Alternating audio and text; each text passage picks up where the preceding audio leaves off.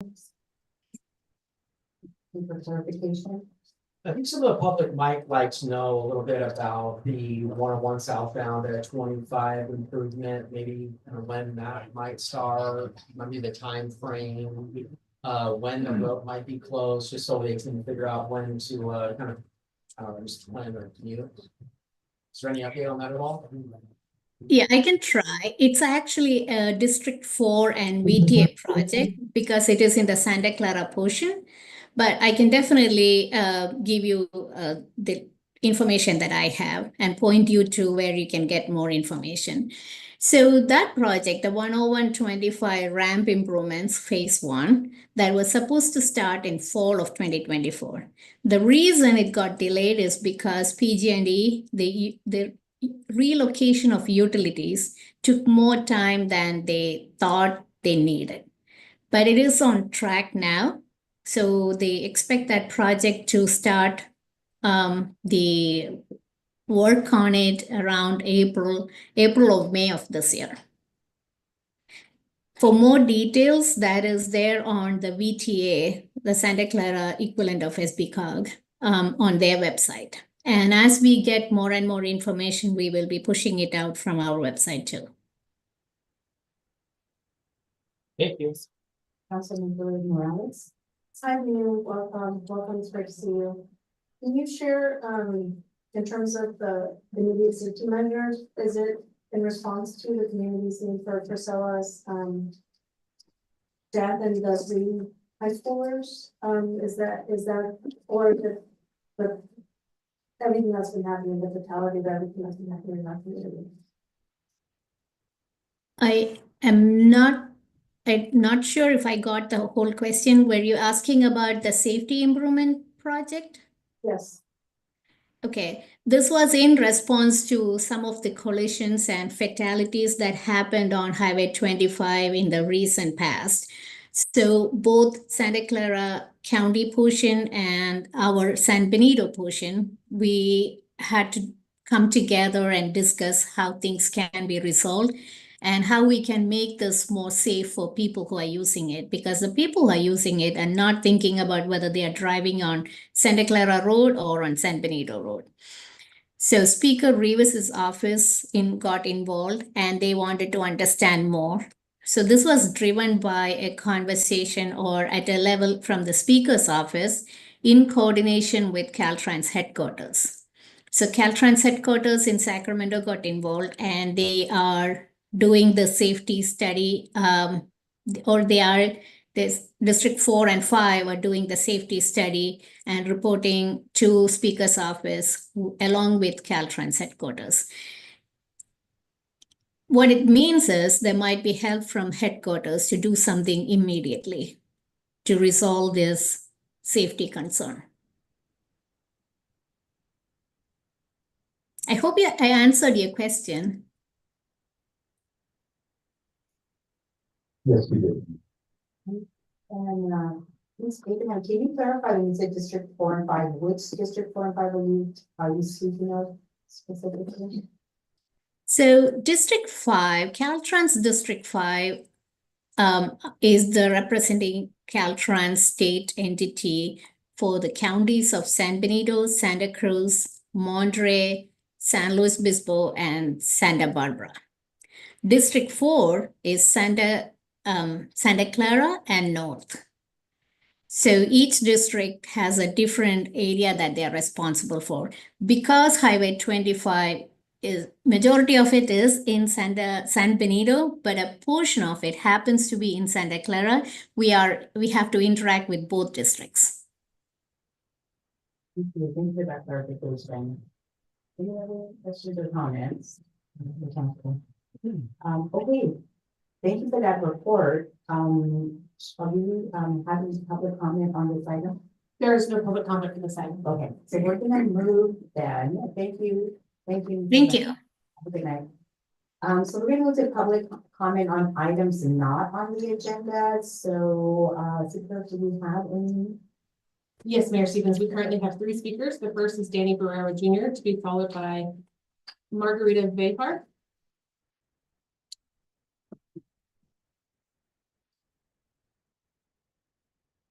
Madam Mayor, if I can ask a quick question before the speaker comes up. So I know that this is new to me because we have an item agendized as an informational report for him, city attorney. So should he wait until then or should he speak during public comment? I guess it depends on what he's speaking about. It has nothing to do with that, which is the information. Perfect. Thank you for clarifying that. Thank you. Nice to Thank you. Sorry, I should have clarified that on my note, but it was just information. Good afternoon, everybody. Thank you for this opportunity to be here. I just wanted to share some updates with you guys about the senior center, about Homeless San Daniel. We are entering our 50-year anniversary. We're excited about that. The seniors are excited about recognizing the tremendous work that our staff and our seniors, our volunteers, our communities have kind of put together. We have some new updates coming up. We are going to be offering, well, currently, I just want to share with you guys as a reminder, some of the program services we currently are offering. We have exercise every Tuesday and Thursday. We have upcoming a Tai Chi class at 1 o'clock on Wednesday, starting in March. And that has been, people have been asking about that and exciting about that, preparing for that. We have we continue with our lunch program for our seniors as well as our Meals on Wheels program. And so we're just out here today. There's a couple of us that just wanted to share some of the awesome things that are happening on our Tuesdays and Thursday exercise class. I just want to invite you guys and the community to attend one of those exercise classes, specifically the ones on the first Tuesday of the month, because man, they have so much fun. We have one of our partners come in and they lead the class and they have this huge beach ball. And so today in my office, I was just hearing all the laughter down the hallway and the seniors are smiling and having a great time. And you should just experience that moment. It's a 45-minute class. And it's just very uplifting and positive, a positive vibe that's there. And so again, I just encourage you guys to make some time to come down there on the first Tuesday of the month. Also, I want to challenge you and some of the members of the public. We are offering ride-alongs for our Meals on Wheels programs. So if you would like to spend from 9 a.m. to noon in one of our Meals on Wheels trucks and go out on a route and kind of experience that, that is something that we are offering to the community and to this council and to any member who wants to just have a moment to see how that process works and to see the good work that's happening door to door.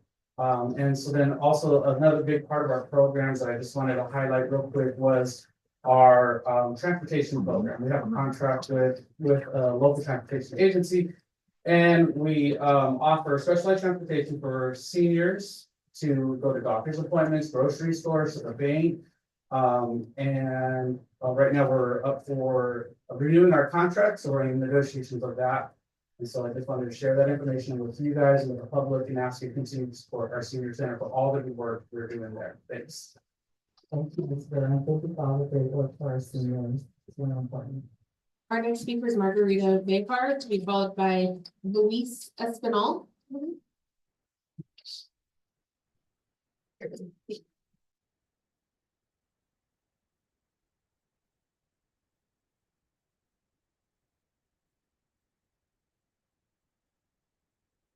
Hi, my name is Margarita. I just recently joined the senior center, and let me tell you, it's the nicest place to go meet seniors. We have a lot of fun there. The lunches are wonderful, and I just wanted you to know how much we enjoy the senior center. Okay, thank you. Thank you. Our next speaker is Luis Espinal, to be followed by Mia Casey. Hi, everyone. 16 years in Hollister because before I live in New York, and I only came one time, 4 or 5 weeks ago, and this is new people. Congratulations, all of you, except you. Jamie.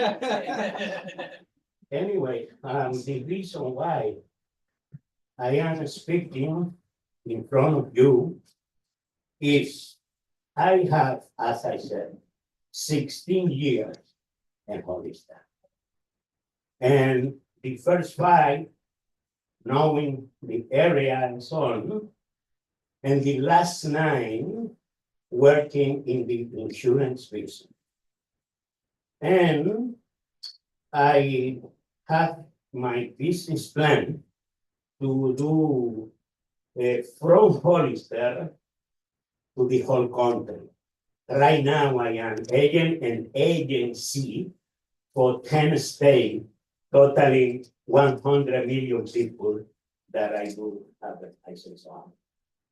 A small business administration suggests me to go to the city because it's some programs who help business people where you can get for 6 months or less, people who will be involved in your business as a trainee. And after that, they could be part of our payroll. I did that 9 years ago, and I visit a gentleman, Trustworth is his name, he's dead now. When he met me, and he sent me to someone who is called Enrique Arreola, who was a trainee. The trainees people send people to us. I did something wrong, probably, because I pronounced wrong that name. And from 9 years up to today, I didn't get one person. And I have so many examples on why I didn't get it. I pronounced a wrong name to somebody. And every year I do a $1 million insurance to that department of the city. That department on the city is called CSWDAJCC. Sounds like I'm speaking too much. Yeah. Oh, this is all telling me to say. The idea to conclude is for 9 years, I didn't get one trainee having large insurance, millions of dollars, and every time same history. Mr. Spinelli, please feel free to reach out to any one of us on the council or city manager. And then we continue to talk, because you have reached your time limit and we have to move on. I would love I to apologize. say hi to you Thank direct, and if I get people, it's okay. Thank If you. I don't get it, it's okay too. Thank you. But I have some big ideas to develop from Hollister, California, Yeah. and here I Please am. reach out, please reach out. I welcome all your ideas. Thank Very you. much. Thank you, sir. Thank you. The next public speaker is Mia Casey. Good afternoon. Can you hear me? Yes, we can. Great. Thank you. Good evening, council and mayor. I want to urge this council once again to finalize the fire contract negotiations. Due to your actions revoking the resolution that protected firefighters, we have a number of them considering leaving our department. We need to support our firefighters, and this means making it your top priority. And I have to say once again that I feel an ad hoc meeting that is taking place between 2 different agencies negotiating a contract that's so very important to our community should be open to public access. I question why we don't have this transparency and why it is not. I've also heard very little about what's happening around the biker rally event. Given statements made by this council in the last meeting, it would seem that our situation with the city budget is very dire. And I had heard an initial price tag for this city to put on this event was $300,000. I'm now hearing that the price tag has climbed to $400,000 and may even reach $500,000. I have to ask the question, if you're so concerned about our budget and our firefighters are at risk, why would we prioritize an event over public safety and government operations? Thank you. Those are all the public speakers we have. Thank you. Thank you to all the speakers. So let's move on to our consent agenda. Do any members of the council have any brief questions or comments on items on the consent agenda? Councilmember Resendez, I'm sorry, Morales? Thank you, just thank you to, Councilmember Resendez, and would like additional information, on the hotline. If it's the rapid action network or where the hotline is going, and then just, if there is, one of the, whatever we're trying to, there's an effort to kind of bring everybody together on this, so thank you for. Would you like to have a poll so we could have a brief discussion? I think that's a good idea. Sure, and then, I mean, it would be just good information for the public. Okay, thank you for that, Councilmember Morales. Any other comments or questions from the council on the consent items? Several Councilman 1.2 and E.1 seem somewhat connected in a way, and I'd like as much information about 7.12 as possible about the contract being awarded at 30.4. Would you like to pull that one as well? I would, and I feel like 8.1 might need to come before 7.12. But I'm not sure if I'm speaking out of order here. It's just my gut talking. Let me check with the, city manager, can we change the order and?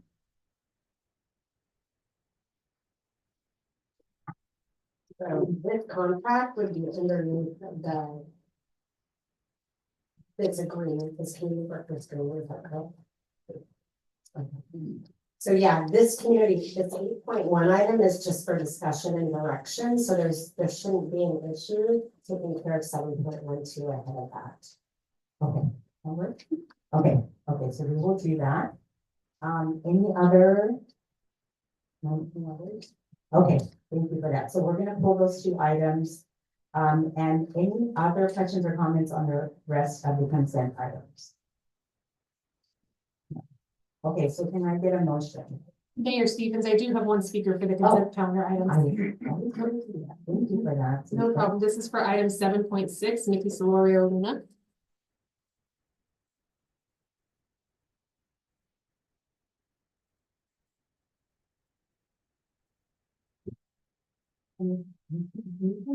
We're gonna hold your comment up if we hold that item, so we're gonna have a brief discussion about that. Yeah, We'll we're have gonna, your discussion first, and then I can speak on it. we're gonna actually pull it from the consent item and have it as a regular agenda item. So we're gonna just vote on the consent items Okay. first. So if you just, actually, if you just came on, right there, if you want to, we can vote on the consent item, and then we're gonna dive right into that agenda item.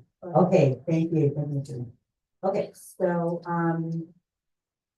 any other comments? No, there are no other public Okay. comments for consent. Okay, so can I have a motion on the consent item? Mayor Stevens, I'll move to adopt the consent as presented by staff, other than item 7.6, I think it was, and 7.12. Thank you. All in favor? Aye. Aye.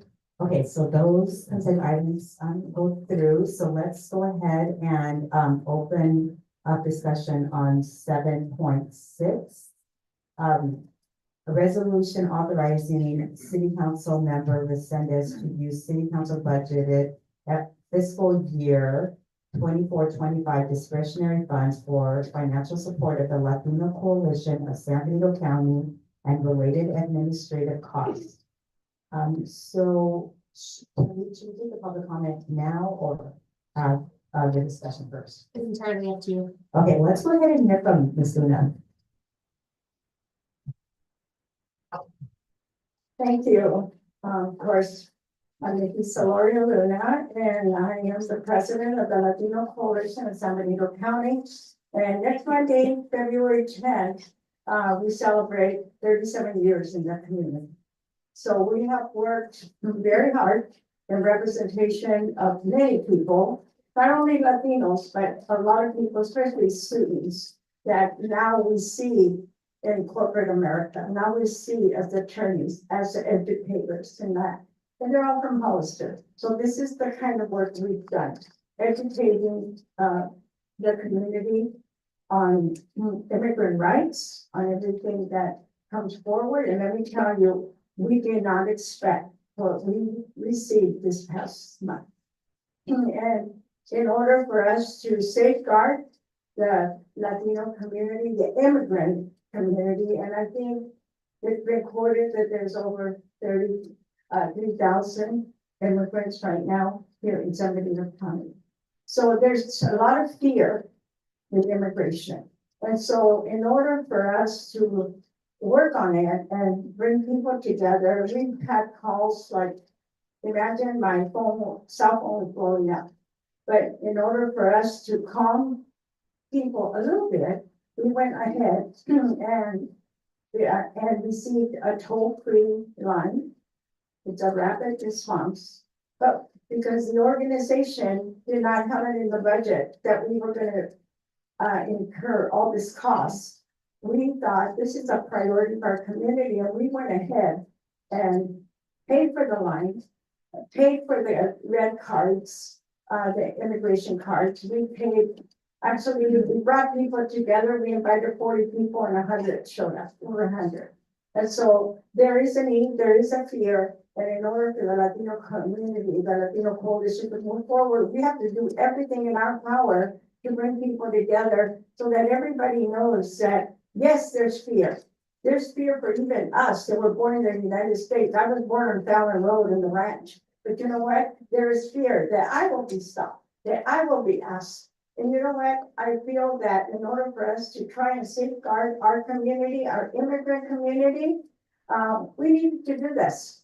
And I can tell you that we have received a lot of calls on the 800 number. We have people assigned from our organization to respond to those numbers, to respond to the people. And let me tell you, we're not getting them just from Hollister, San Bernardino County. I mean, the number is out. We're getting them from Fresno, Greenfield, Monterey County, Santa Cruz County. But you know what? We have the referral network that whoever comes in, and it's not our county, it gets referred out. And that's our cost. Do you have any questions? Thank you, Ms. Luna. Okay. Yeah, just be kind of waiting. We might have some questions, but let me turn it over to Council Member Resendez since this was his item. And so there may be some questions. So if you're willing to just stick around for a bit, maybe that might be some questions. Thank you. Thank you, Mayor Stevens. Thank you, Mickey. Thank you, Dave. Thank you to our chief of police, and thank you to the sheriff. I had a conversation with, I think, my coworker, who's part of the Latino Coalition, and invited me to a press conference that Mickey and the Latino Coalition was putting together. I'm proud to say that myself, the mayor, Priscilla, were all in attendance, and I think that the message I got across, number one, I feel like we have an obligation to to help decrease anxieties, so to speak, not only here in the city, but across the state. And the message that I got from the press conference was very positive, very, very uplifting and very community focused. So I really felt like it was very positive, very informational, and just to kind of decrease some of the anxiety.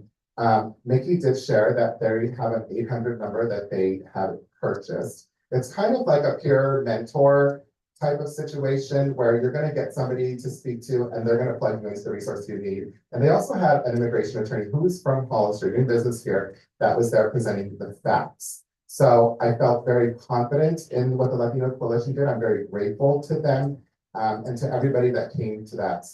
Also, we've got superintendents, we had school, everybody was there. It was really nice. And on top of that, a lot of people are putting out red cards or orange cards. I know a lot of the schools are doing it. Superintendent Tenenbaum, Dr. Tenenbaum gave me some. I gave them to the city staff. We're getting them checked by legal to see if we can put that information out publicly, I believe, and let people know that if you want to know what your constitutional rights are, you can pick up a card here at City Hall. And I'm hoping that after tonight, if my colleagues approve this item, that we can also put out the phone number and let them know if you have any questions, then here's a phone number. So here's a phone number, here's some cards. And again, we're just trying to decrease some of the anxiety that's out there around these issues in these times. Thank you again, and thank you, Mayor Stevens. Thank you. Any other comments from the council? So I'll just make a comment about this. I was at this same meeting, and I actually have had a few conversations with Ms. Luna and other members of the Latino Coalition. And the thing that was really important to me, similar to what Member Resendez just said, is that we want to be able to alleviate some fears and anxiety among our community. These are our neighbors, these are some of our children that are attending our high schools and elementary schools and middle schools, our gathering college. So we just want to alleviate fear. More importantly, just let people know what they can do if they need more education, more information, and some support. And so was the point of the meeting. So that was very, very uplifting. So I appreciate this item coming before us, and I'm glad that we are able to get the message out in a small way. But many, many thanks to Latino Coalition, especially to Ms. Luna. I'd just like to say one thing. Living in fear is really no way to live in life at all. And I worked in schools for a long while, I worked with Roland for a while. And students in particular, if they're fearful about mom, dad, grandma, grandpa, or something like that, families getting pulled apart, that's not okay. So I think anything that we can do to kind of reduce that fear can keep the students' head focused on what they need to, which is school, getting along with other students, athletics, and any extracurricular activities that are positive, super important. So I am bummed that I missed that meeting, but I sure am glad you guys went. Thank you. Yeah, it's a good meeting. Okay, so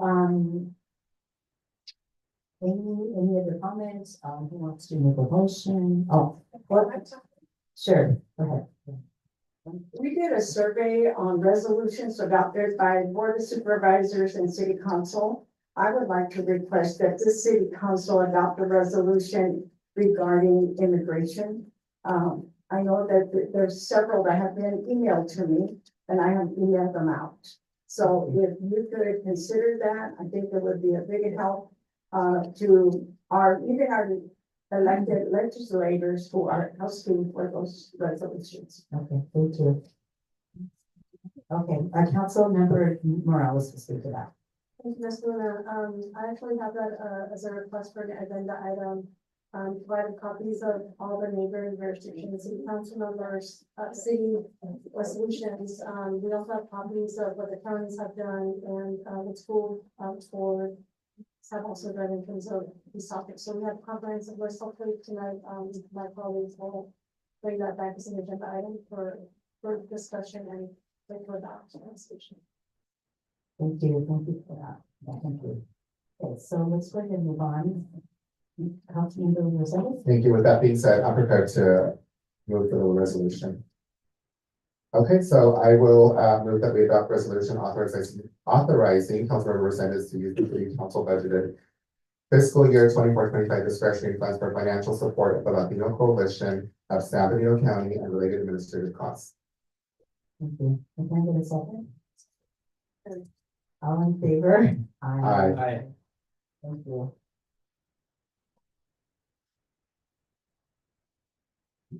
Okay, let's move forward with the full item 7.212. 7.12, a resolution awarding a contract in the amount of $8,441,982 to Marisha Development Interest LLC for the industrial wastewater treatment plant and Bridge Road Stormwater Improvement Project. Good afternoon, Mayor and Council. My name is Marco Martinez. I'm with the Public Works Department. I'm one of the engineers for the department, and the item before you tonight is to adopt the resolution accepting the bids and awarding the contract to Marisha Development LLC.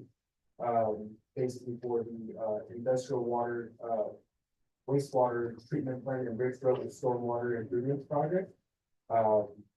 Basically with authorities like the city manager to execute the agreements and any related documents.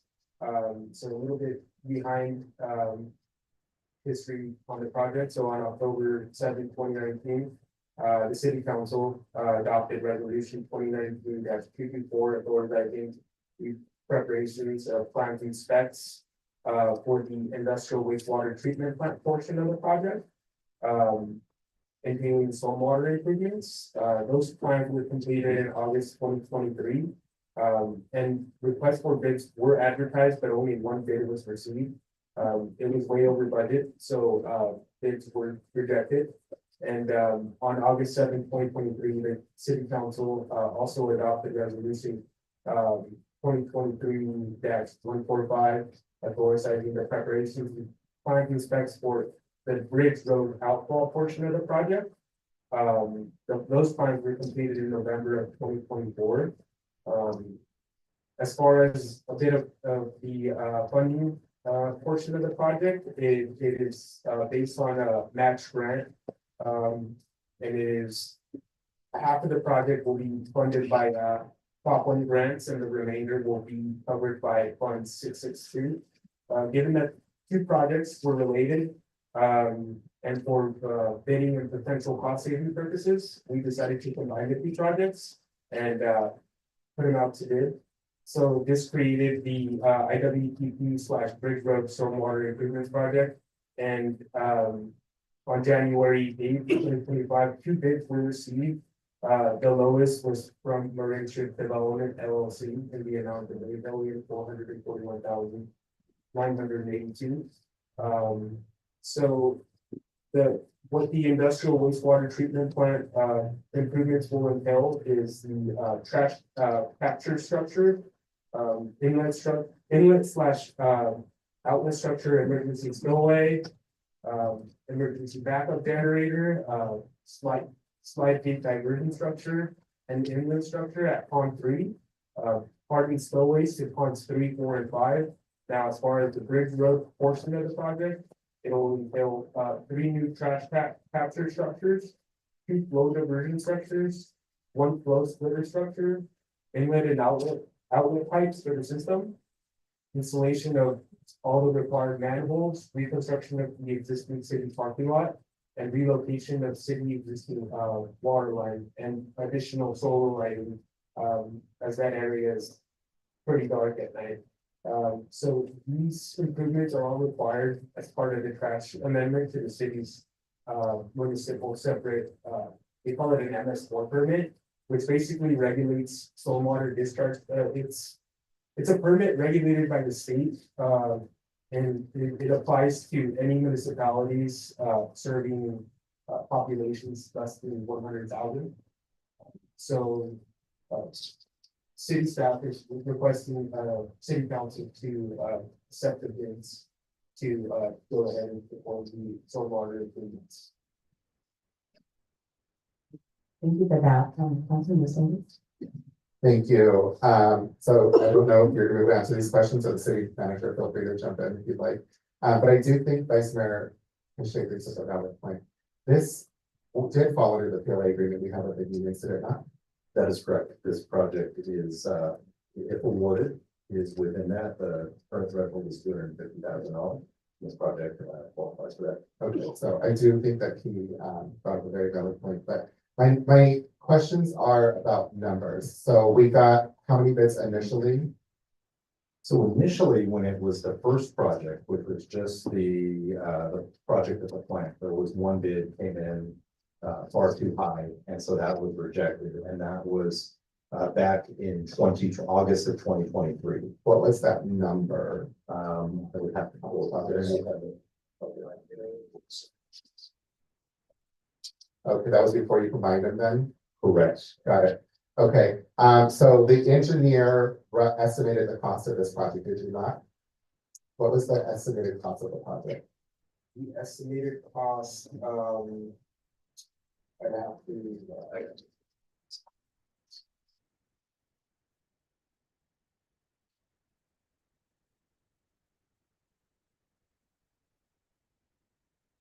you mean the combined total?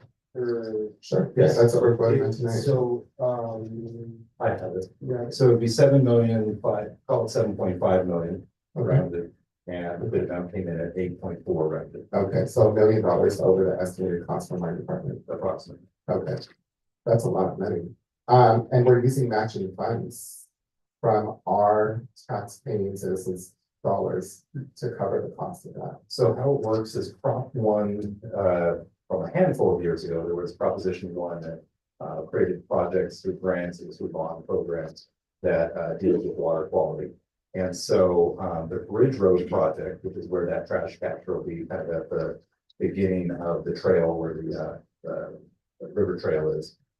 That project is funded through the grant, so we did receive the grant.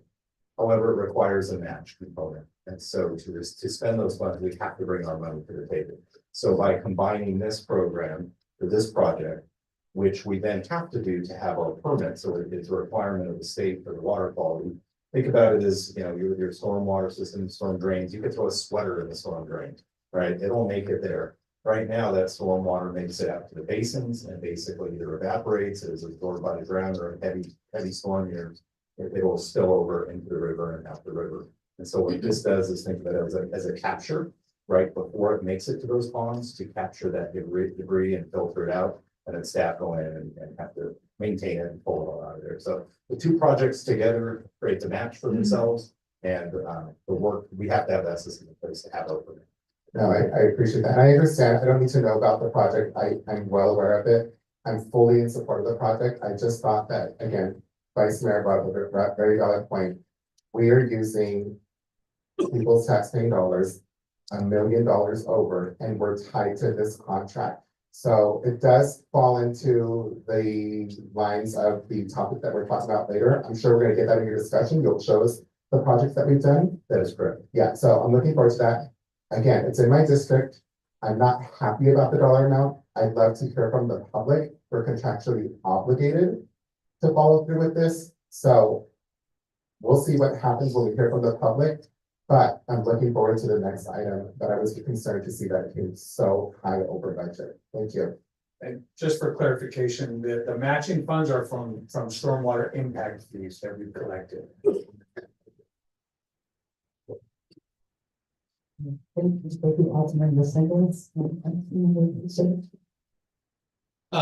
First of all,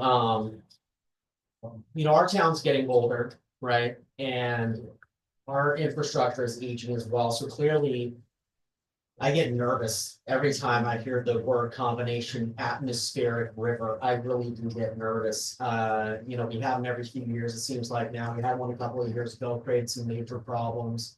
So in my gut, we need this project to move forward. And secondly, I really feel like it was shrewd. I think I read it was city staff that came up with the idea to combine the two projects and then use some funds from two different sources to make that happen. I think that's fantastic. I myself, I know that people get up really early, they go to work, they don't get to see their kids as much as they'd like. And I know there's only a couple of things in life that are for sure, and that's death and taxes. So our taxpayers are the ones that are paying for some of this. And I really just want to make sure that people know a little bit about kind of how the money's coming in. And I just in my gut want to feel sure that we're getting the best deal, right? Initially, we got two bids on the second go around. Two's better than one. I do know that competition in the marketplace yields a lot of beneficial fruit for consumers. And in this case, it's everybody who uses the town, right? Our soil and water's got to go somewhere. We don't want a bunch of debris in there. But competition, it creates more option, increased quality and lower prices. And that's kind of comes around to what I'm talking about is like public stewards, we're stewards of the public money. We just want to make sure that when we are doing capital improvement projects, two is better than one. My question is, it may not be for you, maybe it's for city staff. How are we letting the bidding contractors, if you will, know that this capital improvement project exists Are we doing enough to alert the potential bidding public, so the contractors and people that are gonna be building? And I'm just wondering why we only got two. Again, I'm happy that you guys combined it. You likely need the project to go through, because we have an atmospheric river coming through right now. I would just like to see a little bit more bidding, a little bit more competition, and a little bit more like confidence that this is the one to go for. Don't want to get the lowest bidder, but the best quality for the best deal price, because this isn't our money that we're spending. Some of it is in matching funds. So if I could comment back on the question about alerting and for bids. So like most cities, we have a online bidding platform that companies will register for. And then they get alerts when anything is posted. That's pretty standard operating procedure. A few years ago, our city staff implemented that. So that's been around and is being used for these projects. One of the things that we had on the workforce agreement presentation where you asked about, projects that were on it, there is one on there. We had initially planned on bringing two items today. The West Gateway project, which is funded with community development block grant funding, which is federal funding.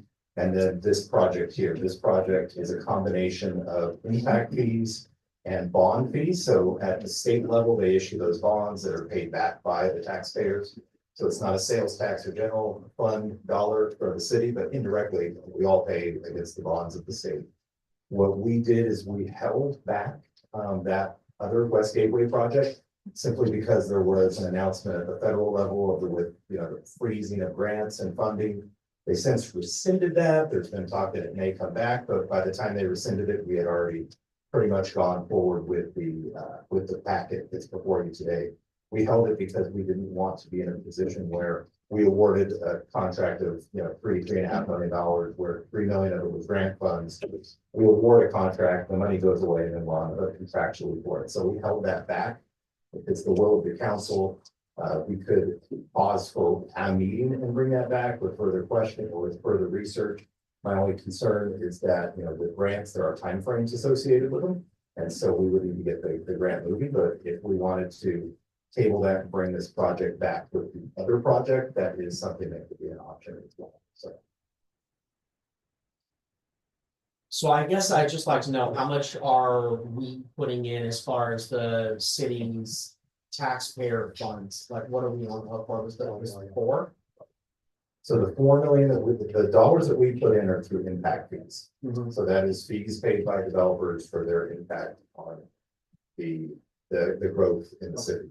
And the other grant, the Prop 1, that is state issued bonds that the taxpayers of the state overall pay back, and then we apply for and receive one of those grants. So what happens is they're pushing these requirements on us as a condition of the permit.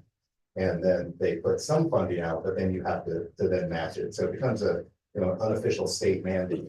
So they're giving you X amount of dollars. You have to bring a matching fund to it in order to comply with your permit. So that's how that works. Thank you. Thanks for that. Okay. Any other comments or questions? Okay, so, I am, thank you for your comments, Councilmember Boucher, because I was happy to see, us moving forward on a project that is focused on our infrastructure. And I think that the fiscal plan or the financial resource plan or model for this project is a bit complicated, but everything with a big project like this is, and generally matching funds are going to be a part of it. That's just generally what will happen. And unfortunately, costs are very high right now. However, this is so important, right, as we all know. So thanks for your brief impromptu presentation and for the information. If we don't have any other questions or comments, do we have any public comments? No public comments for this item. Okay, let's go ahead and move forward with motion, or what is the pleasure of the council? Mayor Stevens, Find us. thank you. So, yeah, I'm a little confused because are we doing questions and then comments, or questions and comments? Questions, I'm just confused about the order, so. I'm putting them all together and Okay, should we that's be doing fine. them separately? It's up to you. Yeah, Maybe yeah, we do okay, council okay. questions. Yeah. One quick comment then. Although it was money from developers, we could use that $1 million on other infrastructure projects throughout the city. So it's $1 million that we don't have, and it's because, in my opinion, of the agreement that we're currently legally binding to. Having said that, I agree that it is an infrastructure project, it's much needed, and I am ready to make a motion to pass this if my colleagues will entertain that. So I'll move that we adopt 7.12. Second. There, All in favor? Aye. Okay, motion passes, so let's go ahead and move on. So thank you again.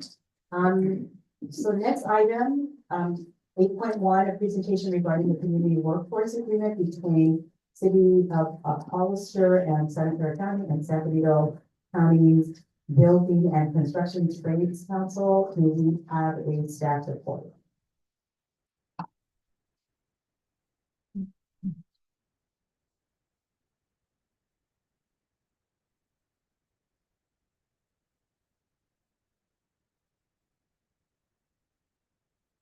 Thank you, Mayor, and I'll be giving the presentation, Dave Marion, the City Manager. Just a second.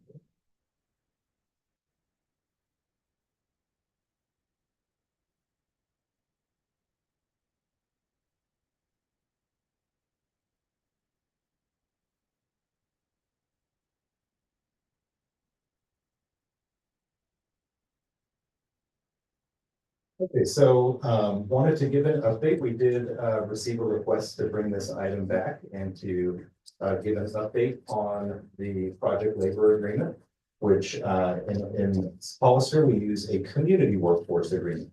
And so that's a pre-hire collective bargaining agreement with one or more labor unions to establish the terms and conditions of employment for a specific construction project. So it's a single agreement covering all labor organizations representing the building and construction employees involved in the project, covers all contractors and subs working on the project. And you often hear CWA or Community Workforce Agreement, project labor agreements used interchangeably. We have in Hollister a community workforce agreement. And so they're very similar, but a community workforce agreement includes community-oriented commitments related to equitable workforce development, social justice, small business support, and or other issues. So on August 23rd, the City Council gave direction via consensus to have the staff begin to draft an ordinance requiring the use of, I'll say CWAs. For public construction contracts valued at $250,000 or more.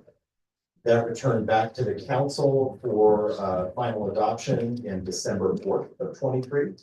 And so that was adopted. 30 days later, it becomes active. So what that did was it amended section 3.06 of our purchasing ordinance. And there was also a handful of other changes at that time in that ordinance. It wasn't just that. It did require that those agreements be used, like I said, for projects over 200 or 250,000 or more. It did formalize the CUP, which is the California Uniform Public Construction Cost Accounting Act, which had been adopted earlier in that year. And so we codified that within the ordinance. It updated the purchasing limits within the city for the city manager and department heads. And then there was some cleanup language throughout the ordinance. So on December 4th of 2023, the city council adopted a resolution authorizing the city to enter into a community workforce agreement. And that was with the Santa Clara and San Benito County Building Trades Council. So that organization is what represents our county. And so it was a group of many different construction and building labor organizations all under that umbrella. So that was a 3-year agreement beginning January 16th of 2024. We waited for that 30 days from the ordinance side before that was executed. There is a 3-year rollover provision if the parties do not meet to discuss changes prior to the expiration of the first 3-year term. So the key provisions of this agreement, there's a provisions regarding work stoppages, strikes, sympathy strikes, and lockouts. So everybody covered by the agreement agreed that there'll be no strikes, sympathy strikes, work stoppages, picketing, handling, or otherwise because of project-related disputes. And so this ensures that the work continues uninterrupted. And it also talks about arbitration procedures to resolve disputes. There is a pre-job conference component to where the project manager convenes and conducts a conference with the unions and the contractor representatives to ensure all the terms of the agreement are met. So once the contract is awarded, so like for the contract that was just awarded, that'll be the next step, is we will work with the building trades to schedule the pre-job conference. Union security and referral, the provision requires all contractors to recognize the unions as the sole bargaining reps of the craft employees covered by the workforce agreement. And I did include the agreement as an attachment. You can see all the different parties to it. There's quite a few unions that are party to the agreement. And it requires the contractors performing the work on the project to utilize union registration facilities and referral systems to fill craft job requirements.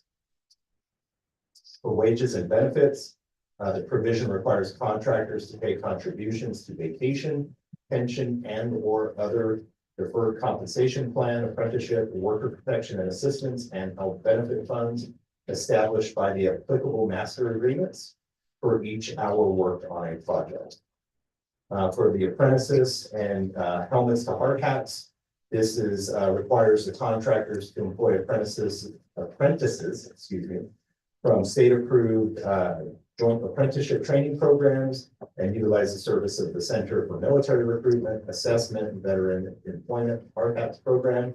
It's also, we had talked about at the presentation, the TOPS program, and where that's a pre-apprenticeship program. They do a multi-core curriculum training where folks from different job training programs, we had a gentleman that spoke in public comment about employees that were in training programs. Those same organizations have these type of training programs. There's one in Santa Clara County. There's one that serves San Benito, Monterey, and Santa Cruz County, which does pre-apprenticeship training. And the graduates of that program would be eligible to be picked up on these projects. Grievance arbitration procedures. It outlines the process to resolve disputes between the contractor and unions related to the interpretation of the agreement. And in the previous item, we got asked about the project. So since the agreement has been signed, and Jennifer, if we can move the little box down in the bottom right-hand corner so the audience can see the dollar amounts there. The project that's underway right now, the city roadway improvement project, you've seen construction all over town. That was the first project under that agreement. That engineer's estimate came in at $8.28 million. The bid amount was 8.27, so that one was pretty much right in alignment with the engineer's estimate. The section 1 grind and overlay, that was the project that was approved at the last meeting of December. And as you may remember, the council prior, before the new council was sworn in, approved that because we were using COVID funds from the state that we had partnered with COG on that had to be under contract before December 31st because it was rusty plan. And so that the engineer's estimate was just over 700,000. That bid came in at 445,000. We did receive 8 bids on that one. On the West Gateway project, that's the one I spoke about where we're awaiting the federal decision. Again, I didn't want to go under contract for 3.4 million when $3 million would be grant funds. That engineer's estimate came in at 4.5 million, where the bid amount came in at about 3.45 million. And then the project that we just discussed, the previous agenda item, where that project was estimated at 7.5 million and was just awarded at 84. So with that, the recommendation is to receive the presentation, which you have, and to provide possible direction to staff. And we'll be able for questions. I also have Mr. David Beanie with the Building Trades Council that is our point person in attendance as well this evening. So. Thank you for that. Any questions on council? I have a question. Councilmember Fisher? Yes, so I really feel strongly that, we need to be stewards of public funds. And my question is that $250,000 threshold to enter into a CWA or PLA? Is that figure kind of a standard number or is it low? What are the typical numbers for municipalities such as ours to enter into these kinds of agreements? So the original presentation that we brought forward was at about $1 million. The council had requested 250,000. We see anywhere from $1 million to other municipalities at 10 million and everywhere in between. Some municipalities have it much higher than that. It just depends on the size of the municipality. Municipality of our size, on average, these $8 million projects are pretty large, unless we were doing a major project. Okay, my last question is, so, we got 2 bids for the industrial wastewater treatment plant project, and as I mentioned before, clearly we need to do some infrastructure improvements, right? Sounds getting older.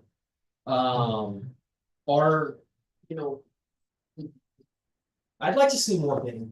I'd like to see a little bit more competition because of the benefits that I mentioned earlier that, consumers get. You get more choice, you get higher quality in certain cases, and I know that the CWAs are going to provide that, union labor.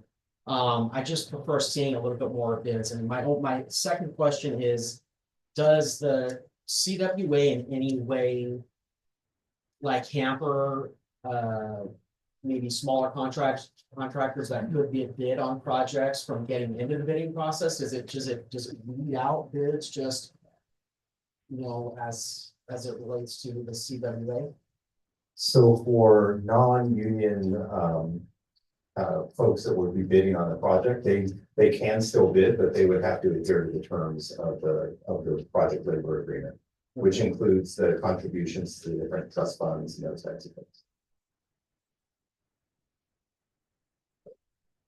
Thank you. Any other questions? So I have a couple. How long is this agreement in effect? So 3 years as of last January, so we're about 13 months into the agreement. So what happens towards the end of that? Then do we evaluate? Do we put it out again? Do we consider what are the steps for considering other options or deciding to stay with this agreement? Yeah, so basically council has 3 options. And I did a separate risk analysis that's attorney-client privilege. I'm not gonna go into that risk analysis out here. But your options are wait until the expiration of the CWA expected for 3 years. You can amend or rescind at that point. You can amend the CWA and the ordinance that sets that threshold, or you could rescind the CWA and revise the ordinance. Okay, and thank you for that. And my next question, other than what was part of the presentation, what are the benefits of entering into an agreement of this type, which seemingly is more expensive? And I say that because I'm thinking there may be some hidden costs or benefits that we are not fully aware of, and I would just like to understand that better. Sure. So some of the benefits, as I'll bring back on the slide, especially in the type of folks that can get hired through the job training programs, the veteran services programs that they have, those definitely bring a benefit. You will often hear that if a job is paid, if we did not have this, you would still be required to have the contractor pay a prevailing wage. And what the position that you will sometimes hear is that a company that is paying prevailing wage to an employee that has not gone through the rigorous job training that usually the union side. So the union side of the house has all of the different crafts. Usually have a robust training program that gets you from apprentice to journeyman. And so if you've gone through that, let's say I'm employee A and I'm with the union and I'm $50 an hour, I'm gonna make up a number. I have gone through a significant amount of training to be in a position where I'm earning that $50 an hour. Whereas if you go with another company that has not gone through that, you may have an employee that's making $20 an hour and has not done any of that training. But for the particular job with the city, because it's prevailing wage, that person who has not been trained to that level is now going to get that $50 an hour. You'll also hear stories that maybe that employee never got the $50 an hour, and that went directly to the contractor. The other side is that when, like some of these projects, when we go for grant funding, once you're under one of these agreements, is that your Building Trades Council will be an ally in your request for funding. So that is something like when we did the earmarks with Congresswoman Loughran's office, we're able to solicit letters of support there. Because they have their contacts in Sacramento, which have influence over grant making decisions. So you may have a situation where, I'll just use numbers that, let's say you have a $5 million project and we're going to use $5 million out of our road fund. If you didn't have a CWA, maybe it's $4.5 million. So you save 500,000. But with that 5 million, maybe we go out and get a grant that they're helping to support to offset it more of those costs of the savings, if that makes sense. So sure, I'm leaving out other benefits, but as kind of a high level summary. Okay, thank you. Any, Councilmember Morales? City manager, can you, please share, I think when we don't have a CWA, how many of the companies that they've had, violations, wage theft, issues in terms of issues in general, and through the CWA, and being able to kind of bring them up to standard, and how we were able to, kind of navigate through that? Yeah, we haven't had any issues so far. It was the first project that's been under the CWA. We did have some challenges with some of the other projects where there was reports into at the state level. Because if there's wage theft, that gets reported up at the state level and we're made aware of it. In my role, I didn't deal with a lot of that, but it's my understanding that that was prior, there was some concerns there as well. Before my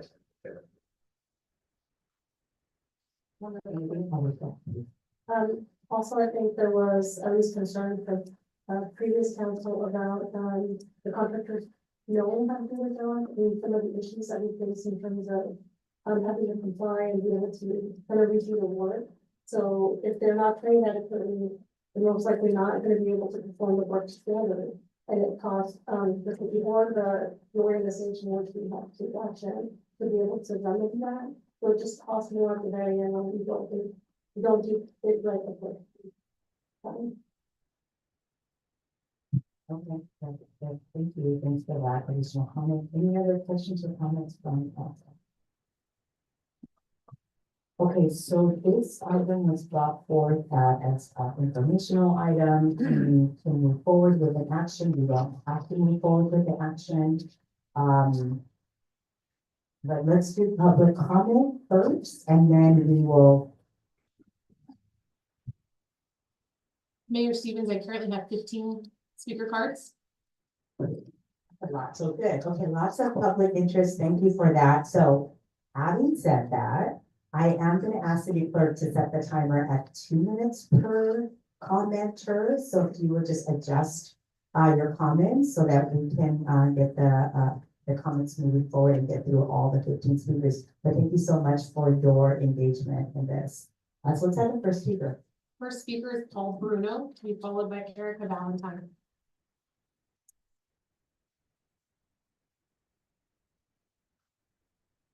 Madam Mayor, members of the council, I'll do my best to reduce it by a minute. Paul Bruno, I'm one of the owners of Monterey Fence Engineering, a local contractor with Aaron Hopkins, a lifelong resident of Hollister, who's one of my project managers. I had a project for the city up until the point that we don't bid here anymore. We just spent an extra $1 million, and I'll tell you why.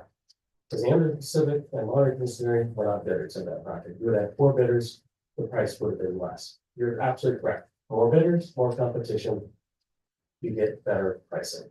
That's what this is about, competition. And right now, 80–90% of the construction workforce choose not to join the union. Basically, your PLA discriminating against 90% of the construction workforce is being discriminated against by this city. many of those people live here. You adopted a standard union PLA. You didn't get anything for it. There wasn't anything special put in there for the city. A $250,000 limit, that is laughable. They're laughing at you, or what, not you, excuse me. The prior council allowed this to happen for whatever reason. It's a joke that they had a $250,000 limit. Other places are indexing, they're all going higher. The city of this size, you expect a $3 to $5 million limit minimum. That'd be the threshold. There was no input from contractors. Nobody was asked, hey, what do you think? We have a great example, City of Watsonville, right around the corner. They are being killed by this PLA advance. They're trying everything they can do. It's not working. They're having jobs without bidders. They're having to renegotiate after the fact. There's a lot of things. So you have no indexing, low threshold, bad deal, questionable process. I keep my eye open to these things. This thing pushed through so fast, nobody saw it. Okay. I'm not sure who was there or why, but the prior council pushed this through. That I'm done. Well, thank you very much. Thank you for your. Thank you. Appreciate it. Thank you. The next speaker is Erica Valentine, to be followed by Jose Rivera. Good afternoon. Thank you, Council, Mayor. My name is Erica Valentine. I am the Political and Communication Director for UA Local 393. I also want to tell you that I've been working in the construction industry for over 20 years. Cost estimating is one of the things that I did for over a decade. If you look at the slides, if you look at the 4 projects that you brought up, the first one you saved $7,000. The second one you saved $259,000. The third project you saved $1.1 million. The last estimate that you're speaking about was over $900,000 over. That's not due to your number of bidders. That's actually due to, if you look at the increase in material costs, they have risen by 30 to 60% due to wildfires and other things that have happened in the state of California. They have risen due to other costs that have not had nothing to do with the bidders. I would like to have you please think and consider about the dollars that you're spending goes into quality, not into contractors that don't have well-trained workers and skilled and trained workers. I'd like you to think about the responsiveness on your bidders could also be looked about on the bidding instructions that you have and you've been placed, where they've been advertised at, as well as the made aware. We have several contractors in this area that have been here for over 100 years. Thermos, Silicon Valley, Southland, WL Hickey, they have been here for many years, and those contractors opt for warranties. Those are the contractors that come back and fix the things that are wrong so that they don't come out on change orders in your budgets. So today I ask you to please continue with this process. As you could already see, the offset is the balances that you've already been saving thousands and thousands of dollars. Thank you for your time. The next public speaker is Jose Rivera, to be followed by Cole Davis. Good evening. Thank you for allowing me to talk. So I encourage you to continue with this PBA. I got over 100 members that live in this county, and every one of those have to commute to the Bay Area because they like to work. But the previous gentleman that I said they've been here for over decades. Why do people still coming over the Bay Area? Because there's no protection, wage theft, misclassification, they're pushing, they mistreat these workers.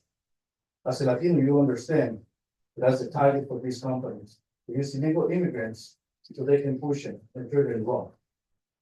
I know that because I check those projects, I go to those job sites and I see what's going on. I can communicate with them. Having this agreement, you protect the worker, you create a path for the new generations to learn, because let's be honest, college is not for everybody. Not everybody has the funds or the brains to do it. Having the CBA, they're going to a pre-apprenticeship program, apprenticeship programs, they can provide their families medical benefits, sustain retirement plans, and I know it's not. So I encourage you guys to keep helping your community with this agreement. Thank you. Thank you, Mr. Rivera. Next speaker. Our next speaker is Cole Davis, to be followed by Eric Larson. Hello, my name is Cole Davis, Little City Council. I just want to talk about the CWA, the Hollister Community Workforce Agreement can help our veterans by providing a pathway to construction trades. The CWA includes formal participation in the national nonprofit Helmets to Hard Hats program. The program connects National Guard, Reserve, retired, and transitioning active duty military service members with skills training and quality career opportunities in the construction industry. Thank you for supporting our veterans. Thank you. Our next speaker is Eric Larson, to be followed by Martin Garcia. Hello, Mayor, Council. My name is Eric Larson. I'm here to represent the Teamsters Local 856. We represent transportation workers, construction workers, and the county and the cannery workers right downtown. And I'm here to speak on behalf of not only our workers, our members, but their family members and their neighbors. Community workforce agreement helps leverage resources for projects right here in Hollister. Work local, live local. Don't have to do that day all long drive north. Community workforce agreements ensure that projects get completed on time. They're safe. They prevent serious delays by preventing alternatives of work stoppages. They attract the most professional of our contractors who know how to do the work, who know how to plan the work, and know how to execute a project. Community workforce agreement will save the city money. And not only on short term, but also in the long term. It's high quality work that San Benito residents can do. And this extends the usable life of the project and reduces the need for repairs and having to go back and fix bad workmanship. So I just want to say on behalf of Teamsters and San Benito residents that community workforce agreements are a win for this community. And it's a win for our residents here. Thank you very much. Thank you, Mr. Anderson. Next speaker. Our next speaker is Martin Garcia, to be followed by Hutton Jason. Good evening, Mayor and council members. My name is Martin Garcia. I'm a proud member of Local Fall, where I've been working in my craft for 14 years. I have strong ties in the community.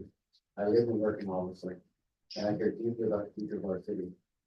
I got my start in the industry through the registered apprenticeship program, including the skill, building career, provide for my family, and contribute to projects that are part of the community.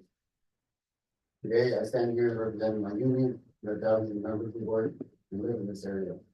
We strongly support the community workers because it ensures that local workers, our friends, neighbors, and families have access to good paying jobs and career opportunities.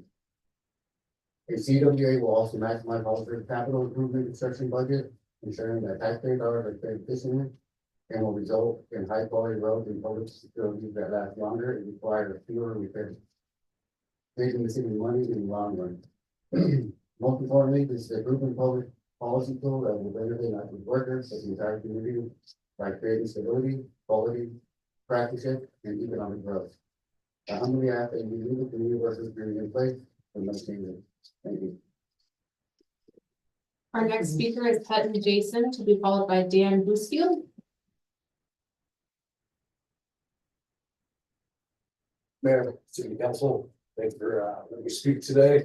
I feel weird. Not much of a public speaker. It's only my second time talking. All my childhood members came from here, came back home, got married here. Community workforce works, and it works very well. Every time we show up to pre-jobs and older contractors that we bring to the table and other contractors that come to the table with us, they know that we are there to make sure wage theft is not going to happen. We make sure that we are bringing our community workforce. I am a combat veteran. Homeless to hard hats works. There's not many opportunities for veterans when we come back home. We are left at our own devices. I am a business representative of local 104. We take care of our own, and we take care of the community that we either grew up in or that we live in. I urge you to keep this in place for a long, long time. We are not going to go anywhere. We are in the community, and we love it here. Thank you.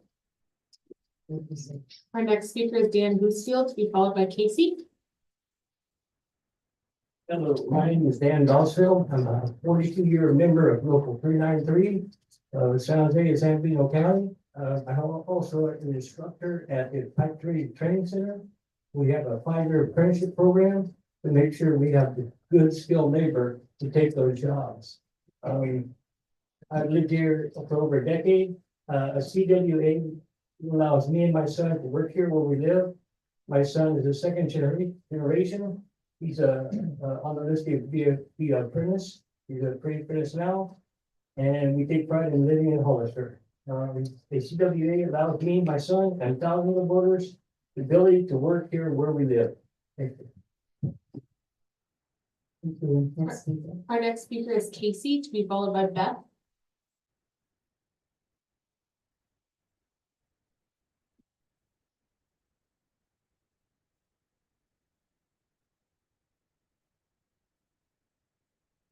Good evening, City Council. My name is Stacy Van Hoovel. I'm the business representative of Sheet Metal Workers Local 104. I want to ask you, how many residents do you know are looking for a career and not just a job? A career that provides family health care, a career that provides dignified benefits, a career that allows them to take their families out and spend their taxpayer money here. This is what we provide with this community. We provide a road to state certified apprenticeships. My apprenticeship actually just recently with partnering with Foothill College. Now our apprentices at the end of their 5-year apprenticeship receive a AS degree, which can now be led into higher learning, into project management. And I know city council members here tonight hold education to a higher regard. This is extremely important for this community. Prevailing wage is minimum. And in the current state affairs of immigration and immigrants making up the majority of the workforce, do you feel that without representation, that they can take to their boss or their employer and say, I'm not getting paid without retaliation? This community workforce guarantees their representation and guarantees them non-retaliating action when they bring this to light. The DSLE has 40,000 case backlog of wage stuff, and it's the only ones that we have caught. Do you think that a worker coming forward with a wage less violation is going to be seen at the state level and taken care of if this was not covered by community workers? It will take years. Let's provide jobs to local people, give them a dignified benefits and dignified health care. This is what I know is close to your heart. Thank you. Thank you, John. Our next speaker is Beth, to be followed by Aureliano Ochoa. Hello, Mayor and members of the Hollister City Council. My name is Beth.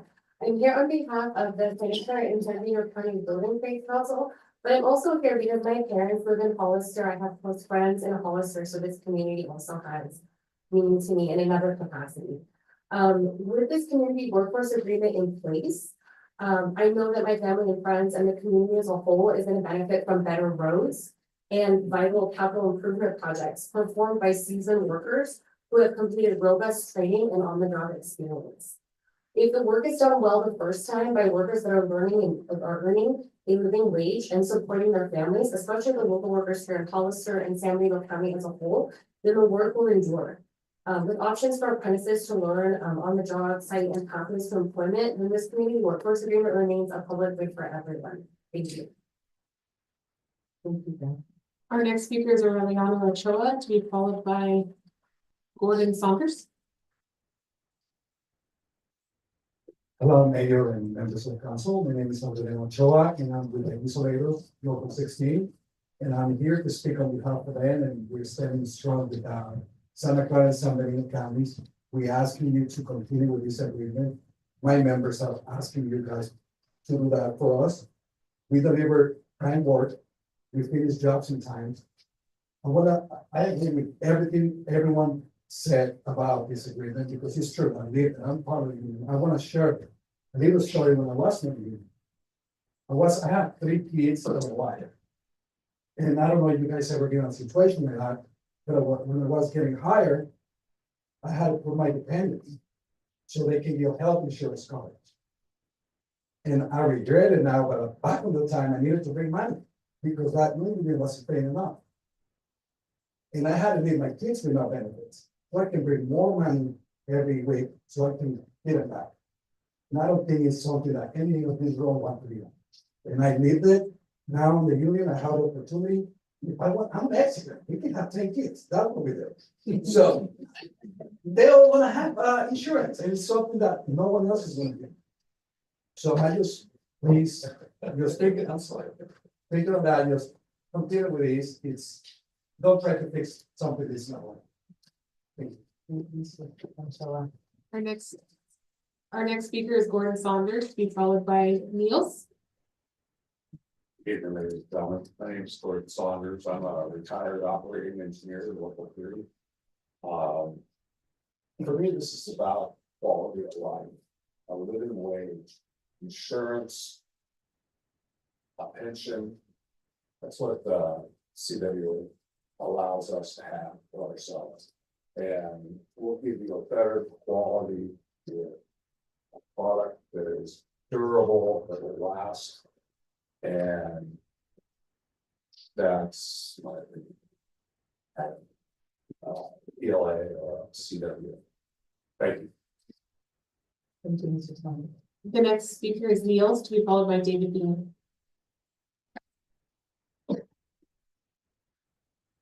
Thank you all for your time. Nice to see the new faces up here. Niels Ash, the operating engineer at Local 3, a community member. I live in the community. My family is born and raised in this community. This community workforce agreement allowed my son to grow up and hopefully work in this community. So be it he goes into the armed services, almost a hard hat, bring him back in, let him do the work in the community, let him grow up in the community, work in the community, and then retire in the community. You know, this room's beating me up over this community workforce agreement. I can stop here and tell him blue in the face, but I want to share my own story too. When I was working non-union, overtime was own time. I got wage staff day in, day out. And you know what? I had no protections. This community workforce agreement, this here gives you protections as your worker. That ensures your community. And that's all your community members do not have wage staff, right? This community workforce agreement is a good thing for the community because it ensures the community can live here, work here, and retire here, not be taken advantage of. So please keep this workforce agreement in effect. Thank you. Thank you, Niels. Our next speaker is David Beanie, to be followed by Jamie Vasquez.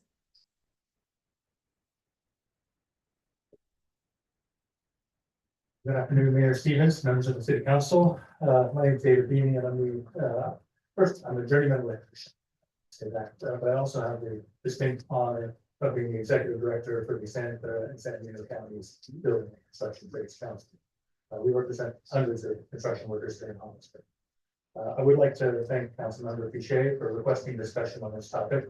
I'm grateful for the opportunity that we all have today to talk about this community workforce agreement.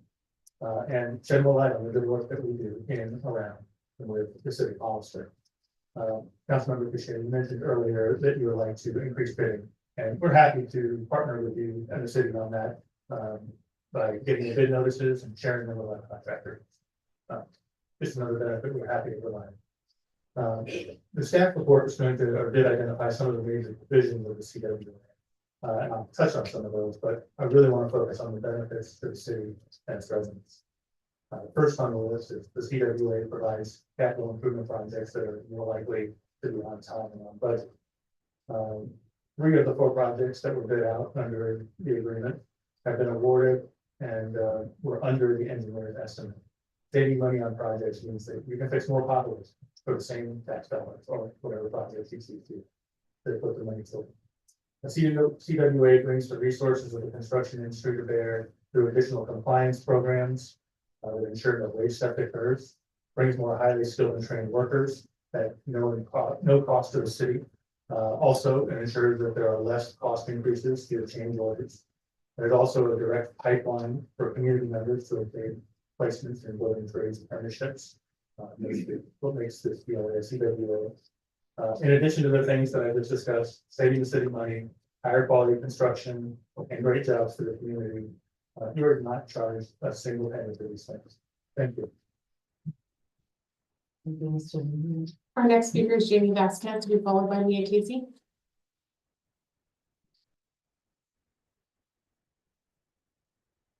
Good evening, City Council, Mayor Seconds. My name is Tony Vasquez, and I'm a representative from Partner Local 405, Partner Union, and I'm also a resident here in Hollister. I moved in 5 years ago, moved into this town. You know, and I'm happy to be here, and it's the best move I ever did. I used to live in Gilbert, born and raised. Now I'm here in Hollister. So I'm here tonight because one of the unions that was excluded in this CWA was the Carpenters Union, you know? Me being a carpenter, talking about House of Hearts, I was also a veteran. You know, the carpenters were the first ones to offer me a direct internship to the carpenter trade. This was about 12 years ago. Never looked back, and it's the best decision I ever made. Now I stand here before you because the previous council made this whole agreement, and the carpenters union was never at the table. You know, so one thing I do bring up to you guys right now is let's make that change, right? Being 60% of the mark, being at the job from the beginning, with the general contractor being there, personnel that goes in the dirt, to turning over the whole building. The carpenter's there, the general contractor. You know, so I'm here today just urging you guys to consider this, right? And having the North Cal Carpenters Union at the table and negotiating this committee. We don't belong to the building trades. So this is why I'm here, and hopefully you guys could see what the other city council do. Thank you. Thank you, Mr. Vasquez. Our next speaker is Mia Casey, to be followed by Scott Reese. Hi again, Mayor and Council. Believe it or not, the biggest group of commuters who travel outside of our county are the building and trades workers traveling to job sites. This agreement provides an opportunity for many to stay and work near home and get off that long commute. The CWA is beneficial and supports working families here in Hollister. And I also just want to say, as someone who grew up in one of those working families with a father who was a union member for over 35 years, I know firsthand the benefits to workers and their families, the apprenticeship programs that offer a pathway to good paying jobs, also the value they bring in terms of safety on the job and protecting worker benefits and ensuring a living wage. I urge you to continue to support this community workforce agreement and our working families here in Hollister. Thank you.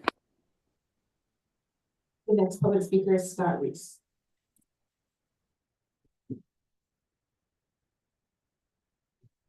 Thank you. Hello, Mayor, council members. My name is Scott Reese. I'm with Local 393. We're union steam fitters, plumbers, HVAC technicians. We spent the last 121 years building in this valley. I'm a steam fitter by trade before becoming a union representative for Local 393. I can tell you that a CWA will ensure quality work for the city and the residents of Hollister. We are skilled and trained. We hardly have or none at all to comes to change orders. We have a consistent workforce. Our projects are always completed on time with less injuries than any other type of project you may come across. I also speak on behalf of our members that live in the city that cannot be here today because they're working outside of the city of Hollister to provide for their family. Please consider a workforce agreement so these members can not only live here, work here, they can spend their money in the community where they live. And thank you to all those members that don't have a voice, their families, their children. Thank you. Thank you. Those are all the public speakers for this item. Okay, thank you for all of those comments. We appreciate all the comments. Turn to the fellow council members, Councilman Sanders. Thank you, Mayor Stevens. Thank you to everybody that came out here to speak tonight. I appreciate your input. Thank you to the visitors that came that don't live here, but represent your union members for coming here tonight. I appreciate you as well. Again, Councilmember Roland Sanders, local teacher, proud member of the California Teachers Association. I am a member of the union. I believe in equity, I believe in fairness, and I do believe in capitalism as well. Having said that, just like this gentleman said, the carpenter union was left out, our private industry was left out of this deal as well. And that is not okay. You guys said, don't try to fix something that isn't broken. Our system wasn't broken. It wasn't broken. So now we have to go back and correct something that happened so that we can allow everybody to come here. You talked about how much money you underbid, but you didn't point out the fact that $25 million has been monopolized to a certain demographic of people that are unionized. What about the private construction or contractor that was up here earlier? He's been shut out of making that money as well. So is his workers, and so are many other residents that we represent here in the city of Hollister. So the other things that I want to tell you is that I don't really like speaking in general terms as well. Like unions do, workers make mistakes, so do private workers, right? Let's be honest. And since we've been in this contract, we have had mistakes under this contract that had to have come back and get fixed. So I personally don't believe in the rhetoric and speak in generalized terms. It's just not right. Let's be fair about that. And I would hope that you guys would partner with us, regardless if we had a CWA or not, to lobby at the state level to bring more money and more resources here to our community. If you really truly cared about our community members and you're invested in us, then do that regardless if you have a CWA in place or not. I would hope that we can count on you to do that. Please. The contract, I'm real concerned about the contract, about renewing it every 3 years and whatnot, but I'm not going to get into the weeds of that. The language to me seems like it's indefinite, but again, that's not something I really want to bring up or talk about here tonight. What I will tell you is that there's a language in the resolution. It says, except as otherwise directed by the city council. You cannot legally bind the hands of an incoming city council. The old council's gone. This was the deal with the old city council. This city council, who most of them are union members, by the way, the majority that I know of are union members, have the right to decide and direct the city's policy in whichever way they see fit. So I'll leave that up to them, but it would be my recommendation that we at least amend the ordinance to no longer require PLAs. That's my recommendation. I hope that my colleagues would support me in that tonight. And I'll leave it at that. Thank you so much again for coming out here. Any other questions or comments? Councilmember Morales? Yeah, so I think the trial period, which started with the projects that are listed have already shown what our CWA has done, which is it did bring in bidders, it did bring in most of the projects under the engineer's estimate. It is providing quality work and benefits for our community. When there's been a lot of studies, so you don't just have to look at the city of Hollister, you can look at Santa Clara County, you can look at various cities, there's school districts, there's various jurisdictions that have community workforce agreements in place that have been proven, that are effective, that have different terms. The commonality is that they're all proven, they're all effective, they have community benefits. So that's not, at least in my mind, that's not an issue. We are creating and investing in our community. I think with everything that's happening at the federal level, I have a huge concern that our immigrants are going to be taken advantage of. We're already seeing wage theft.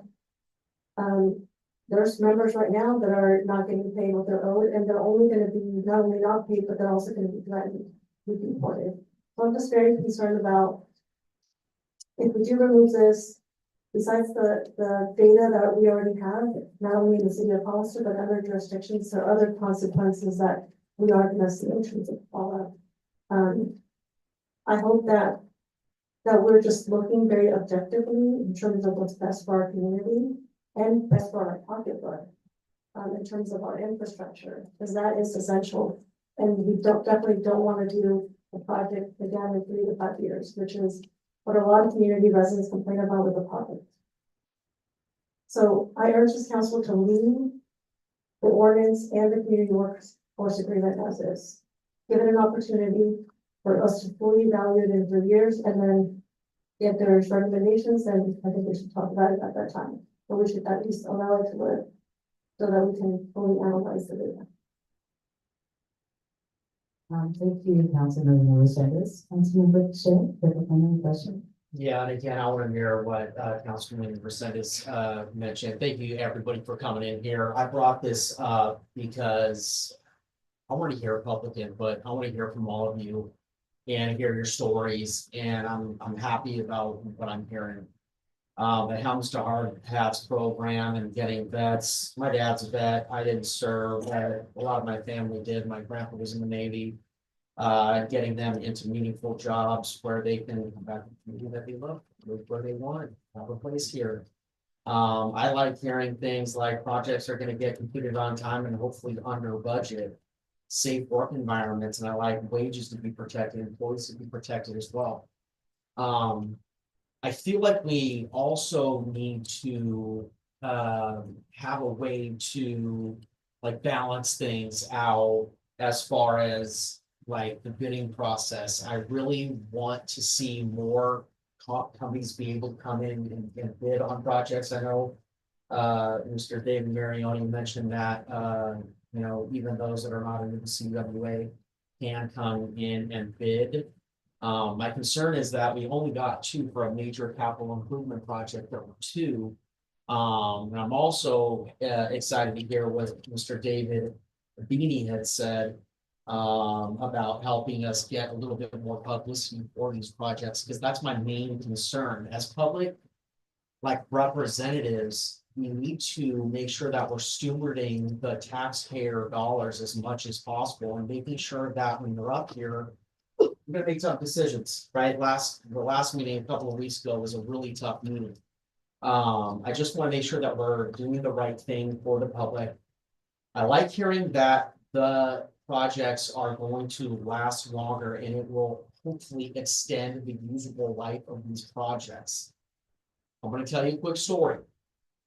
I go for walks in the community, right? My girlfriend, and we're walking around and there's sidewalks on California 25 that aren't even 2 years old. Now, I don't know who put those sidewalks in, but they're only a couple of years old and they're super cracking up. Walk around the corner around Meridian and I see these stamps every 20 paces, if you take big paces, in the concrete, and it says Lupin Construction 1991 every 20 I don't know what the sidewalks would call tiles or whatever, but every 20 there's one of those, and they're from 1991 and they're holding up better than ones we just poured. So my point is, as I brought this up because I want to get the best deal for the consumer. I don't want to get the lowest bidder. I obviously we can't afford, we're Hollister, we can't afford the highest bidder, but we got to get the best deal, the best quality for a reasonable price. I'm happy to pay more if we're going to get some of these perceived benefits. I would like to see more competition in the bidding. And that's why, again, that's why I don't want to be like reiterate this and beat you guys over the head about it. But that's why I brought this up, because I'm looking at certain things. And I just feel like Hollister's just not getting the best deal on certain projects. So I would like to see just more competition in the bidding, just more competitiveness so that the consumer, the people who live here, the people who want to live here can see some of those benefits of better prices for the consumer, increased quality, and just a little bit more options. So that's where I was going. Thank you, Councilmember Shea. Okay, so I am going to let the conversation stand right there. I share similar thoughts as my fellow council members in terms of wanting the benefit as well as increasing competition. I think both of those things are great. I appreciate the informational presentation. I'll just say personally, I would, if we choose to take any action, that we take a little more time to consider the contract, consider all of the aspects, including the addition or ability or increased ability to encourage more competition. I think that we might need a little more time to delve into this, but I do in general, appreciate the, what the CWA stands for, what it's been able to accomplish, and, how can we spread that out more among, so that we can encourage, local contractors, and local businesses to also be part of this. So that's my comment. I am a person not ready to make any kind of decision, and I'm hoping that my fellow council members would share that and ask that we, if we make any, further action on this, that we give it a little more time. Thoughts, comments, questions? Thank you. So yeah, I think that we were elected into office to make a decision, and I'm fine with coming back with it, but it's pretty obvious that the old city council is no longer sitting here because they wanted the city to head in a new direction. I believe that we should make a decision, and I believe that the majority of the community wants to see change. That's why we're sitting up here. So if you don't want to make a decision tonight, what does that look like? When are we going to come back, and when are we going to give your constituents an answer? And again, my position was stated when this was first voted on, and I'm going to say it again. I think that if all of the things that were talked about up here rang true, then all we need to do is to amend the ordinance and no longer require PLAs. That would create competition. That would allow everybody to be able to bid, and that would allow everybody to prove whether or not they're going to be a good business partner to us. So I would like to ask for some support in giving direction to the city council to have them amend the ordinance to no longer require PLAs.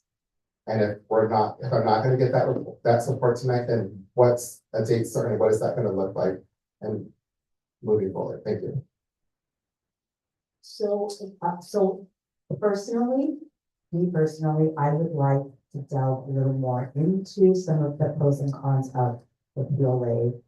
Only because this is a very complicated issue, and we have been in office considering very complicated issues already. We've been in office for a month and a half. So I would like a little more time. And a date certain is fine with me, so that we have more time also, so that maybe I can ask staff, and maybe this is the direction that I would like to see tonight, is to provide us a little deeper dive, both on the question I asked earlier about the kind of pros and cons of the CWA, and as well as a little deeper dive on the PLA. So that's what I think I need in order to make a really well-informed decision about this, on something that is very complicated. And also I think that, so that we're sure that we are also doing what other members have talked about, which is making the best decisions for this community. So that's my preference. I agree. I agree with that. I agree.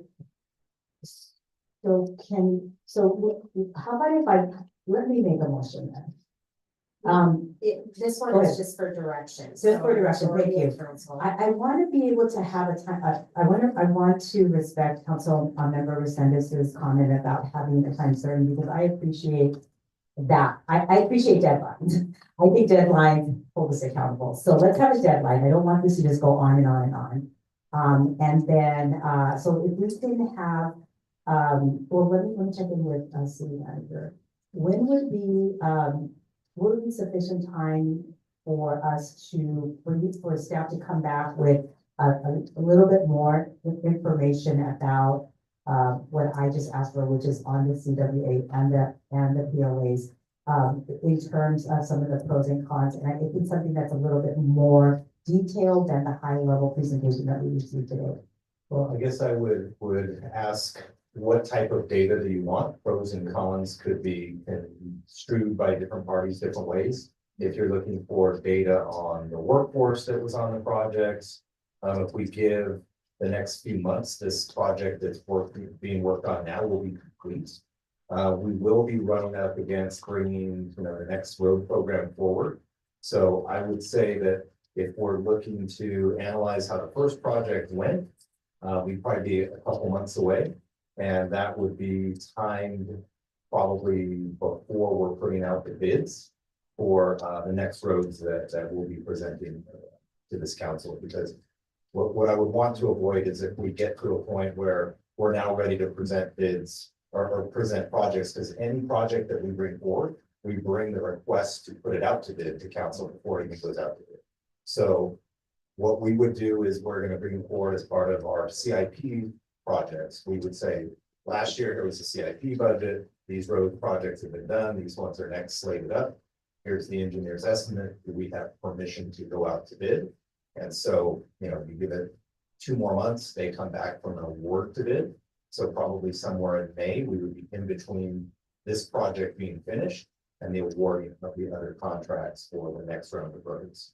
So I think that may be a sweet spot in there, because I'm sure that if the current road project hasn't been complete, we're not going to be able to tell you the final, did it come in over budget, were there cost overruns, that type of thing, right? What do the change orders look like? So I would suggest we finish this road project, because then we would have our first actual completed project. And that would probably be, I would say, for a date certain, the first meeting today. Mayor?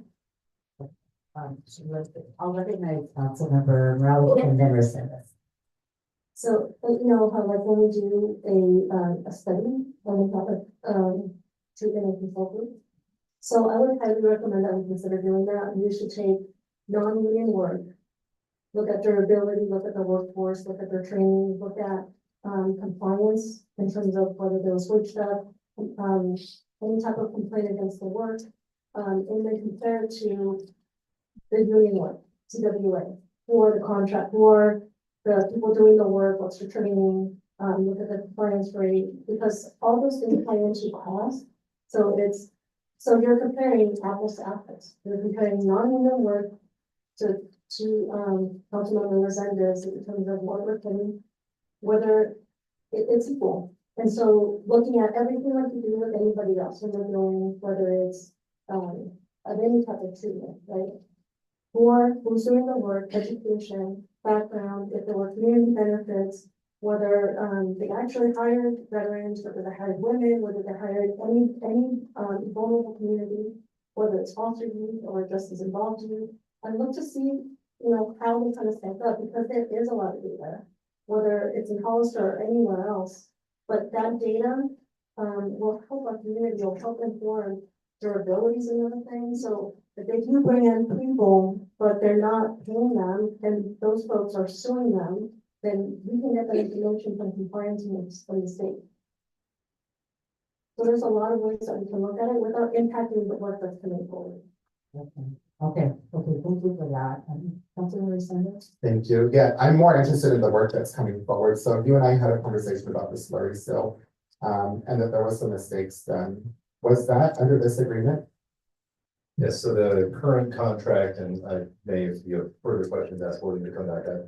As part of the slurry seal, part of our team, what they do is they go out throughout the project and inspect as the different levels of construction are done.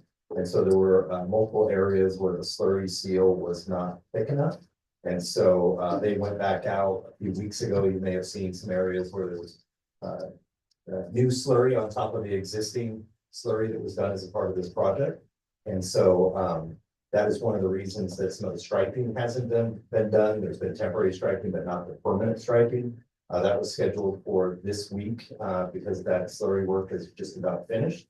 But due to the rains, they were not going to be able to get to it this week. And there was a little bit of a delay on the slurry side just because of the temperature. One of the challenges that we had with this project initially is when it first started, this was the first project under the PLA, so we did that contract. We learned how the PLA worked. When we brought the project back, we had the addition of memorial to that. So then we had to update the bid documents, which added another 6-8 weeks. And so by the time that project got out, it was later in the season. So we had less bids, it was later in the season. And then what happens is that as you get the work done later in the season, you're now going up against temperature and elements. And so that has prolonged that. So I would expect that we probably see some change orders along the way as well. So we did have a delay there due to not enough slurry in certain areas. And just kudos to our public works inspectors for catching that. So, you know, to the community, sometimes there's challenges. You see that out there. How come the city hasn't painted those roads yet? This is ridiculous. It's because our hard workers on our team actually went out there and they're measuring and caught that and told the contractor, nope, you need to go back out there and finish out. So let me just reiterate what you said in my own words, right? We went to an agreement with the union to do our roads. They came and did our roads. They said they were done. Our workers went out to inspect the roads and found that they were done incorrectly. The union had to come back out here and then do them as to the contract or to what the city workers had taught. And that delayed the project. And I don't even know if that's up to industry standards. If there's a slurry still, let that dry, come back into another slurry still. That's not a question for me, but I'm just saying, I'm worried about the roads here in Hollister and how they're not getting done in a timely fashion and they're not getting done correctly. Look at downtown. I understand there's weather issues, right? But downtown has been with all this tape, all of these holes, all this and that. So we can compare, again, union to non-union work. I'm here to work with people at the city of Hollister. And since this has been in place, there has been some issues. And that's all I really am worried about, is the time that we're dragging this out, how the work's being done. And we're being told all of this other rhetoric, in my opinion, when I think that it doesn't matter if you're union or non-union, everybody should have the ability to make the $25 million that we've already handed out to one group of people. Thank you. Okay, so is it possible to have the information that Councilmember Resendez is requesting related to this specific project, as well as some of the points that Councilmember Morales brought? Although I do think that the points that you made, Councilmember Morales, if you allow me, I think we can go down in big rabbit holes. I think we want to be really clear on exactly what we want, because I'm sure there's a ton of data and information about those issues. But I think ultimately we want to be able to arrive at a good balance of competition, as well as honoring a strong local workforce that provides sufficient protection for people, and also that we are stewards of taxpayer dollars. So let's make sure that we're really clear with what we're doing. So I'm going to ask that we come back in May, early May, the first meeting in May, with a report. So I'm not making a motion yet, City Manager, just saying this is what I'm thinking that we should do. A report on the project that by then should be completed, right? All the, you know, the bad and the ugly on that report, right? So let's get that. And then some of the points around, I think some comparison between having a CWA and then not having it, so that we have that data in front of us as well. And more importantly, so that the public has that data as well and that information. So we have all of it together, so we can make a really good informed decision about how to move forward with this item. So can you restate some of the items that you mentioned, Councilmember Morales, and then I'm going to see if this is clear enough. I think elements that are important is the training that they get through their apprenticeship programs. The compliance rates, whether there's wage thefts or other compliance issues with the state, and there's a database that the state has. And what community benefits, whether it's hired women, hired veterans, or any other community benefit that union or community workforce agreements versus non-union work. Just to bring it to picture. Okay, so let me check with the city manager. Okay, I know that is a big request, and I'm just going to ask if this is reasonable and feasible for the first meeting in May. So I would just ask that we clarify, there's a lot of signatories to that agreement. However, many of the signatories aren't on this particular project. So are we looking at every, the training and job programs and all the stats of every signatory on there? Or can we focus it to, a road project and compare roads to roads? I would say that if it is going to be a full-blown deep dive into all of those groups, as well as database research and all that, that may be something that I look to our engineering consulting firm to do us a handling. Because from a staff capacity standpoint, I'm not sure if they'll do anything like that. Which are limited team right. So I would look to supplement that with some of our that helps us. Councilmember Wilson. Thank you, Mayor Stevens. I think you brought up a good point. If we can compare this roads project to past roads projects, do you think that's a good analysis for Lightford? And it's doable? I would have to see, I don't know off the top of my head if I'd be able to go back and look at the Yeah. last project of Lad Lane and see if. Well, we don't want to talk about. Well, I brought it up. When we do all the roads, like we did this last time, right? If we look at all the roads that we did, and we look at all the roads we did, I'm worried about it being such a small sample size, and I get that. But at least if you make comparisons from what we did under this agreement with other times that we've done with the agreement and anything and everything, the monies, the issues, the times, that type of thing. I think if we're gonna go that route, but I do agree with what the mayor's proposing. I'm perfectly okay with that. Yeah, what I was meaning by that is the last major project that we did prior to. We had Sally Street in there, we had Central Project, so it was all part of those projects. I would have to report back. I'm not sure if I'm gonna be able to get all of the, from those construction companies, how many women were hired, how many vets. I don't know if I would have access to that. So I just don't want to commit to that. That would be the intention. Well, I'm wondering if in lieu of that, and again, I want to check with our fellow council members, that we can get a general summary to the points related to the CWA. And I think from a high level, you can, so you, out of the 26-27 partnership organizations or union, there is like, they all go through it, so 4 year or 5 year, that's gonna be standard, that's gonna be slightly varied from, so that's the entire workforce right there. So I think that's a high level, and if they specialize in different things, that's additional training, which I think could be done really easily. I don't think that's gonna be a lot of work. A comparison between the work, I think the Building and Trades Council can provide like some of the general benefits of the CWA as part of the agreement. And then it would be mostly like what are the non-CWA, and so who have been our partners in the past that were non-union, and so you have plenty of data because you have all the projects here. So it's just looking at those companies and what do they have. And I don't think it's gonna be a lot of work because I don't think that they have the training programs or like hiring veterans or hiring women or if they have that, then it's within their policy. And so it's a yes or no, high level, not like how many, but do they do it? Do they have a policy? Yeah, if it's high level and it's not going back and saying how many were on each job I love site it. and Do then. they even have that's a much policy more. that hires veterans? Do they even have a policy that hires veterans? That might be a good compromise. Okay, thank you, Councilmember. Councilmember Lucinda.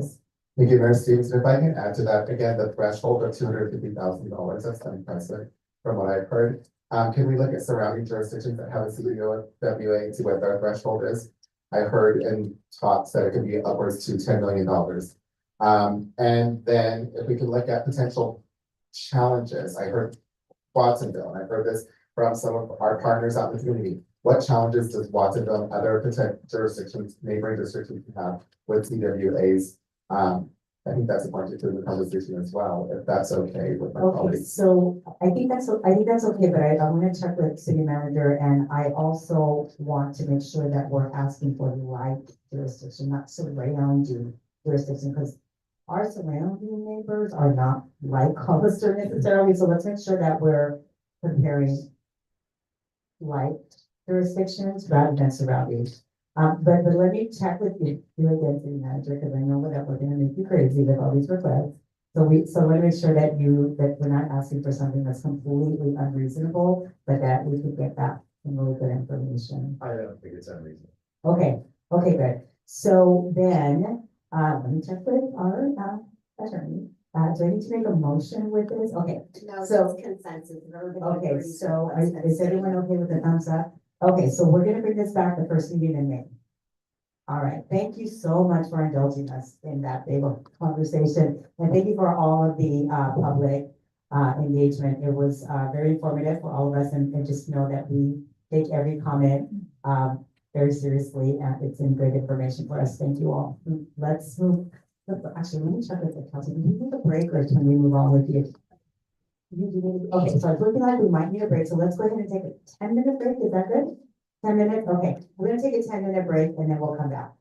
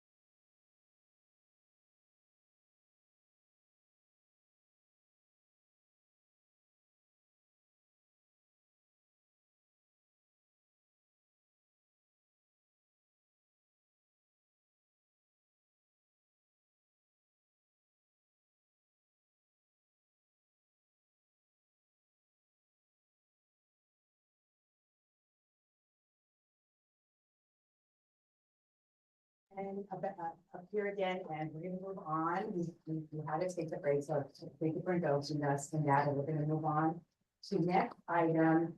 8.2 San Benito Street Traffic Calming Study Alternatives Presentation. Can we have a staff report? Yes.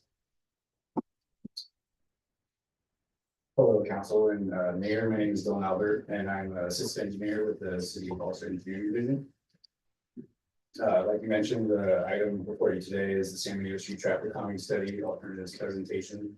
Before we get into the presentation, I'll just provide a brief history on the tasks that city staff have performed up until now. So on December 4th, 2023, City Council requested for a traffic study to be conducted on San Benito Street between the intersections of Nash Road and Hawkins. And then this all came about from complaints regarding speeding and traffic in the area. And then on August 24th, 2024, city staff issued a task order to our consultant, Kinley Horn and Associate, to conduct the traffic study, and that was in an amount not to exceed $66,974. As part of the proposal and task order, the proposal identified 4 tasks, which are traffic data collection, the traffic calming layouts, the preliminary layouts. Task 3 is the public outreach, community surveys and meetings. So up until now, city staff and its consultant, Kinley Horn, has completed task 1 and 2, and are bringing this item to you today to provide a presentation to you, consolidated presentation of what will be presented at the community outreach meetings. And then in addition to that, the last and final task will be task 4, which is the traffic calming report, which will then come back to council after staff has consolidated all the information received from the public outreach meetings. Prepare the report, and then we'll bring it back to council for further direction. So for now, I think I'll pass it on. We have Derek, who is with Kinley Horn and Associates, who is virtual, and I'll allow him to provide the presentation. Thank you.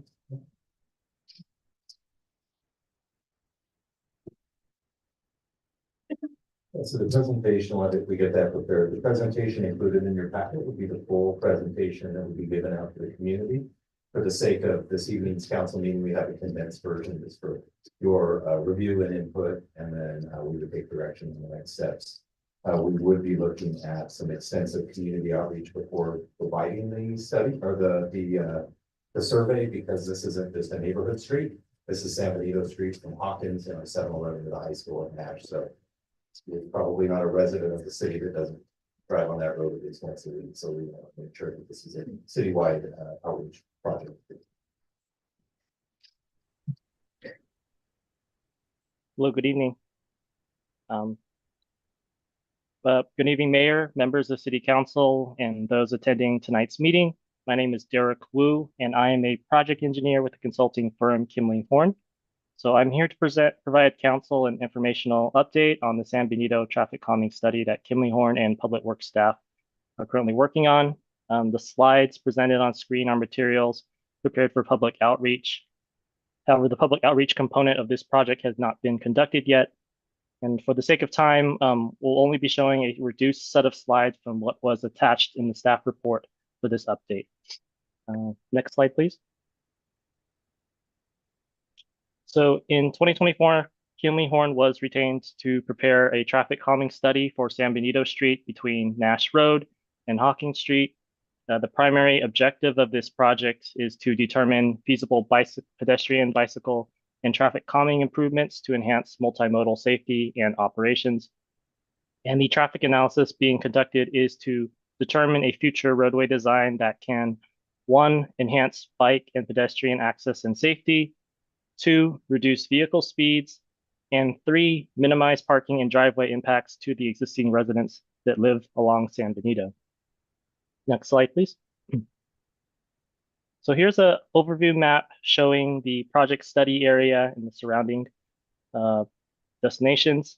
This map is oriented with the north direction being on the right side of the page and the south direction being on the left side of the page. San Benito Street highlighted in orange, you see, between Nash Road and Hawkins Street is currently a 2-lane arterial road that provides direct access to residential homes, as well as downtown Hollister to the north. And then the south end of San Benito Street provides access to the Hollister High School, while the east side provides access to the Rancho San Justo Middle School along Park Street. And because of all these local destinations, there is a fair number of residents that drive, walk, or bike along San Benito Street. Next slide, please. The existing San Benito Street is very wide and consists of currently about 16.5-foot wide vehicle lanes, about a 7-foot wide on-street parking along the curb, and paved sidewalks on both sides of the street. Currently, there are no marked bicycle facilities along this stretch of road, and the current posted speed limit is 30 miles per hour. Vehicle access to the adjacent residential homes fronting San Benito Street have created multiple driveways and cross streets. Let's see, next slide, please. So for the traffic calming study, the team collected data to evaluate existing conditions. The first set of data that was collected and analyzed was traffic counts in August of 2024. These counts collected the number of vehicles, bikes, and pedestrians during the AM morning commute, the PM evening commute, and also the afternoon school pickup peak period. Vehicle speed data was also collected along the corridor. And the second set of data analyzed was bicycle and pedestrian collisions that were recorded between 2012 and 2023 using a statewide mapping system called TIMS. Next slide, please. So the collected field data that was used to prepare conceptual traffic calming layouts to improve overall safety and access for vehicles, cyclists, and pedestrians. The latest San Benito County Safe Routes to School program and the Caltrans guidance on traffic calming measures were used as a guidance to prepare the concepts. And overall, the goal of the traffic calming on San Benito Street is to reallocate this existing roadway space to include additional bicycle and pedestrian facilities. And in doing so, this promotes more active transportation in the city and also improves overall safety, especially for the city's most vulnerable users, such as children, seniors, and people with disabilities that are either walking or biking. Next slide, please. So one potential traffic calming measure for this project is providing what's called a curb extension at the existing intersections.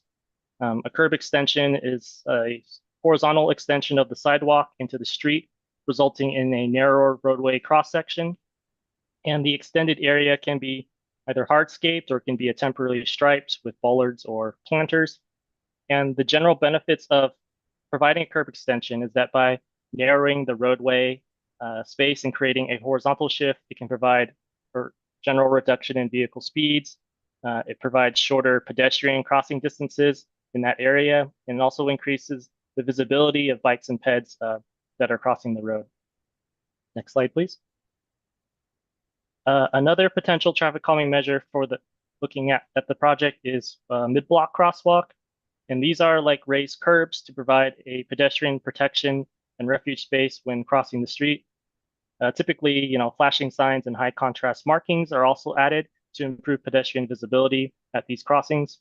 And the crossings also help narrow the roadway space and at those sections, which, again, helps reduce vehicle speeds and also reduces the severity of pedestrian vehicle collisions, providing a safer place to cross mid-block, especially near schools such as the Hollister High School and San Justo Middle School. Next slide, please. So the first traffic calming concept that was prepared so far for San Benito is a striped buffer option with curb extensions and enhanced crosswalks at some of the major intersections. The graphic you see here on the top is the existing roadway cross-section, and the bottom graphic shows one of the proposed roadway changes for alternative 1. This layout narrows the existing vehicle lanes from the existing 16.5-foot to be 11 feet wide to be more in line with traditional typical roadway widths. And the extra space from narrowing the lanes is dedicated toward widening the on-street parking and also providing a 4-foot wide kind of striped buffer within that area. Next slide, please. The second traffic calming concept prepared so is adding a class 2 bike lane along San Benito Street with curb extensions and also enhanced crosswalks at the major intersections. And in this concept, the existing vehicle travel lanes are again narrowed to be about 11 feet wide. And that extra space again from narrowing the lanes is dedicated toward providing a 5-foot wide bike lane on each side of the street. The proposed bike lane in this area would help close a gap in the existing bicycle network and connect with the existing bicycle facilities south of the high school, as well as facilities north in downtown Hollister. Next slide, please. So the following slides here are some concept layouts that have been prepared so far, showing the potential traffic calming features along San Benito Street at the major intersections, such as the intersection of Nash and San Benito Street that you see here in this graphic. The option of adding curb extensions to enhance the bicycle and pedestrian crossings are shown here. In some of our existing data that was collected, this intersection has a high number of pedestrians that cross the street, to access the high school during the morning and afternoon times. This option that you're seeing here also showing kind of like concepts of if we did add a bike lane through this area, the option availability to provide green pavement markings to enhance visibility of bikes coming through the areas. Next slide, please. And then along San Benito Street going north, the existing on-street parking and the driveway access for all the homes at front San Benito Street would be maintained with the proposed traffic calming improvements that we're looking at. And then you see here on the slide also the study is also looking at the feasibility of some potential mid-block crossings at several locations, such as Palm Street or Park Street, that we've kind of prepared so far. Next slide, please. So for this informational item that we have, we are seeking council direction on the next project steps, which are conducting public outreach and preparing a final traffic report. So the city and consultant staff have prepared public outreach materials and an online survey so far to engage the community and gather input on this project. When the outreach task is complete, the team will present a follow-up item to council with results and recommendations on a preferred traffic calming option. And once a preferred design is approved from council, the long-term plan is to prepare engineering design, securing funding, and construct the potential improvements, depending on direction. And so this concludes our traffic presentation, and I'll open up for any questions and comments. Thank you for your time.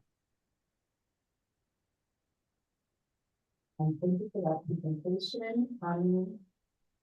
So any questions from council? We're going to go through a deep dive on the budget. I have sent a blurb out to social media, inviting people to just come on in. Are we? Yeah. So we're gonna deep dive that. I really want to know what were the costs, because we just came back from a break and I was just settling in. I might have missed it. Do we have any idea, what the costs are going to be, and then a little bit more on the the safety issues that we've experienced? Because I travel the road, it doesn't seem like it's going totally haywire on Main Street, but so I guess let's put it backwards. What's the issue that we're seeing? I know the high school gets out, got Rancho coming, got to have pedestrian traffic, but what are the issues, and then what are the costs that are associated with these traffic calming? Sure, so if you don't mind, I'll do the cost portion and then I'll defer to the city's consultant regarding the traffic data that they conducted. Sure. So the cost for this, the total not to exceed amount for the task order, which was requested by the previous council in December 4, 2023, was $66,974. And so that accounts for all tasks in order to like I mentioned, the traffic data collection, traffic calming layout, public outreaches, and the final report. And then at that time, we would come back to council for permission or direction to pursue drafting plans and then continuing on with the bidding process. As far as the remaining funds that are left, there's a remaining balance on a task order of $37,000 and $37,287. Which would go towards task 3 and 4. which would complete, the proposed line. That's great. Dylan, if I may add, the overall project, so what would happen is with direction, we would go out, we would have the outreach, we would come back with, final concepts back to the council for consideration. With that, if we got direction, the next step would be to get the project engineered, so we did the plans and specs. So then that's where we would get the engineer's estimate, and have an idea of what to bring back. And then put in front of you for consideration. I will say it'll be an expensive project. One of our main water lines runs right down San Benito Street. We do have some storm drain issues that would need to be addressed. Once you open up a road, you want to fix the underground utilities as well. So you would have some sewer upgrades. That becomes a project where when you're doing all of that work, like you've seen here on Monterey, you get into the older roads, those sidewalks need repairs as well. So while you've got the crew there, you're looking at sidewalks as well. So what we would do is we would bring that back. Probably be a good idea. We get a better idea of the cost of the engineering, but to have it engineered and have the plans shovel ready, then that becomes something that we go after grants and we go after funds from our state officials, our federal officials, and these are the type of projects. It's San Benito Street. It's not trying to go get grant money for a side street that's not used often. This is a big deal, and you have the water infrastructure, the storm, the sewer. So I will give a spoiler alert. It will be very expensive, but it's a project that we had a lot of community outreach or input on it as well. We've had unfortunately a pedestrian death that kind of sparked the community, bringing it to the attention of the council. And so that's when we received the direction to start digging into this. Okay, Councilmember Morales and then Rosetta. No, I thought those were good questions. I can tell you, at least from my residents, or San Benito, that is the number one concern that I hear, that they're always concerned about people speeding through. The death is horrible. I didn't say anything about that, but it is a big concern. We do have the aging infrastructure that if we do everything at once. We know it's gonna be extremely expensive, but I think if we don't do something, sooner than later, that cost is just gonna increase and it's gonna deteriorate more. And we did also, just to add into that, we did do a stop sign study back probably about a year ago for Hawkins. For the side on San Benito right there, the data, believe it or not, did not warrant the stop sign. We have some folks come down San Benito, they hit all of the stop signs. And so we actually get folks after South think there's a stop sign and stop at Hawkins. Or folks coming from Hawkins to cross think that the traffic's gonna have a stop sign. So we have a lot of near misses, but near misses really don't count in your traffic data.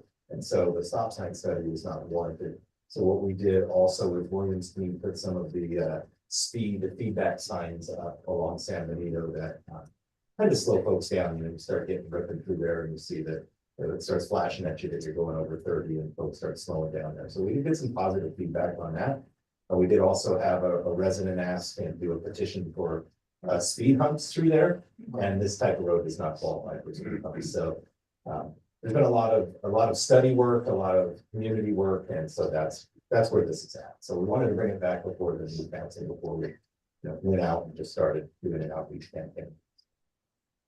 Thank you. Thank you, Mayor Stevens. Yeah, great questions. I had some of the same concerns that I've already been brought up. I guess, looking at the cost, we can't qualify for loans and grants to get these projects shovel ready.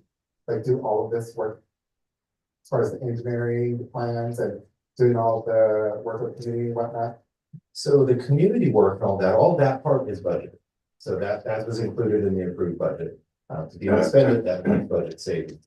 As for the shovel ready side of getting engineering, that is something that we could ask our state officials as part of their community project requests to get funding to then do the engineering work. And then what you would do is you come back hopefully the following year and say, hey, you invested in getting this project shovel ready, would you help get us across the finish line? So usually we're 2 separate from that perspective. Okay, and Yeah, I agree with all of my colleagues up here. My only thing was, when I was looking, I was like, why didn't we get another block? Why didn't we stop where Running Rooster is? Because it just seems like it's unfinished. Why did we just go to, it's talking, why didn't we go all the way down to Running Rooster? I know it's gonna incur more cost. Is it too late to do that? It just seems like it's unfinished. If we're gonna make it pedestrian biker friendly, we're gonna go all the way to Nash. But I think we should stop where Running Rooster is, because that's where our downtown area starts, and that's where we already have like the one way, the parklets and all that. It just seems unfinished when I was looking at that picture. So that's my question. Why did we stop there? And what's the cost gonna be to get the traffic study and to loop that into it? And so I would defer to Derek on updating this to include that. It's basically an additional block. Yeah. From south to Hawkins. Yeah, so the process that would happen would city staff would ask for a proposal for the additional work. And then you can issue a test order amendment or, yeah, a test order amendment to include that additional scope of work, the additional block. So a proposal would have to be prepared and. Yeah, I know, I'm real hesitant to do that because of the cost and because of our financial issues, but it just seems like if we're gonna do it, we might as well do it. We're gonna grant it, let's try to get the whole project done. So we back to downtown, just seems unfinished to me. Well, I mean, what we could do, I mean, this was a council request, so it's not, we're not up against a deadline or a timeline. We just wanted to bring it to you before we went out publicly. What we could do is come back with that update and let you know how much it would be and what it would look like before we get approval to proceed. And then let that be a council, get some council direction there before we update it. So what would be the timeline for doing that? To get an updated proposal, we could probably be back, not the next meeting, because that one's almost prepared, probably the meeting after that would be the first meeting of March. And then to get that part of the study complete? Derek, if you have an answer on the timeline that it would take to perform tests 1 and 2 for the additional block.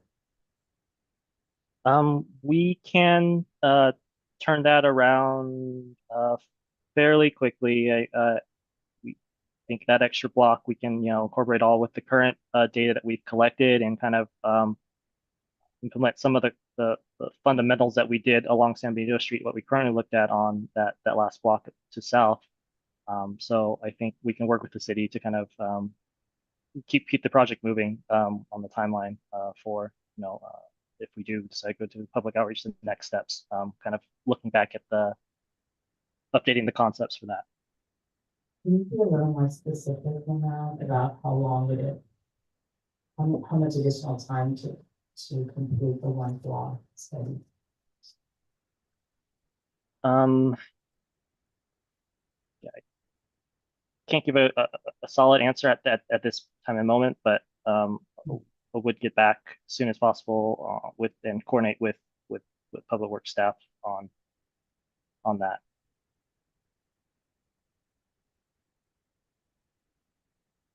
So I'm just hesitant because not too long can be anywhere depending on your perspective, next week and next year, right? So there's a bit, it just depends on your perspective, your point of view. So, anyway, I would like to have anyway, that's my concern. So if we can get just a shorter estimate, like just a more focused estimate of how much additional as soon as possible means, that would help us as we're deciding whether to move forward with this or not. Yeah, I'll work with our city engineer and the consultant team on that. Our goal would be to turn it around as quick as possible and have it back. And I understand things without due dates aren't due, so we'll make sure that it gets back, and we'll work with the engineering team. With Finley Horn to get and not only a proposal, but it would be the proposal and how much time they need to update it. I believe a lot of the traffic data has already been collected. And so what I'm hearing is just that it probably won't be much work, but I sense a willingness to want to probably run it by the city engineer, who's a member of Finley Horn as well. So I think we understand that we want to get it turned around as quickly as possible, and we'll bring it back as soon as possible. Okay. Okay, other comments, questions, on this side of the table? I'm not seeing any. Okay, so, I guess the direction for the staff is to do that and then come back. And come back, with an updated proposal in a month. That'll be the goal. We'll work with it. We'll That's work the with it by goal? March. Okay, we're gonna hold you to it. For the proposal. For the Yeah, proposal, yeah. yeah, and then also We can get it. with additional information about how long it would take to complete the one block study. That information should be available by the next council meeting. Okay, so I'm thinking that we can do a thumbs up on this direction too, so let me look at the table, thumbs up. Thumbs up, okay, so it looks like we got a consensus on thumbs, so thanks for that, and thanks for that presentation. Mayor Stevens, we do have one public speaker for this item. Thank for the chop-up. you, thank you.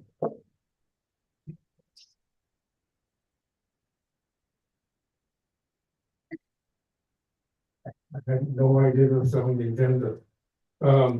As a property owner in South Street. I don't know why that yellow line would go all the way, including, the country roads and all that. The east-west traffic across this community is 4th Street, South Street, and Nashville. And we eliminated one of the main cross streets, not making that yellow line go all the way over. I think it's critical that you look at that intersection itself. In fact, I think it's probably, in a lot of cases, it probably even needs more, especially in the school time, because you have two primary schools in each end of it, on South Street. Then you have people going down to Monterey Street, for the high school. So it's a very well given that South Street. Good or bad for any of the discipline, but it is very busy. Thank you, Mr. Mayor. Those are all the speakers we have for this. Okay, thank you, and, yeah, so, okay, so I think we're ready then to move on to the next agenda item. So we're gonna move on to agenda item 8.3. So agenda item 8.3, a resolution accepting the proposal received from Baker Tilly and authorizing the city manager to execute a reimbursement agreement in the amount of $44,550 with the city of San Juan Bautista for the fire protection district feasibility study. And can we get a staff report? Good evening, Madam Mayor and Council. Jonathan Golden, Fire Chief. So before you this evening is the Fire and Life Safety Services Special District Formation Study. The little history on it, the Fire Protection Advisory Committee, which includes members from all three jurisdictions, the city of Hollister, city of San Juan Bautista, and the county of San Benito, had previously approved a feasibility study, and for a couple different reasons, that study was not completed by the time of the performance period. So instead of continuing on with that previous feasibility study, the Fire Advisory Committee directed staff from the three jurisdictions to rewrite a request for proposal, expanding the scope or reanalyzing the scope. San Juan Bautista was appointed to take the lead on that RFP. The Fire Advisory Committee approved the RFP, and in September of 2024, it went out, and the RFP closed in December. And for Councilmember Pache, despite multiple efforts to try and expand the number of bidders, so it went out through the bid net, but there was also identified like 7 or 9 companies that was within their scope, that was directly contacted and requested directly, not just through the bid net. But Baker Tilly was the only company that submitted a proposal. So the proposal included 5 phases for a total cost of $99,000. The Fire Protection Advisory Committee approved the proposal and agreed on a 45-45-10 split with the city of Hollister and the county, both sharing 45% of the cost, and then the remaining 10% being covered by the city of San Juan Bautista, still managing the project. The city of San Juan Bautista has already approved the agreement on the 21st of January. And it's my understanding that the county is supposed to be considering it, in the near future on their council agreement. So the request, or the recommendation from staff tonight is to adopt a resolution accepting the proposal received from Baker Tilly and authorize the city manager to execute a reimbursement agreement in the amount of $44,550 with the city of San Juan Bautista for the fire protection district feasibility study. And with that, I'm happy to answer any questions you have. Thank you, Chief.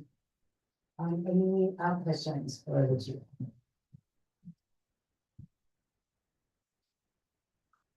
So what would be the advantages of going with a fire protection district?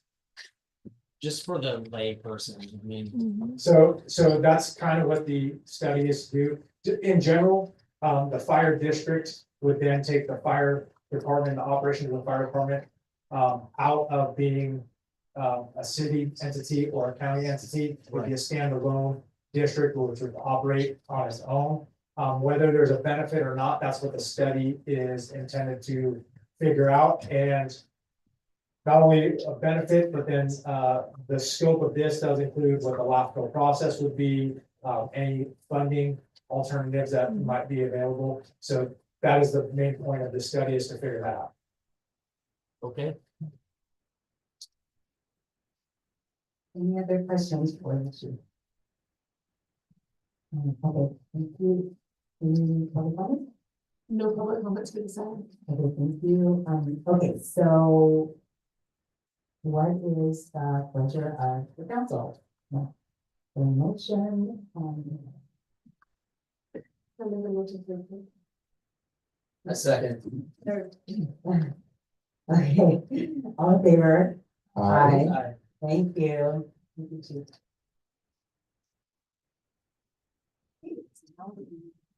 To our next agenda, please. And that was all, sorry about that. Now we're going to move into our next agenda item. And we are now at agenda item 8.4, fiscal year 2024 to 25 mid-year budget update and discuss overall budget stabilization strategies. Can we get a staff report? Thank you. Absolutely, thank you, Madam Mayor. Kingsley Story, the city's Administrative Services Director.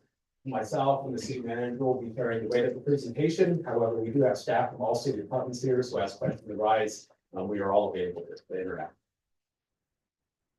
The recommendation for this budget item tonight is for the city council to receive an informational report for fiscal year 24-25 quarter two, also known as mid-year, our budget monitoring update, as well as receive a informational report regarding fiscal stabilization strategies, and then for the city council to provide any feedback or direction to staff. The topics that we will cover in this item will include a discussion of the user fee study and rate study. It's a brief moment on the fire services contract, an update on the audit processes, Measure B, also known as the TOT or hotel tax update, department level summaries for mid-year. There'll be a discussion about funds that we do have negative positions and projections moving forward there, as well as budget stabilization strategies. As a reminder, our fiscal year is a 12-month period, and as we discussed fiscal year 24-25, we were talking about July 1st, 2024 through June 30th, 2025.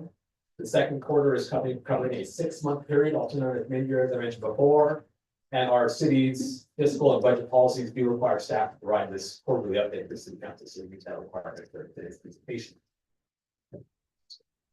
Kind of a global outlook on the economy. We have several consultants that help city staff monitor what's going on just nationwide, certainly statewide, and absolutely here in Hollister and San Diego County.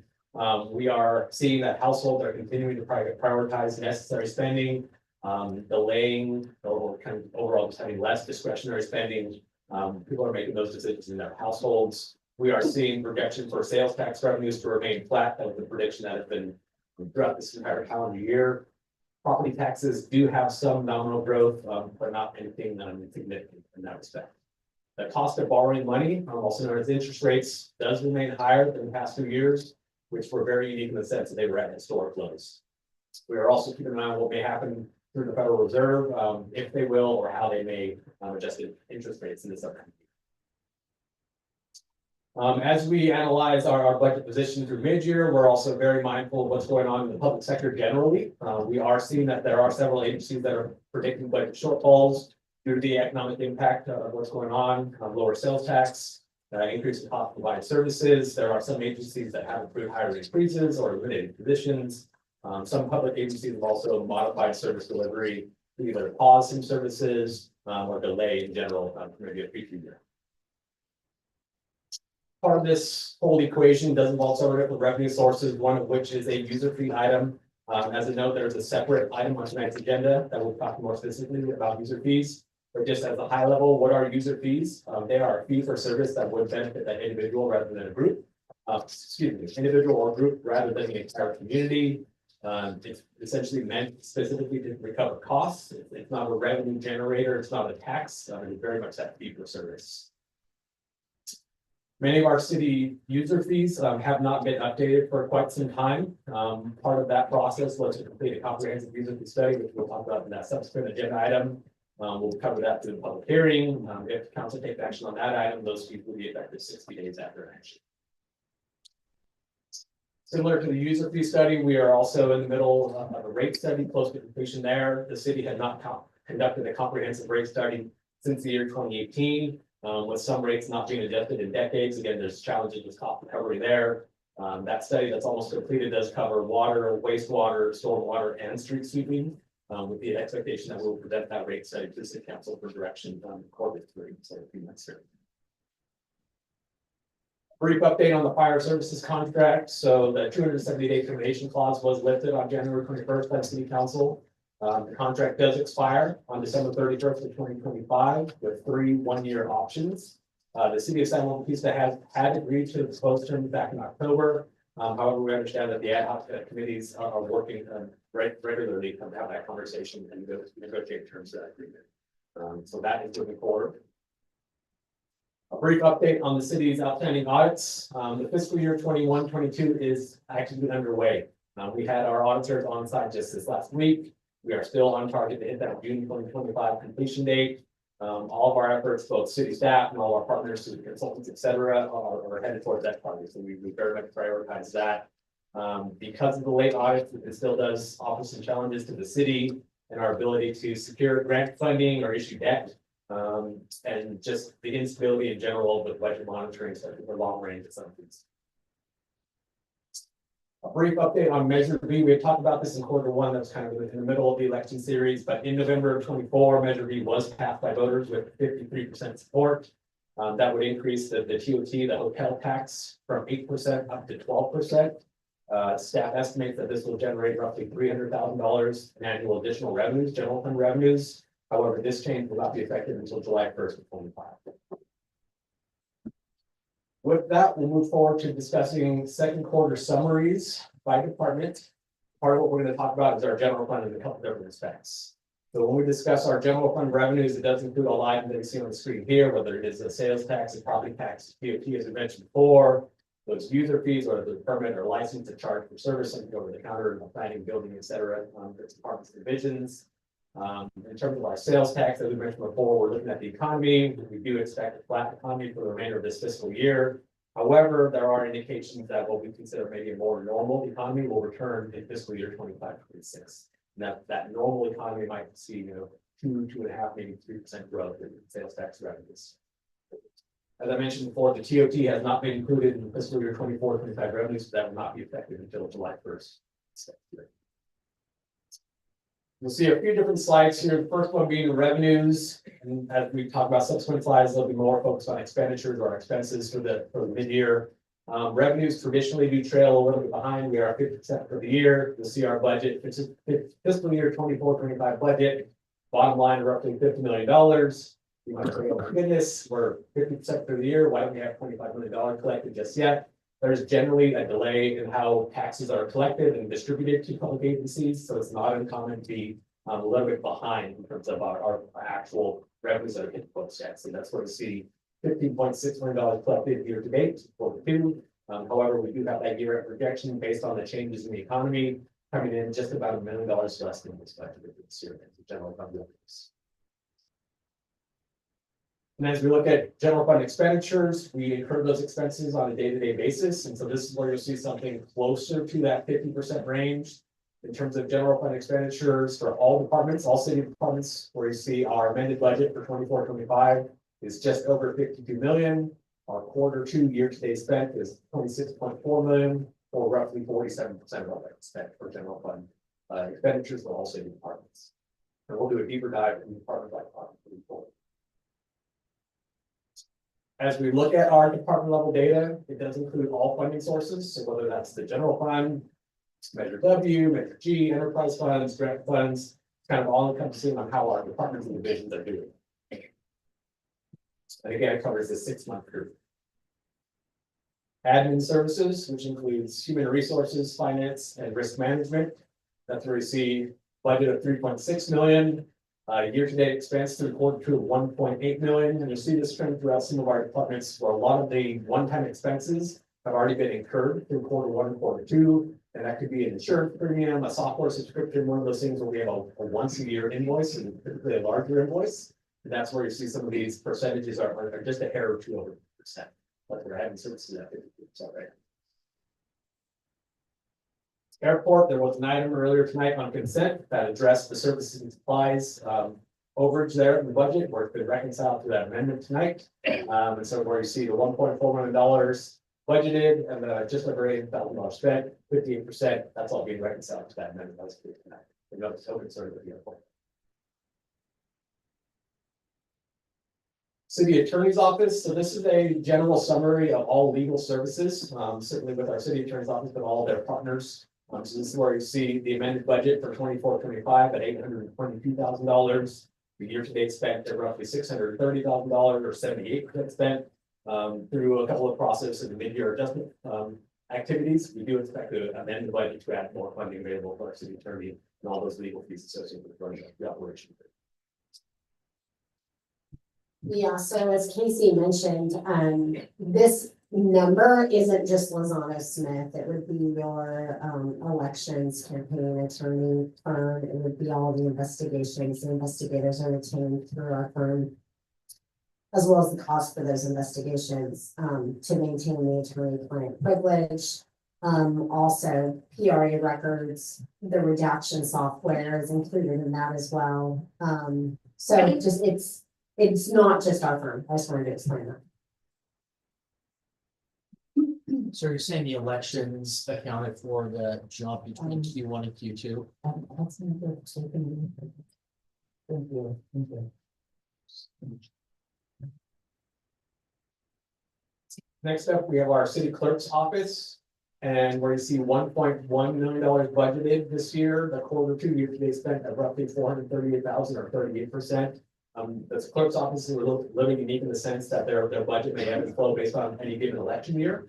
And some of the costs that haven't quite just hit the budget this year. So we do expect them to be trending on budget and that we pursue the remaining half this year. But that's where you see that one trending just a little bit below that 50%.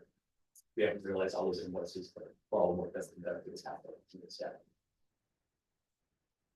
The city council budget, $589,000 budgeted, just over $211,000 spent, or 36%. That slight overage in the salary and benefits is due to the overlap. We had with the transition of the previous council and current council, they're both receiving the stipend and benefits for that short period of time. And with that news, council stipend rates were affected on the corporate fees. That slightly in the budget. Our city manager's office, the amended budget has $1.5 million. Their year-to-date spent is just over $560,000 or 37%. Does include the following programs, including the city manager's office and oversight of the entire operation, as well as overseeing the veteran billing contract and our partnership there. There are several vacancies in our city manager's office, so you see there's some of those costs. Realize the savings throughout the year, also some of the team and city manager's office have other departments, so we see those costs charged to the other departments. Our treasurer's office, just over $50,000 budgeted and just under $20,000 spent, for 38%. Again, the new stipend rates will be effective in Golden Free. The community development department, which includes our affordable housing programs, our building and planning offices, candidates affairs, as well as the RDA administration. This is where we have roughly $5.5 million budgeted in 24-25 and just over $1.6 million spent. There is a significant delay with some of our vendors in terms of receiving accurate invoices, so we can pay them on time, et cetera. So you see 41 for approved invoices have not yet been received and paid. We do expect this to trend closer to on budget as we progress throughout the year, as we receive those invoices and our.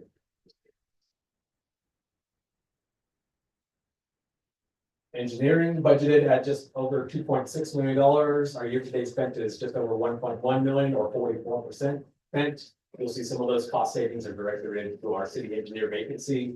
However, this division is relatively straightforward there. Not a lot of problems to see.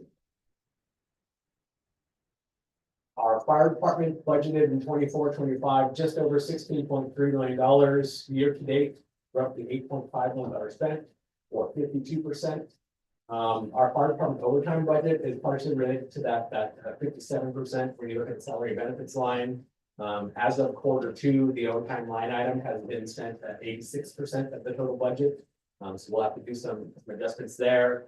As well as planning for future costs, whether they are incurred later this year or at some future point, because a couple of stations do have an incredible amount of maintenance that's necessary to make them useful and safe, and so that's something that's on our radar for. Information systems, also known as our IT department, where they had just over $2 million budgeted for 24-25 and just under $1 million spent through Q2. They are at 46% spent. We do have an active recruitment closer to the end portion of the recruitment for an IT director position. So there are a lot of transactions here, similar to what I mentioned with other departments, where they have a lot of one-time early in the year expenses, whether it's for a software subscription or purchasing hardware. So they incurred a lot of those expenses. So you see for the contractual line items right at 50%, where other departments where we're training some doing that. So they've made a lot of investments this current year. However, you see that final bullet point. There's a significant IT need. A lot of our operations rely on technology to get by day to day. And so I think as we move forward in the next budget, we'll be managing how do we present those, and that's for consideration of the plan. Our Parks and Recreation Department, $3.8 million budgeted in 24-25, just under $2 million spent, which is roughly 51%. There are some budget adjustments included here to mid-year.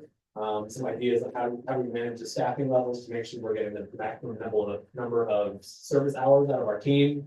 There are some services and supplies budget adjustments that will be moving forward. You see that line item is slightly above budget. I'm trending there too. Yes.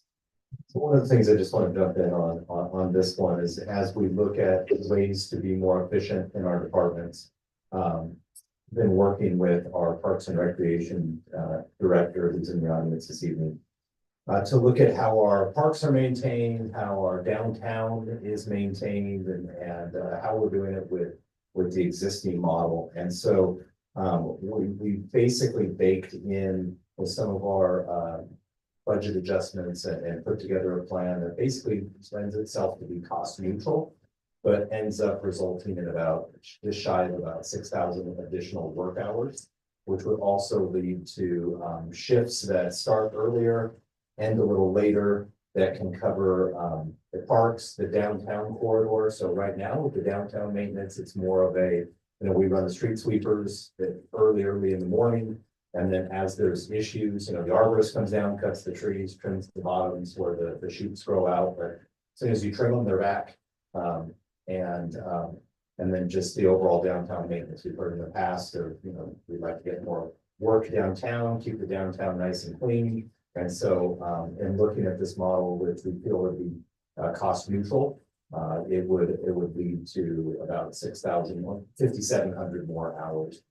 That would result in, as part of a budget adjustment, adding parks maintenance supervisor and a maintenance worker, and then using some temporary fill-in time on that as well. But that would be cost neutral with adjustments to other line items and other overtime and other types of costs that are currently being used right now. So there's something to consider that we look at through this process is more of an efficiency measure to get to that increased service in the community. Already up next is our police department. where in 24-25 their budget is just over $16 million. And this does include police department operations, code enforcement, and animal control services. Their Q2 year-to-date spent is just over 8.6 million, or roughly 53%. Police overtime costs are part of that, but certainly related to those that may be out on leave or, incurred overtime for operational purposes. The PD does have a lot of deferred maintenance as well. Their HVAC system is failing and absolutely needs replacing. So I think as we move forward in 24-25, we'll see what we do this current year, and then if that can't be done now, we'll certainly be on the radar for future years. And part of this process is through our police department that they have been holding certain vacancies throughout the budget process to help stabilize the overall operation there. Next up is our Public Works Department, which has several different divisions, including Briggs, building and grounds, street maintenance, storms, all the waste, vehicle maintenance, water and wastewater. All in their 24-25 budget is $21.6 million. Their year-to-date spent is just under $10 million, or roughly 46%. Again, relatively straightforward, keeping us in the city facilities, et cetera, everything underground, supporting the community, running smoothly. So no questions on that side of it. In terms of our capital projects, the 24-25 CIP budget was just over $32 million.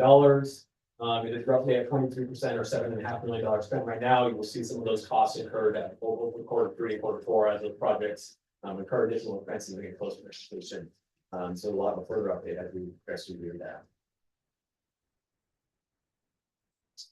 Our non-department division, and essentially that it's catch-all where it's not a service or a cost that's dedicated to any specific department, something that's often shared by all city departments. That 24-25 budget was just under $25 million. Our Q2 year-to-date spent is about $9.6 million, or 39%.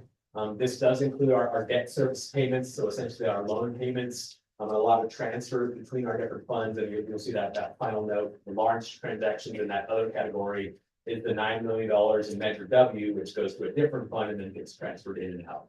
To make sure that we do that accounting. So see that one there, essentially just under budget, but we'll have a lot of catch up every year, Q3, so we get into Q4 at the end of the year. This is a high-level summary of every single city department as they are funded by every single fund. At that bottom line, there's roughly $133,600,000 in 24-25 budgeted dollars. Through Q2, our year-to-date spent is just under $54 million, or roughly 40% spent. All departments have funded there. Certainly, as I mentioned before, a lot of these departments will see an uptick in activity in Q3 next year. With that, I'll pass it off to our city manager to discuss our different funds throughout the city, those funds that do have negative positions and analysis and next steps. Thank you, Casey. So at our Q1 budget presentation, we did talk about some of the funds that had challenges. We did as part of the request from Mayor Stevens, as part of one of the agenda requests was to have that deep dive and really dig in on the budget. And so what we wanted to do is really walk through some of these funds with negative positions that we feel we need to address as part of the overall budget and fiscal health of the city. So I'm going to walk through these funds. We have other funds that are out there that, it's not comprehensive, but these are the ones that have given me the most concern. The other ones have revenues coming in, expenses going out, are healthy and are performing as expected. So I'm going to start with our local transportation fund. So this is a fund that is for state grants that would come through. So this isn't a gas tax fund. This isn't Measure G. This is for grants that come through. And so when we projected at the year end, there's not a lot of activity in that fund. However, it was projected at negative $462,000. Staff have done a great job of digging back to see where that went negative, because technically in a grant, you should be seeing expenses and then offset by claims. So typically with a grant, the city is responsible for laying out the funds up front. And then each month we show the invoices, everything that we've spent, the staff time associated, and we draw down from the state. So you're always, going to be negative, draw down, negative, draw down, negative, draw down. At the end, when you close out, you should be back to zero. Now, you get grants over multiple years, so you're probably never going to be at zero because it's a timing issue. However, when we looked at this one, we were able to see that, you know, that there had just been kind of an outstanding balance that had been sitting there. So there was a project, a 2019 road project, where the expenses were billed to this fund. That would have been billable to SB1. So our team at Public Works was able to work with the state to allow these funds to be billed off to SB1. So what that does is that does reduce the available SB1, but that's a positive fund. So we're able to move that into the proper classification, work through with the state on properly reporting it. What that does is that leaves a negative $96,000. That was for various engineering costs that were billed off for doing the type of engineering work we talked about earlier with San Benito Street and getting plans prepared. And that work was not attributed to other grants. And so that becomes something that we have to reimburse. So you can't just spend into funds and run them negative. You have to offset that with, at the end of the day, a general fund dollar to bring them back. So I have a note there that it's included in budget stabilization plan. So as I walk through each one, I'll talk about that, and then we'll wrap up with all of these and how we'll take steps forward, which will be recommended to you in open discussion. So Fund 216, this is a Transportation Development Act fund. It was projected at just shy of negative $3 million. Staff, in working with COG, we worked through the Measure G funds. So Measure G is our local gas tax. Those funds are required to be in a separate fund. Historically, those funds were placed into the Transportation Development Act fund. And so what we did is we moved the revenue that was attributed with Measure G, as well as any of the expenses that were attributed with Measure G, moved all of that into its own fund, and we report that fund to COG, and there's an oversight activity, an oversight board, and we provide all of that information to them. And so what we're doing here is working through with the COG. I've asked them to provide me information on the TBA funds that are available and projects that we've done. And so we're going to be working with the COG to identify those costs. And then any costs that are not attributable to that, we would have to look at repaying those costs and making those costs whole. And so I have an estimate there of $500,000. It could be less, it could be more, but I have that estimate at this time as I work through with them. That is a very conservative estimate. Our TBA, our total funds with COG right now are just shy of $2 million. And so what happens with those funds, we had a question about COG earlier, that those funds come in and we apply as the city to COG at the COG level, that COG board approves them, and then we do the project when we get reimbursed. Fund 229, so we have a fund that was created for the 4th of July rally. That fund has sat dormant since about 2018, that fiscal year. So, you know, 17, 18, July would be the last rally was 2017. These were assumptions that were made prior to a discussion of the rally when the budget is, you know, presented. And so there's not any revenue or expenses budgeted in for consideration of this year's rally. Without a rally over the last 8 years, there's no revenue in, there's no expense out. It's just basically negative interest that's accruing. So as we post interest to our accounts, the accounts that have a cash balance have positive interest posted to them, and accounts that are in the negative would have a negative interest posted to them. And so this could potentially be offset by future rally revenue that comes in. On the Safer FEMA grant, this is a grant that is restricted for the fund. It's for this particular grant comes through FEMA. It is used for the hiring of firefighters. We've had 2 of these. And so this fund was projected to end the year at negative $713,000. So what happens is, as I mentioned, if you start a fund from zero and it's a grant, you're going to have costs. Then you're going to build down the revenue to offset your eligible costs. If you spend, for example, $10,000 and you request $10,000 back, but $2,000 was ineligible based on the grant, you're only going to get $8,000.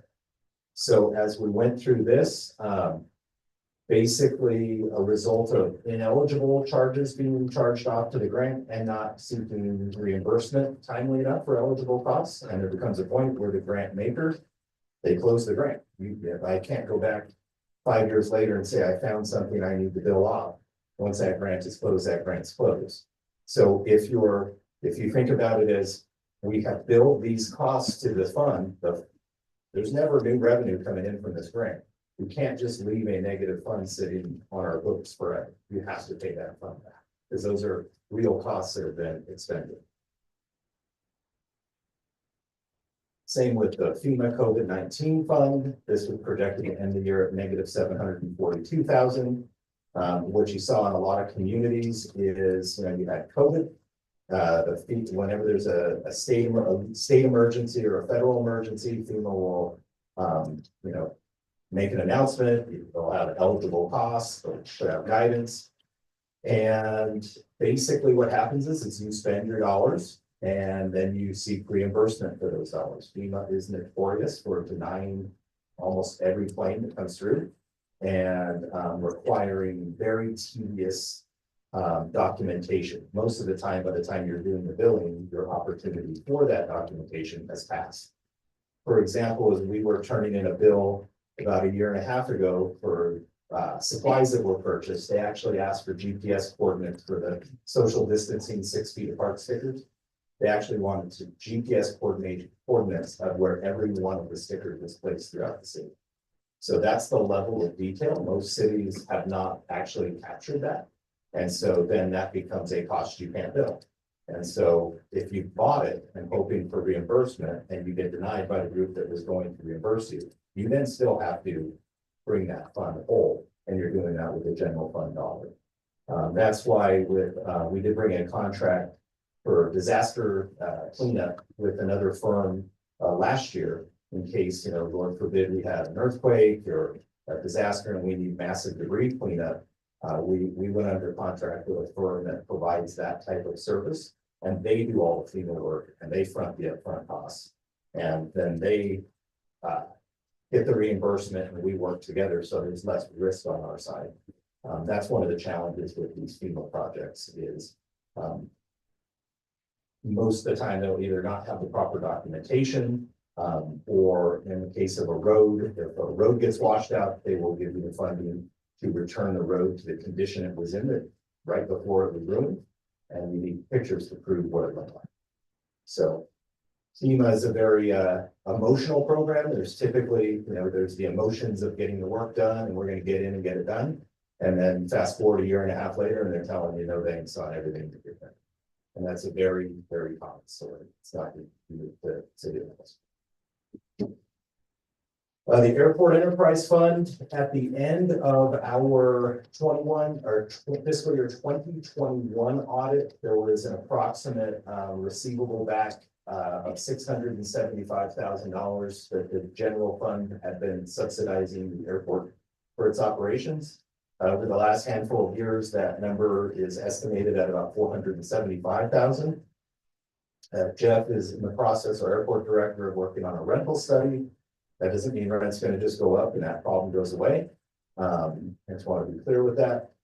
We are working together on strategies to reimburse the general fund, the general fund loan.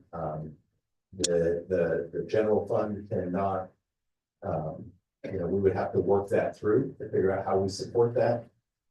And so that is not included in the plan at this time. That is something that we are working together, but that would be funding coming back to the general fund. Whereas the other ones I'm talking about are funds from the general fund going to clear out those funds.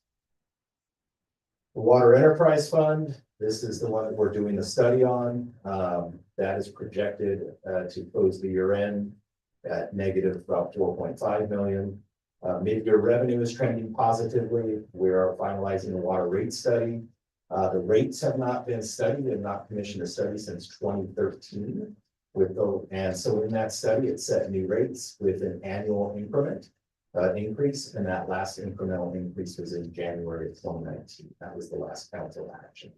At your last council meeting, we did approve, your council did approve the amendment with Ralph Tellis to complete that study that was underway.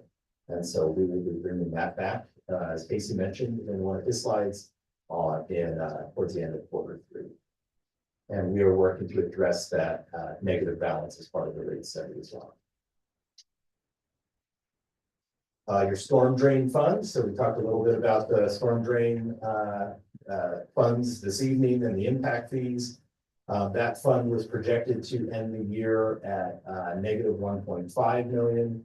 However, what we have done is that was due to, you may have remembered when there is an agreement with the Hawkins Group for a financial incentive to complete the Hollister Farms project. In January of 23, shortly after the grand opening of Boot Barn and TJ Maxx and all of those shops right there, that was the completion of that, which triggered the incentive. That was the phase that actually triggered that. And so there was a payment made to them directly from the general fund at that time. However, the loan on the books was to be paid from the storm drain fund because there was some storm drain work out there, that basin that's kind of out there. And so what we did in this budget year, which was part of the approved budget, was reimbursing the general fund the $3 million that it covered. And then there is, per the loan, 75% of the sales tax that comes from Hollister Farms is to pay back that $3 million until it is paid off. And so we did budget a transfer this year of $1 million, which is roughly 75% of the sales tax since the inception of the loan. And then annually, what we would do is we would look at what's been generated and then book a budgeted transfer over each year until that is done. And so that's similar. This is more of a formal loan that was approved via resolution. You do have the hotel incentive program where the TOT comes in and we provide 70% back. That isn't a loan, that's just an incentive, so it's a little different. One of our audit findings was not booking the loans properly, and so this was an effort to get this on the books properly and present that as part of our corrective action plan.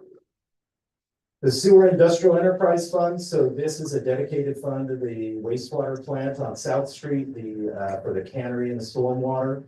And so that plant is used by the San Benito Foods for their industrial wastewater in July through October, and then the city uses it for stormwater as well.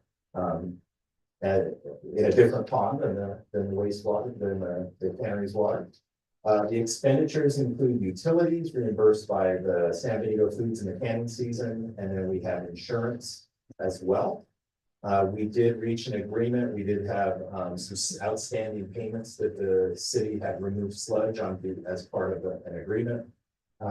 We brought that agreement back to the council last year, which was approved, which they had an outstanding balance of about $2.6 million. And so they had paid $1 million, and then we split the last 2 years. At the end of each canning season, that they would pay us back. It's about $800,000 each year. There's some interest on the second payment. So they've made the first payment was due at the end of the canning season. That has come through, and their next payment will be due at the end of the next canning season, which end of October of 2025. And so when we went through, we booked out all of the accounts receivable, cleaned up that account. And so with the final payment, that should put us back in a positive position. So I just wanted to highlight that. That is something on the books that from a negative standpoint can be something to raise concern, but that has since been handled. And with the negotiation of that agreement, that fund's back on its way. So we're comfortable with it. The street sweeping fund. So as mentioned at the Q1 presentation, that's projected to be negative $4.5 million. That will be part of the rate study. The rates have been $2 since the 90s. We are looking at that as part of the study, and we will be returning in Q3 with that. So in your enterprise funds, all of those will be addressed through the study process. Again, typically with our studies, we want to get in the habit of doing these every 4 to 5 years. We typically are doing them. You have an inflation element in it for the upcoming years. Like I said, with the water fund, it was 2013. Each year it went up incrementally. And so you should be doing that on an ongoing basis. And so, part of this plan is getting all of that kind of back on track to where we're doing that, just as regular routine business. The Briggs Fund, so just to give an update there, we're actively in negotiations for a tenant. That fund is basically for the maintenance and support of that fund and repairs. And so it actually is a standalone fund. And so we are now receiving rental revenue for the parking stalls there, the 400 block. And then when, if and when we get a new tenant in, then that revenue goes in there as well. For the Light and Landscape District, we did have a handful of conversations over the last year about this one. And so this is a district that we have an assessment on. Most of these houses were built, I would say, in the late 90s, early 2000s. What we used as a mechanism prior to the CFDs, which we now annex properties into the CFD. We make it a requirement of development. And so what happens with this is each property, depending on where they were and the type of maintenance needed, has an annual assessment, but that assessment does not increase at all. And so most of them are, $150, $200 for their share of the maintenance, and those costs have not gone up. Now, one of the challenges is that there's no more, we're not annexing properties into those anymore. The CFD has kind of replaced that mechanism. And so we have pretty consistent revenue because, unless the house is gone, that property is still, even if the house is gone, the property is paying that. It's on the property. So there's only X amount of properties paying the same amount. So it's very static revenue. Technically, if folks went through a Prop 218 process to increase that, that's highly unlikely. So we have to look at that from an ongoing basis annually of if we're going to continue to provide a level of service that's needed in that area, then that becomes a general fund support that we would budget in instead of just doing the work and running that fund negative. That has been past practice.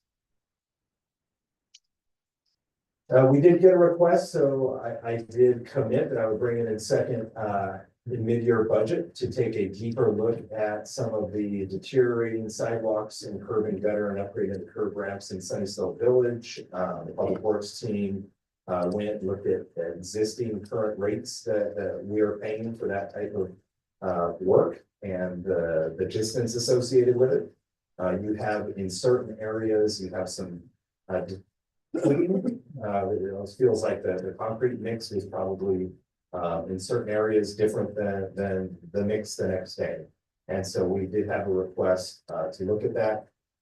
And so that would be about $2.7 million of general fund to update that. In talking with our team, it's not technically a trip hazard, but it is it's very hidden. And so it's not in great shape, but we did agree to bring that quote back. And so I wanted to bring that in front of you. And so what we'll have to do is as we go forward, look at an annual transfer there to make sure that we keep this fund whole. We did have increased expenses in that fund. And so, we did some painting there and some landscaping there along the sound walls, so that would increase some of those costs there as well. And bringing that fund whole as part of the stabilization plan that we'll be discussing. So with that, we talked about, Casey gave an update, kind of very high level on the general fund, the expenditures, the revenues. We looked at all the departments, basically all departments, all funds, so we have a better idea of how the departments are performing budgetarily. For the general fund, that's your principal operating fund of the city and accounts for most your major tax revenues and public services. That's where your sales tax is going. That's where a majority of your user fees are going, your sales tax, property tax, franchise fees, all of those items. And so the activities are typically not required to be in a specific fund, end up in the general fund. So your enterprise funds are going to be off to the side because we consider them like a quasi standalone business, right? Your water system, your wastewater system, your grid utility, the airport. So when we brought the budget back, we did talk about, at budget adoption, how the budget is being, balanced using reserves. And that's normal. However, what you'll normally see, what you'll typically see is a city or a county will have some budget savings, right? You budget all your expenditures, things may not happen, timing, you get some folks that may take a job somewhere else, that type of thing. You usually typically have budget savings. And then that carries forward. And so maybe you're off by $2 million, so you bring 2 million, but then the next year you have $3 million of savings and it just kind of moves along. What we had to do is we had to, in not this year, but the previous budget year, is make considerable adjustments to the expenditures based on actual expenditures that were trending based on actual costs. And so with that, that puts you on a different trajectory. This current year, when we did the budget, we did mention that it has some one-time transfers and one-time revenue sources that could help assist that. But one time is exactly that, it's one time, so you can't continually depend on one-time revenue. The city was fortunate enough to receive 9.7 million of support from the federal government through the Rescue Plan Act. Every city and county received funds that was based off a formula based on their calculated revenue that they thought that you would be losing based on your trends. And so even if you didn't actually lose any.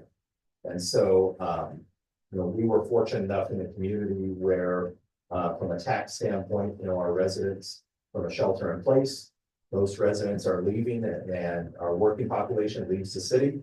And maybe they're doing discretionary shopping in San Jose or Gilroy on their way home. When you had shelter in place, you had more local shopping.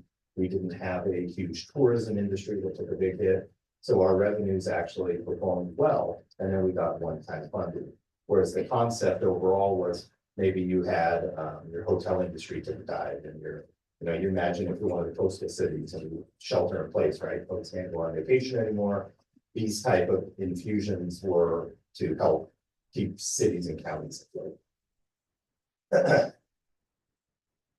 So at the budget hearings, we talked about that the annual budget was balanced using reserve funds and one-time revenue sources, reflecting the city's ongoing financial pressures, resulting from flat sales tax growth, outdated user fees and enterprise rates, underfunded fire service contracts, and projected reduction in grant revenue due to funding challenges at the state level and outstanding financial audits. So staff have focused on completing the user fee study, the enterprise rate study, and identifying operational efficiencies in their budgets. So our department heads earlier, the previous quarter did a lot of work to identify savings, potential savings in their budget. We did make some budget amendments at the fund level, which is something that's allowable to help bring some of those costs down. And so the staff did a lot of work in that regard.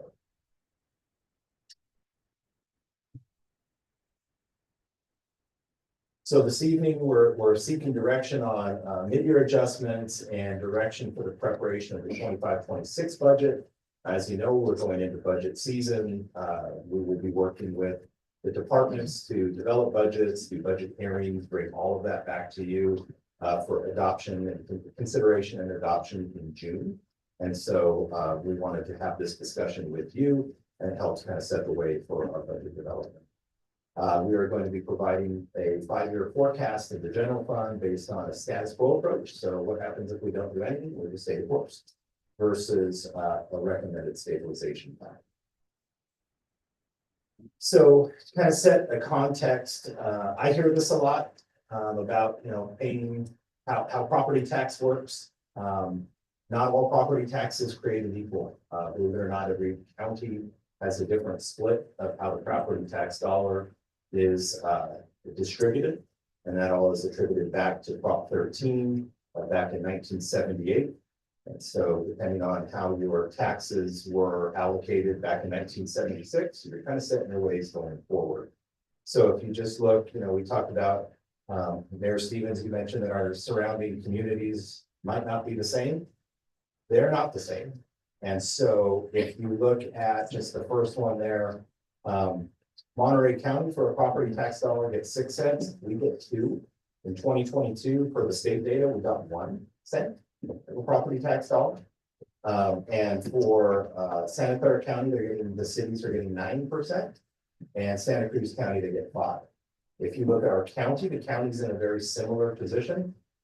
They only get 10%, whereas Monterey's at 14 and Santa Clara's at 15, Santa Cruz is at 11. Our schools get more proportionately than those surrounding areas. And then the other districts, which, there are other districts that get a piece of the property tax. Hazel Hawkins is a healthcare district.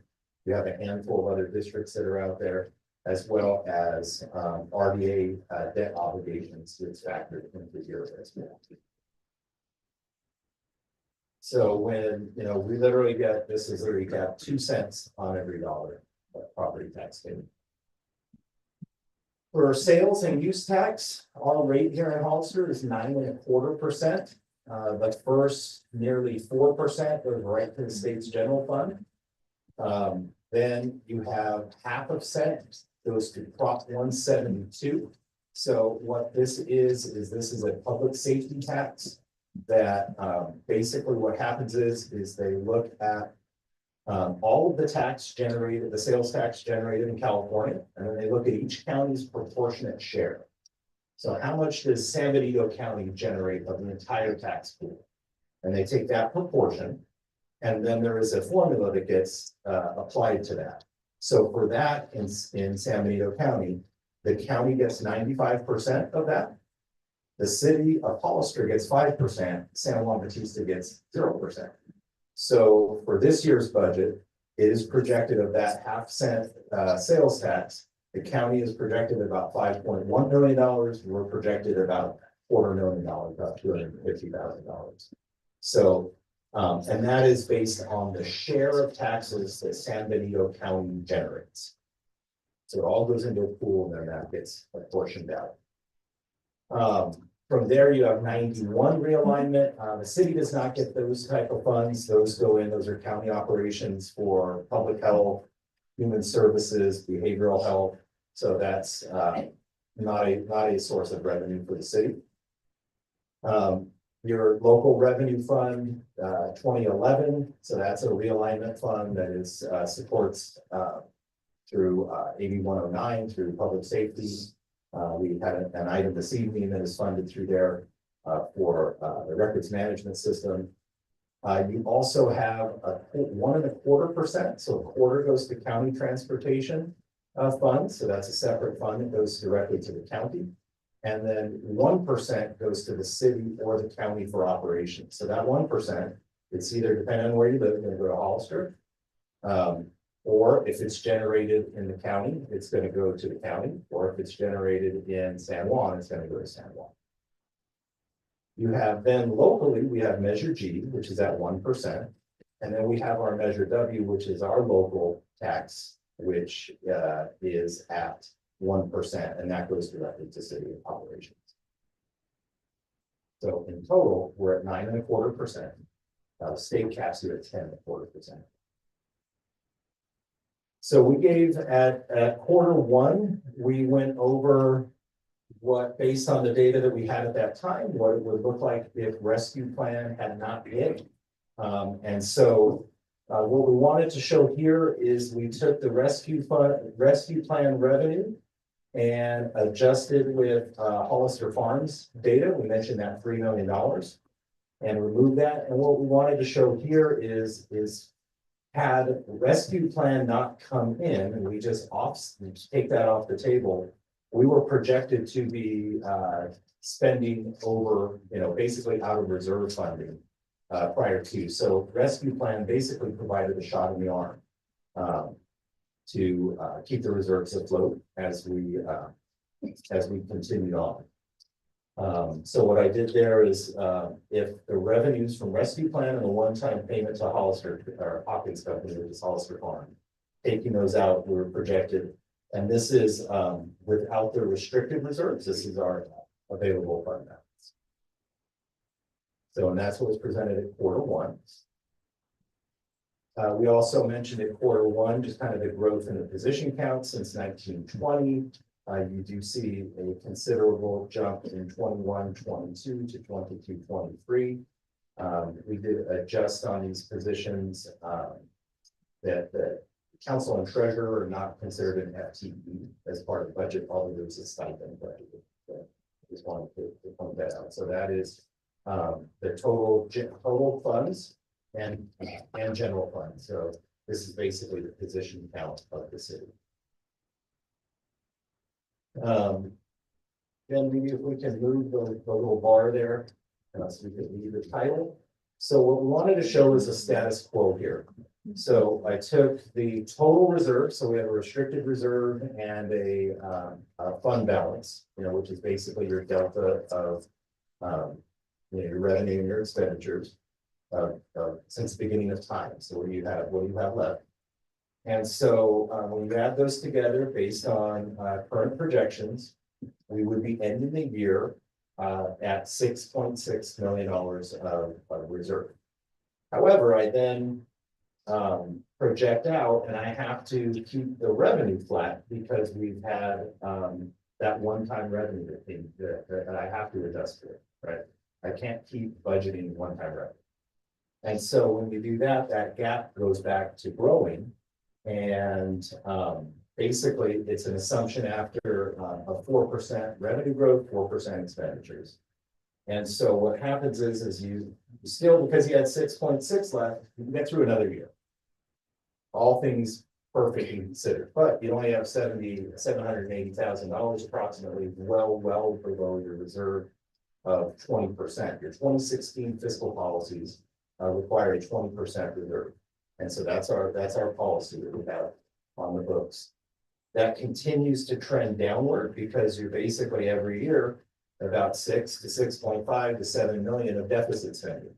So if you continue on that path of we're going to spend, and I'm just going to use round numbers, $6 million more than you bring in, it doesn't end, right? You simply can't do that. And so what this also considers, if you could put the cursor back on it, please. There we go. So I talked about the funds that have a balance that we need to consider. So if I add all those up, it's about $3.5 million. We would have to consider interest on those. And so what we would be doing is we'd be returning to the council and actually do a formal plan to repay. And the way that I have this built in here would be a 5-year repayment plan. So basically what you're doing is you're budgeting a transfer to each of these funds and budgeting, most of these funds, you would make sure that you're not going negative on them going forward, but you have to pay those funds down, right?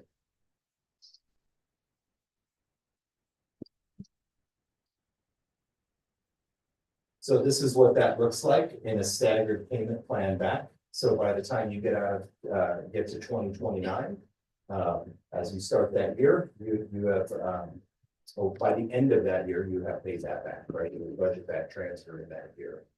So you're working to pay that down.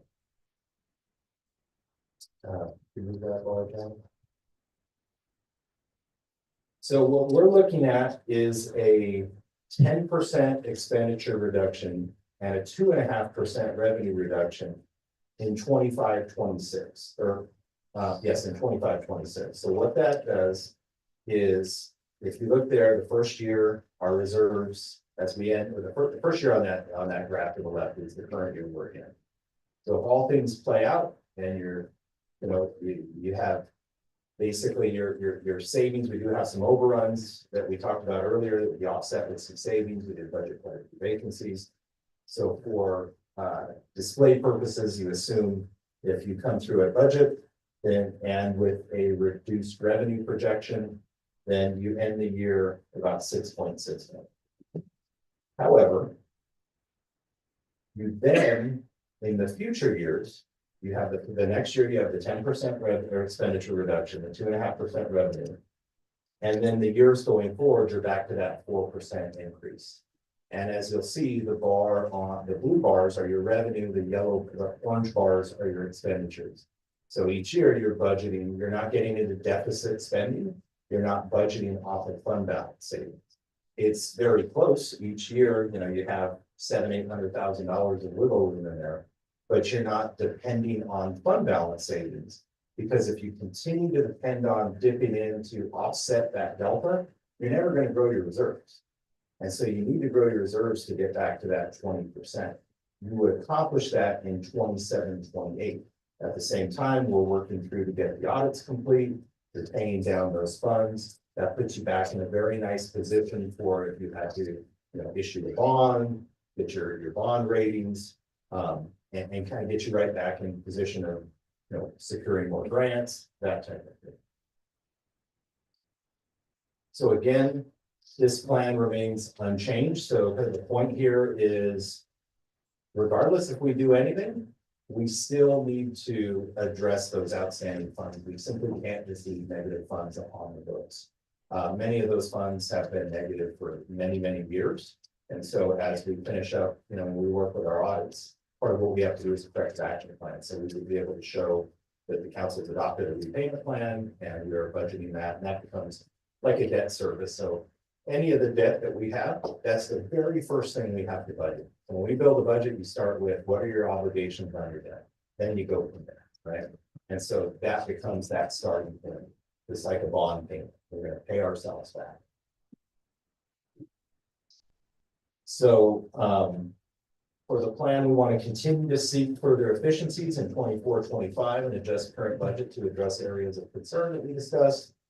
Adopt the updated user fee schedule. So that'll be for your consideration as the next agenda item this evening. The ad hoc committee is working to reach an agreement on the updated fire services contract. The considering of the adoption when we bring back the updated rate schedules, that will be a full-blown presentation with scenarios, consultants on board. There's a whole process that we have to go through, so there'll be multiple steps in that. But we want to make sure to have that on your radar. The reduction of general fund expenditures by 10% for that budget year. And then the adjustment of revenue at negative 2.5% to account for that removal of the one-time revenue sources programmed into this budget. So, we expect to see sales tax and property tax still go up incrementally. However, when I take out the one-time revenue sources this year, I have to take into account the growth, but the removal, and that gets you back to basically flat. We would entertain considering either the sale or the leasing of the 190 Maple building. We get continuous interest in that building. And from a revenue or expenditure standpoint, we may not be in a position under this plan to do extensive work on that. However, there's not a lot of available properties in Hollister. And so we do get interest from time to time, including recent interest. And then adopting that general fund repayment plan to the other funds as part of the 25-26 budget. So that would be something that we would bring a formal plan back for consideration. And then if adopted, we would bake that into the budget going forward. So just as a recap, you have received the mid-year budget monitoring report. You've received your informational report regarding fiscal stabilization. And we're here to answer any questions you may have and receive any direction or feedback. Thank you, City Manager, and review of the current state of our city's budget, and so I'm going to check in with the fellow council if there's any questions on the report. Councilman Member Bishop, do you have a question? No. No? Are you No, sure? I was just gonna say, great job. Right? No time like the present to start making some good financial decisions. Great presentation, both of you. Thank you so much for that. And yeah, let's start making some good decisions together. Councilmember Morales. Yes, thank you for the report. Have some questions or feedback. I think for the maybe 4 or 3, if you can separate the city attorney's expenses, so that there's a little bit more clarity, otherwise it just looks to anyone who may not, have heard the presentation. They might think that we're spending $1.3 million on attorney costs. That might raise some eyebrows. The fire contract, when do we have to provide notice before it turns over automatically? So it would be 270 days prior to December 31st, which I believe is April 5th. So early April, we would probably have to come back in March. If an agreement is not reached to either extend, then we would come back at the meeting of March to get direction. And we could do April technically, it's the first meeting is, or no, the first meeting of April is now, because it'll be Monday, would be the 7th. So we would have to go no later than the last meeting of March. And that is a significant cost to the city. And as you saw, it has significant impact to our overall budget. And it impacts all of our services. So, And the presentation makes no assumptions of an agreement at this point. It's the status quo agreement. also, what would be the cost if regardless of what happens with the general plan, what would be the cost associated with that? And where is that in this presentation? So the general plan costs for the referendum, it's about $5,000, $5,500 for signatures. And Jen, I'll let you talk about if it were to go to a special election. Right, so we're currently doing the signature checks being done at the registrar of voters right now for the referendum petitions. They're anticipated for the full verification to be around $5,100. And then the registrar of voters said for a special election, a standalone special election could be between $350,000 and $450,000, depending on when the city decides to hold that special election. Alternatively, if assuming there are enough valid signatures, the council could decide if they want to put on the next general election, which would be November 2026. A ballot measure in this most recent election from the city was around a little over $53,000, but we'll be coming back with more information on that once the registrar completes their signature verification. But that is not currently budgeted, is that accurate?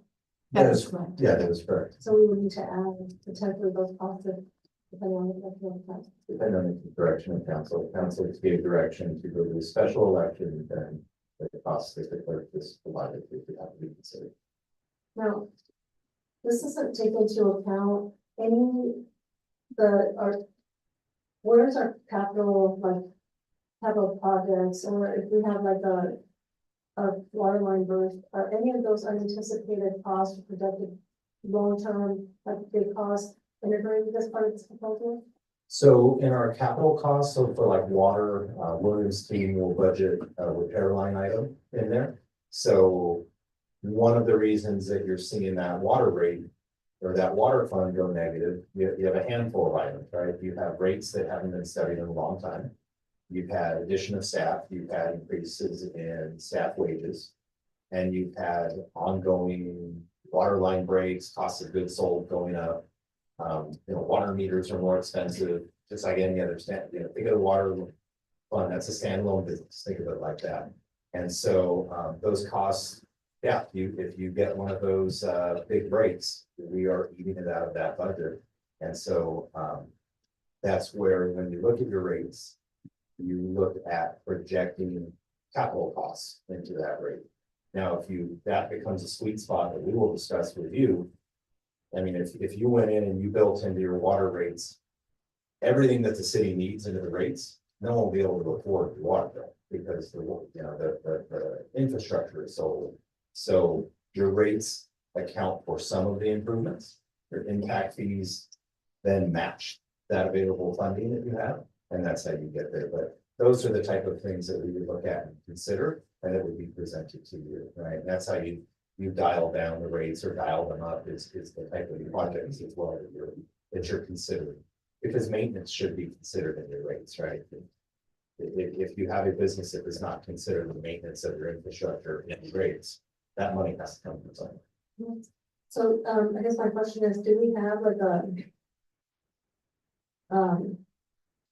line item that addresses any potential like emergencies within the current budget, and I didn't see that, but we usually have something every year.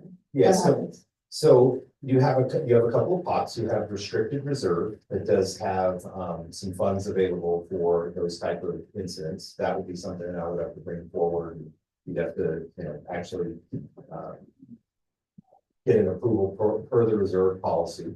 The other thing we did a few budget years ago is create a general fund, capital improvement fund that we're trying to put a couple bucks towards each year.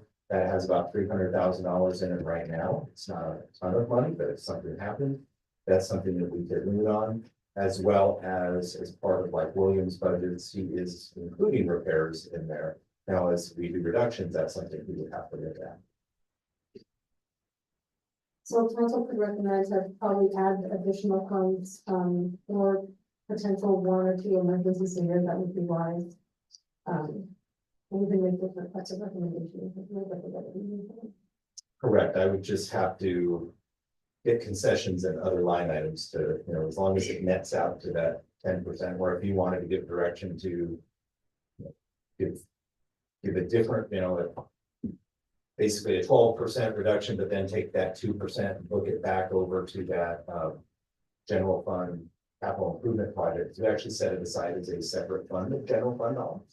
So that could be something where you say, we want to also in the considerations get to the dollar amount with an additional deposit or transfer into that fund of $500,000. Let's say I would need to find $500 additional $1,000 because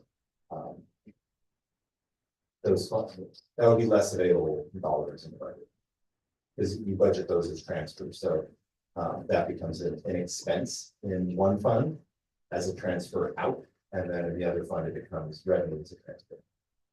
And I know that we discussed that right now, regardless of what happens, that we're not completely reliant on state and federal funding, but there other jurisdictions are doing projections in terms of potential increased costs to like materials, energy, etc., as a result of different scenarios. And so are we going to get some type of analysis in regards to that? And it may be minimal or none, but there will be, potential increased costs in materials and energy. There's certain categories that we could anticipate at least a 10% increased cost. Your CIPs, you will probably see that. We had a public speaker that spoke about that. I know just with the LA fires, that alone is creating folks actually stopping projects because their lumber costs are going to go through the roof because they're competing with rebuilding, thousands and thousands of homes. So you're going to see like you did, and maybe not as drastic in the pandemic, but where you saw lumber shoot through the roof, you're going to see that as a result of just the LA fires ago. Okay, thank you for that. Councilman Dallas and Councilmember Sanders, go ahead. Thank you, Mayor Stevens. So would you say that we're in good financial health as a city? No, I would not say that. Okay, I agree with you. The last couple of years, I voted against the budget for the concerns that we're seeing today. So we have to understand one thing. We just inherited this budget, this new council inherited this. And what is your biggest cost? What is your biggest cost as a city manager, as running a city? So if you're focusing on the general fund, because that's where a majority of the conversation has been, we'll start there. Your general fund is primarily personnel. Your other funds outside of construction are going to be primarily personnel. Where you see a big jump in your budgets is when you're doing more capital projects that end up being contracted out. So like this evening, an $8 million project, that's not going to show up in a personnel line. But overall, when you take those out, it is typically in any city you're kind of going to be with this now. And over the last couple of years, we increased, I think, 26 positions under the previous council that's what I got. Yeah, we'll go back to the slide. It's definitely in the funds. Okay. So that's gonna add costs. That will add costs. Then you have, rising costs of benefits, healthcare benefits, any increases in cost of livings, that all, builds upon itself. when I think about you presenting the budget the last couple of years, you would always say, I'm presenting to you a balanced budget. And I would say, I don't think it's balanced because I think that we're overspending a bit when it comes to discretionary funds, when it comes to the amount of staff that we're hiring. I had some valid concerns, I think, back then. But why would you always say every year that there's balanced budget? Because a budget is balanced if you're using available fund balance. So it's your revenues and available fund balance, Right. offsetting to your expenditures. Now, what I was mentioning earlier is that happens almost everywhere. Yeah. However, if it is growing too much where you're too reliant on it, you are not going to generate the savings each year. You're always going to generate savings. You're not going to generate the savings to offset that, and then that delta starts reducing your reserve. So in that first budget that we brought forward in 23-24, we were very clear that it was going to be relying on $9 million of one-time, or not one-time, of fund balance. Because what we had looked at, it was the actual costs that were coming through versus what was budgeted. We mentioned in there that there was a lot of spending on vacancy savings. Yet when you, so we're going to have vacancy savings here, let's go do extra things here, right? One would think that if that were the case, you would actually have savings in your personnel. And many of those personnel lines didn't have any savings at all, yet those other lines were growing because that personnel savings weren't there. So if all those positions aren't budgeted, and then you start to fill those positions, and you start to add more positions, then that delta starts to grow. So in essence, you were just following through the direction that you were doing for the last city council. Yes, and we're very clear at what the consequences of that direction. I believe we were. And I agree with you, and that's why I'm bringing that up now. So, do I think it was a good presentation? Yes. It's scary though. It's really scary because like you just said, we're not in good financial health. We've got some serious concerns to deal with here. And I think it's because of the administration that was here the last couple of years. Aside from that, I don't see any other recommendations as far as like hiring freeze or spending discretionary funds. I mean, we can give you those things, but I'm hoping that you can come back with a list of those items and then that we can just say yes, because again, we need to stabilize our budget here and everything else that you're saying, but I would start with that. Yeah, I mean, I mentioned at the last presentation, and this is just my opinion and discretionary funds or something of the council, that I would be hesitant and I would look at the policy of our discretionary funds to look at if you're not meeting your reserve targets, those seem like things that we would not be doing is having those type of extra projects and extra funds. Or if there's a desire there to bring that down. We actually, in our budget presentation for this current budget that we're in, the first budget we brought forward had a recommendation of reducing that down to 20,000. That was increased to 50,000, which was the original as part of the budget. And so that recommendation was made. We have had pretty much an informal hiring freeze where it comes across my desk. We do have a handful of positions that we've had moving, like, you know, our IT director, but a majority of our positions have been held, and the departments have been great partners. So let me get this straight. I thought that we should not have any discretionary funds. Your recommendation, because you're again following direction from the council at that time, was to go with the $20,000. They increased it to $50,000, and the day they left office, they spent every last penny that day of the outgoing 3 city council members. So that's why we're having issues. It's not, I mean, again, it's very complicated. I'm not gonna say that it's not, right? But from what you're telling me, it sounds like you were given direction to spend. And when we were asking for a little bit of leniency or to help get the budget in good health and a good position, that wasn't the case.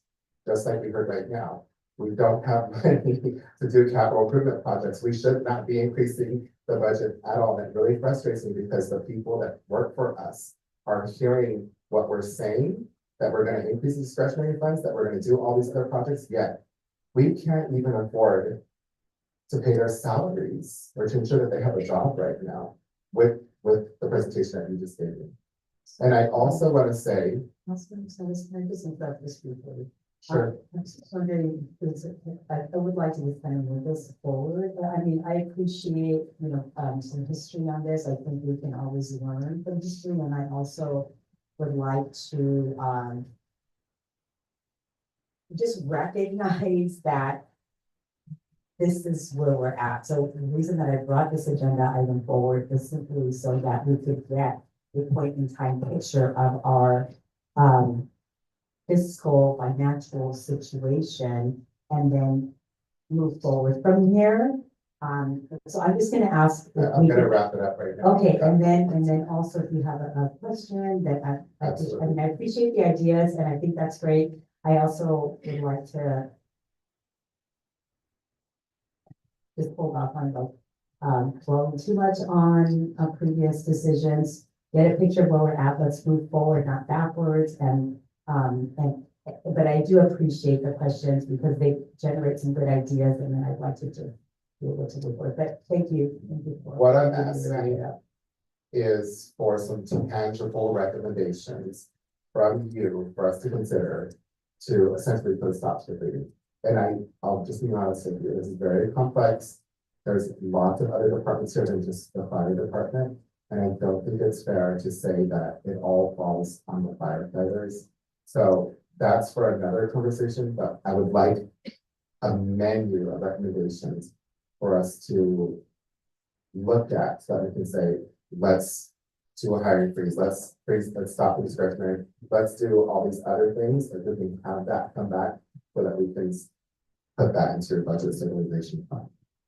Okay, we can go through some of these. Maybe that items falls now. under number one, was that what I was thinking, Yes. right? The language is pretty general. Okay, but maybe if we can get some bullet points underneath those. Sure. Okay. We can, through consensus, Mary, we can do that now. Okay?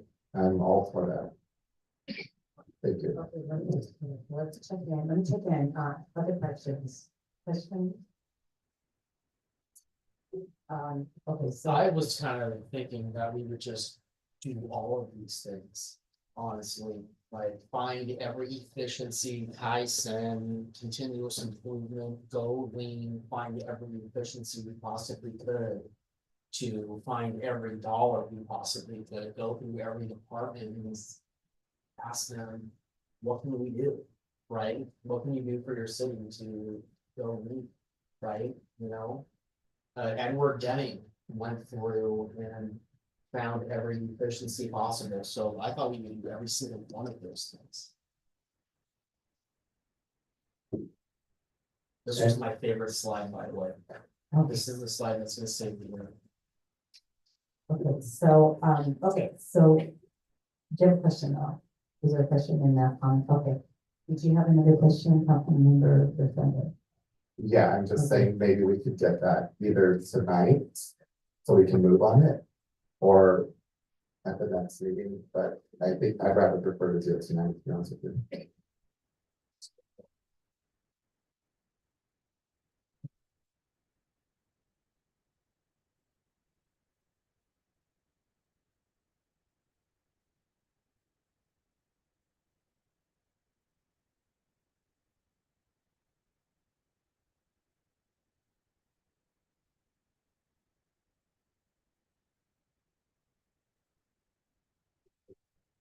So perhaps we can talk about the others and then we'll go back to the top. So the user fee study, that's your next item. So you're gonna get a whole presentation and we're gonna vote on. You're gonna vote on. So can I ask, before we go on that, I just wanted, like, since we're talking about that, because that was one of my questions, was related specifically to that.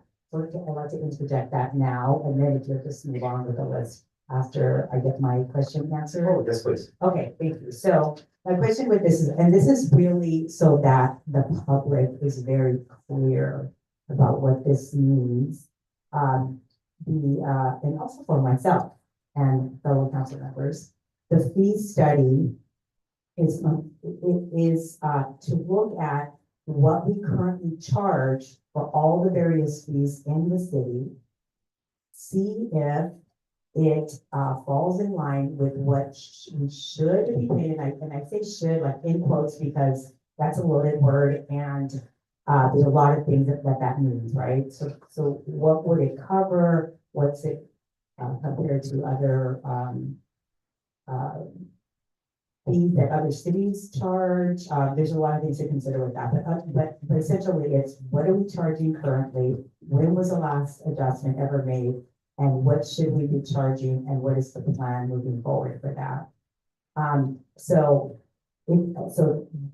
I see you got in your head, so that's what that means. And then I would just like to, if you could just give a summary of how that could help the budget.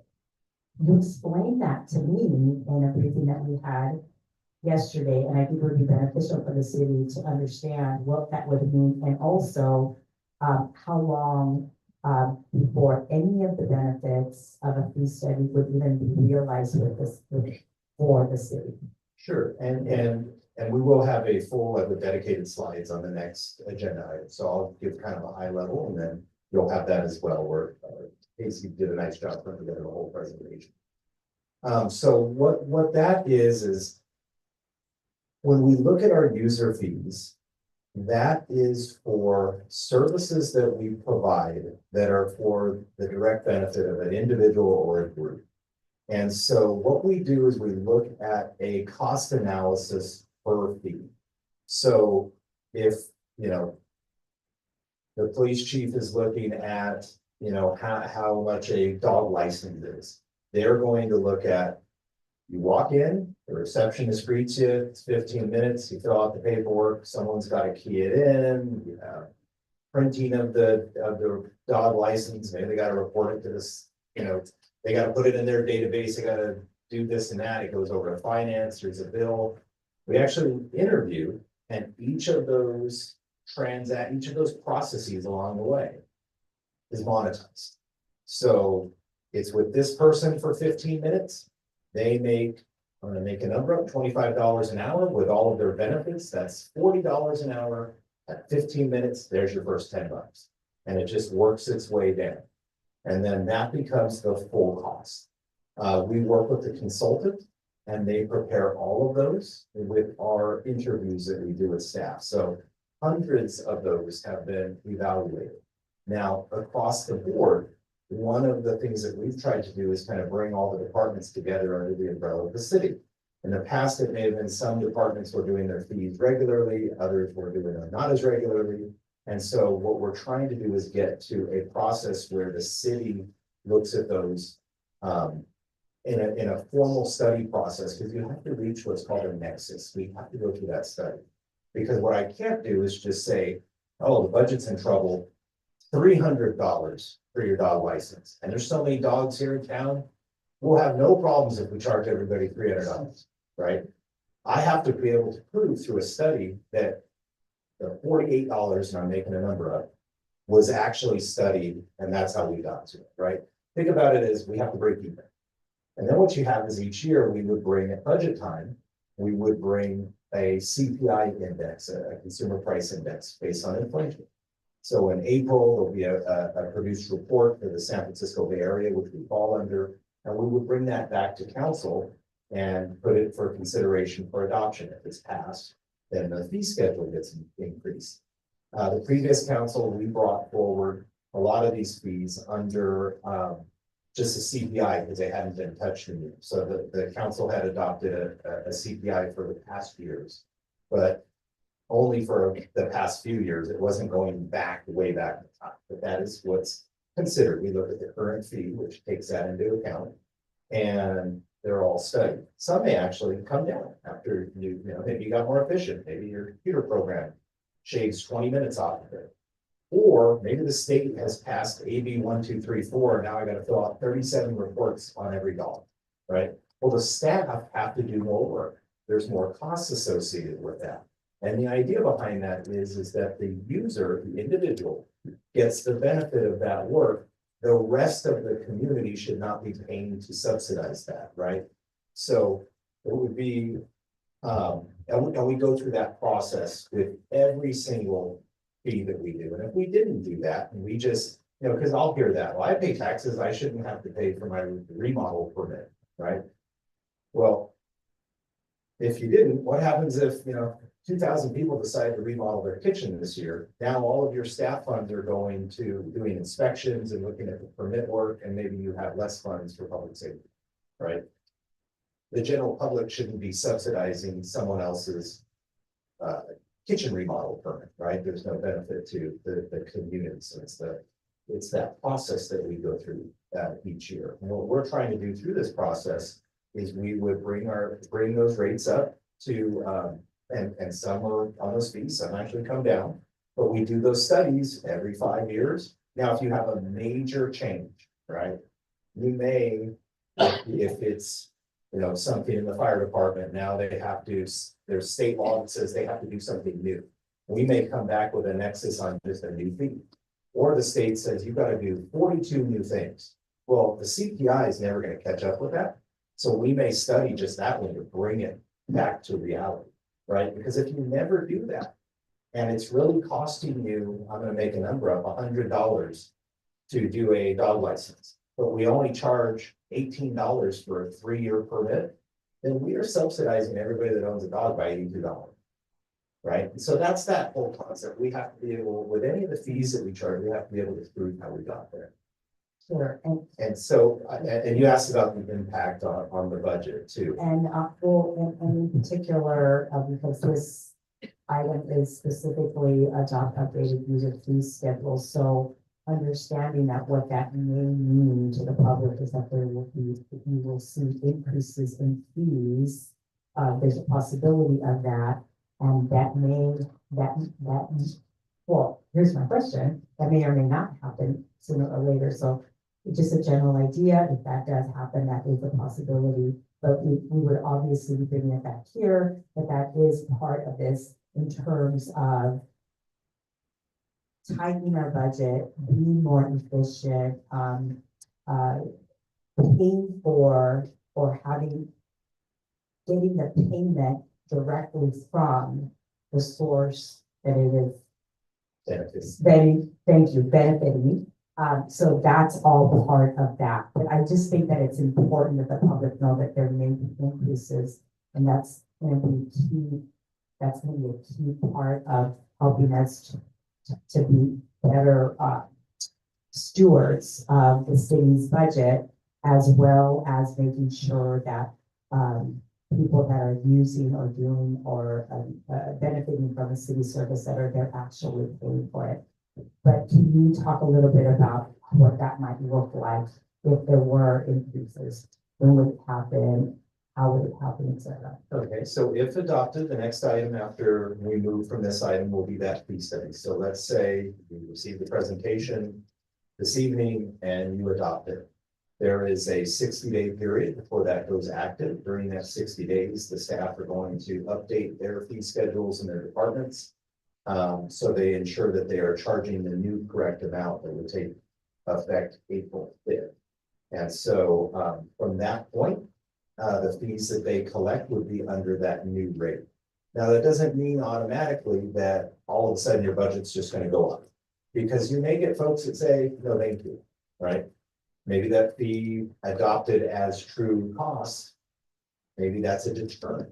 We don't know. And that's something that it's difficult to speculate, but we still have to bring forward the cost. Now, some of the fees, and Casey will go over that and how we went through that, some of them still remain subsidized. I mean, there's many of the fees. You look at your fees for your youth programs. Those are typically subsidized, right? You're charging $50 for this, but we've got a bunch of staff there.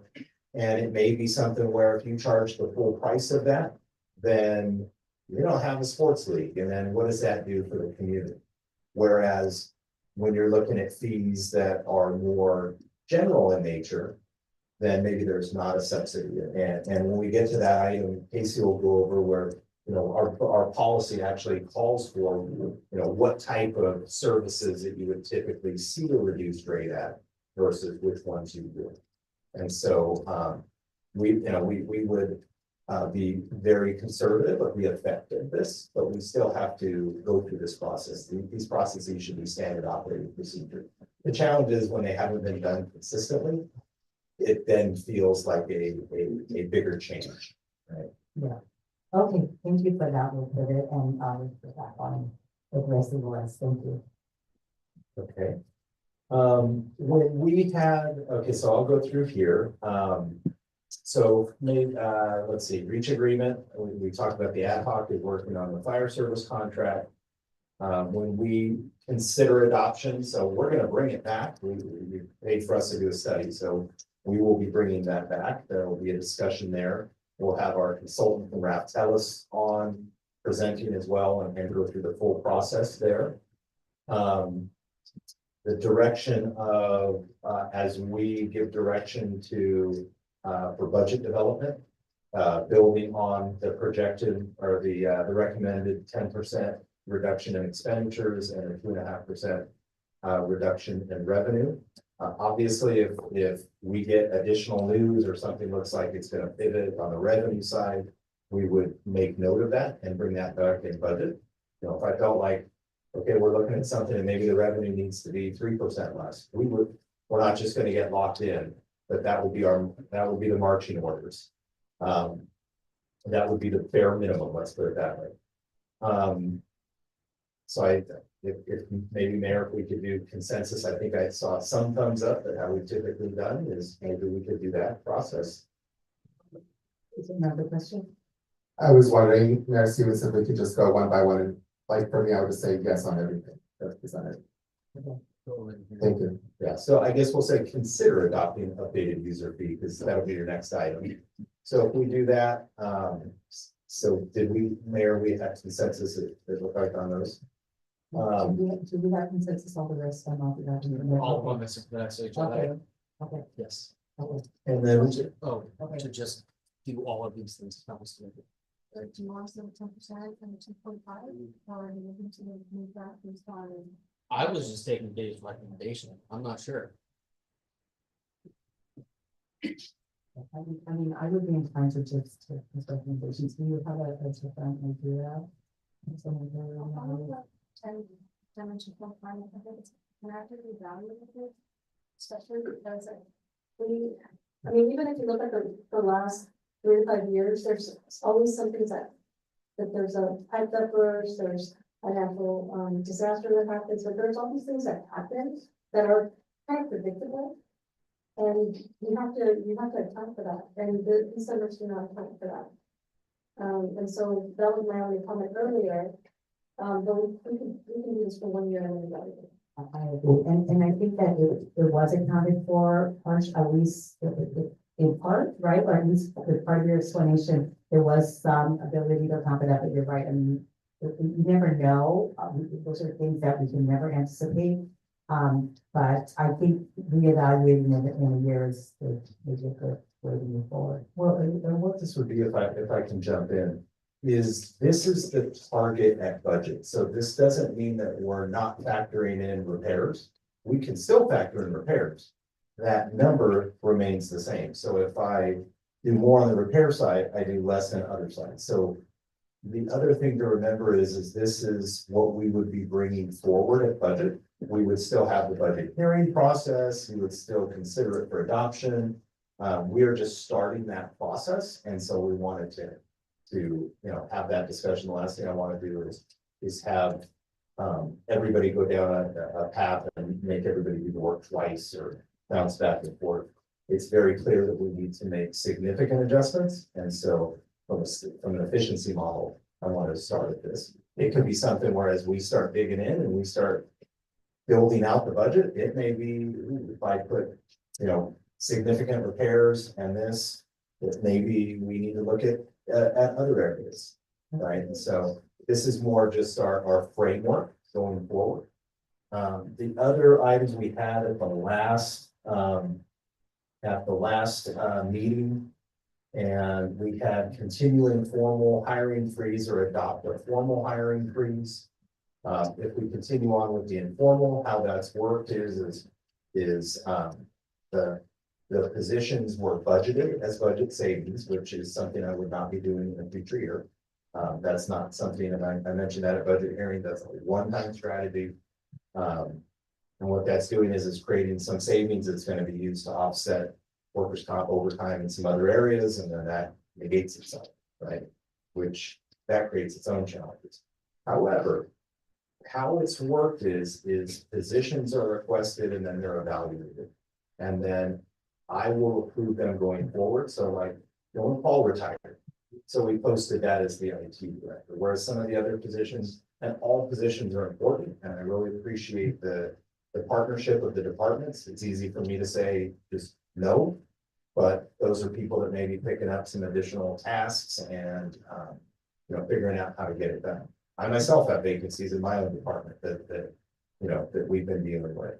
You know, our assistant city manager has done a great job stepping in as interim community services director. Saw that where Casey had mentioned studying over to those other departments. That's where you see some of those budget savings. So we're taking those on vacancies in our own department as well. So we could either consider that, or if it was the will of the council, we would bring something back that maybe calls out, you know, the positions. But I think what's we're doing now is working.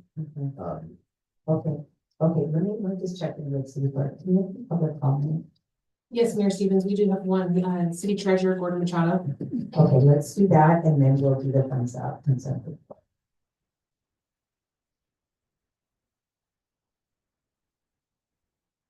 I certainly didn't think I'd be here this long. But the main reason to come in, I think, is what's about, you know, and meeting with staff and all that.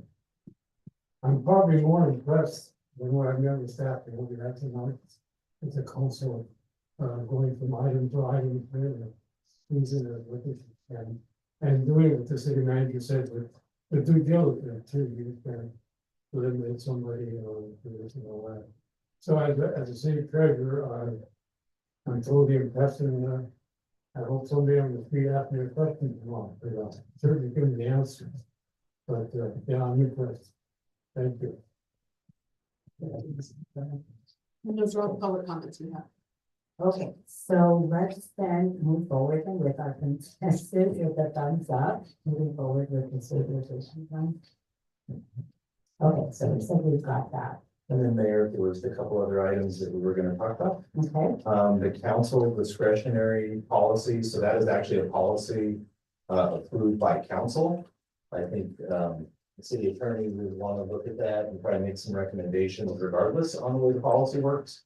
But it is our recommendation that until you're at a reserve policy, until you're meeting your reserves, we may want to freeze that. And that would be something that we would actually update in the policy.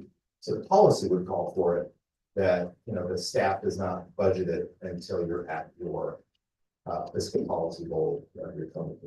Okay, let me check in. Is there any concerns with having questions? Okay, I think we are able to do a thumbs up on that one as well. Thumbs up, okay, let's shake and thumbs up, okay. Good. Anyone have anything? Or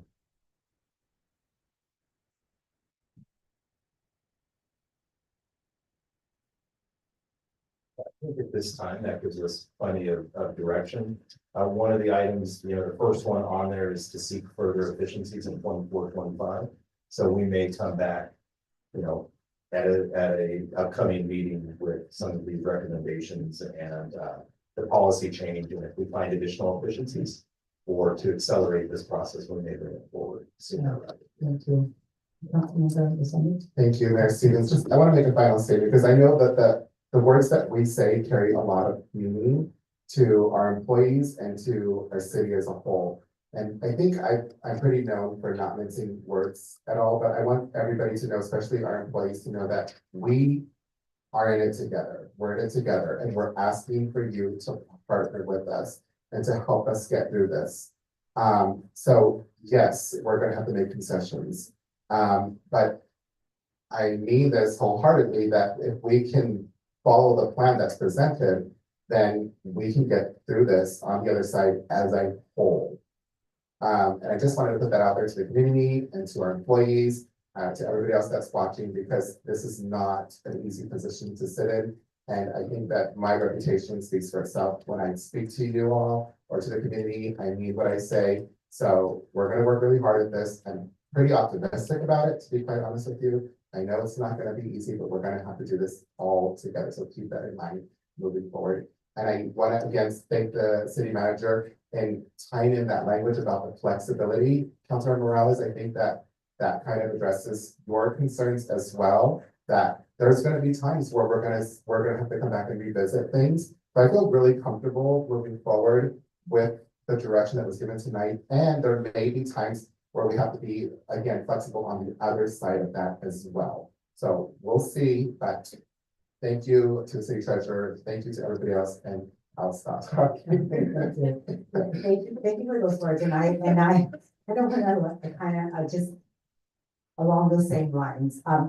I just wanted to, first of all, thank you for the extremely thorough report to the city manager. This is exactly what we needed, especially as new council members coming on board, because we want to be able to know where we're starting from and then move forward in that direction so that we can balance what our responsibilities are, which includes, things like taking care of, helping to improve quality of life, things such as what we heard earlier about water and sewer and, all the stuff like that.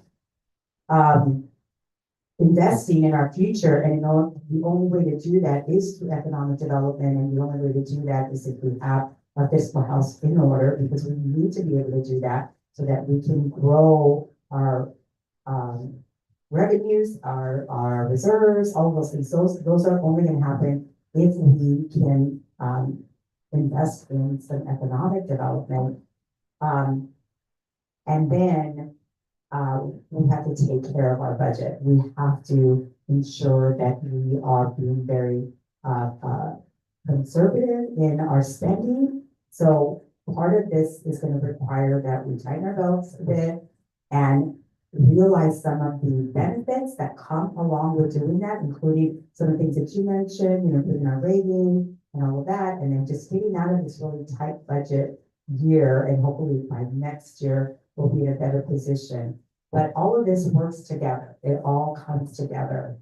So I appreciate the patience of allowing us to get through this so that we have a really good picture of our fiscal status now. And also, I want to reiterate what Councilmember Resendez said.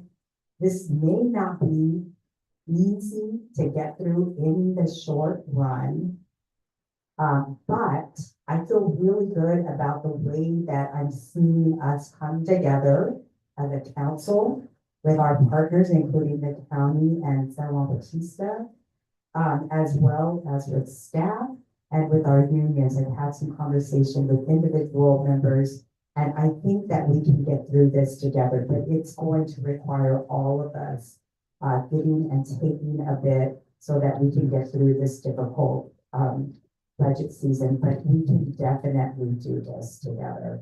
So I appreciate that. So those are just the final words that I want to say. And we're going to move on to the next item because it's getting longer and longer. So next item, item 9.1, a resolution amending portions of the city fiscal year 24-25 master user fee study. Can you get a staff report, please? Good evening, Madam Mayor. Casey Sorga, City's Admin Services Director, back again. I think a lot of the elements were covered in previous discussion. We can kind of move through this relatively quickly. So presented tonight is a summary of our user fees schedule, the comprehensive fee study that has been completed, then some recommended changes to a series of fees. Tonight's recommendation is to receive the results of that fee study, which are included in the agenda packet. There are several hundred fees that were studied. So it's very itemized and detailed within that packet there. And as is noted by the city manager, any fee changes that were adopted tonight would be subject to a 60-day waiting period, therefore making the fees effective as of April 5th, 2025. What are user fees? We've discussed this briefly tonight. A few different elements. Fee for service, essentially that user or that group, rather than the community at large, paying for that benefit. It's not a tax, so it's not directly a revenue generator. It is simply to offset our costs, so cost recovery to provide that service. All these policies are included in the city's fiscal and budget policies, which is part of our budget document and is available online as well as part of reference. The idea about cost recovery, as the city manager was alluding to, that there are some services that by design, by our policy and by best practice, there is a cost recovery element that should be at 100% or closer to 100% with a smaller subsidy from the city. And those are those inspections or permit reviews for that individual. There's ideas about spaying or neutering dogs at our animal shelter, where our policy says those should be close to 100%. If someone's launching off model rocket, that individual should pay close to 100% of that permit process. And then programs for adults, recreational programs, for example, should be closer to that 100% cost recovery, partially because of their ability to pay close to that cost recovery. On the other side, there are certain programs or services that are cost recovery policies and best practices both say the city should offer with a larger subsidy. And you see the examples there below, animal shelter adoption fees to encourage adoptions. So there should be a stabilized fee that there is a larger subsidy. There might be that first and second false alarm call out where we want to encourage people that call 911 if there's that need, have the equipment to do that. We give them a strike 1 and a strike 2 for free. We want to make sure we're responsive. But then if they don't correct their hardware, then we start charging. But also recreation programs for youth and seniors, those should be subsidized by the city to a certain extent. And then this idea of gun safekeeping and storage by the police department, should somebody have weapons in their household, go on vacation, but we want to have them, make sure those guns are kept safe. And so that fee should be subsidized at a larger level. And that aligns with our policy and best practices. Those are just a series of examples, but I think there's a lot of unique ones within our sectors. Again, this is what that summary spreadsheet looks like. There are hundreds of fees in there. I'm not expecting you to read that from the screen here, but it is part of the agenda packet there. It shows all the different columns that were considered as part of the study. And with that, a brief explanation of how the user fees are calculated. I know we discussed it briefly earlier, so I'll go relatively quickly here. Our policies talk about doing a comprehensive fee study completed every 5 years, which essentially means you started around the 4th year. In the intermittent years, we can increase those fees by CPI. That is a best practice and within our policies. And those increases to fees are simply an offset to the city's costs, whether that's increase in staff time, overhead costs, vendor costs, equipment costs, et cetera, insurance costs. We're simply trying to recover our costs. The user fee study, as the city manager explained, there's an interview process through city staff. Every individual who's involved in providing a service. We have a third-party contractor to help us build that formula and do some of the calculations. They input the data and they give us a total cost. And so a couple of examples down below, where there may be a fire permit that EE1 employee number 1 has that hour and a half of time, that costs $60. Or the second employee, their cost is $20. There may be those material costs for the computer, et cetera. So that total cost of that fire permit is $85 to the city. However, the recommended fee, as you see in the package, it could be at $80 because there's a lower subsidy. So we want to be pretty close to 100% cost covered there. There's a second example, the recreation classes, where you see the employee staff time, but also there's an instructor element. And so we see that total cost in that bottom example for recreation classes at $400. However, staff would have recommended the fee at $200 because there should be that high subsidy, essentially 50% of our true cost of flight estimates. So that's how the model was designed and built and presented in the packet tonight. Showing all the different variables, all the different total costs of providing the service, with the recommendations, considering what our policies say, what the best practices may say, what the private sector or neighboring agencies may do in terms of their benchmarks. And then that's what fees presented to the city council in that consideration. The question of what happens should fees increase, absolutely the point that the council was talking about a few minutes ago. Well, we can't assume that everyone's going to continue purchasing those fees at those services at the same level.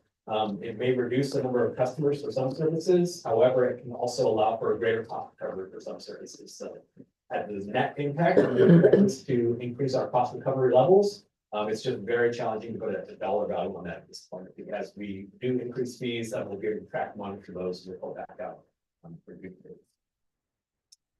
With that, staff is looking to conclude this presentation. There is a public hearing, so as a return to mayor, we'd have to open the public hearing. And then we are here for any questions.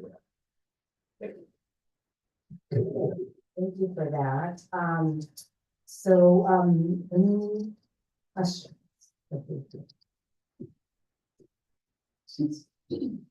No. Okay, great. Continue public comment on this one? Yes, so this was a public hearing. So if you want to bang the gavel and open the public hearing. Okay. And there are no public comments for this item. I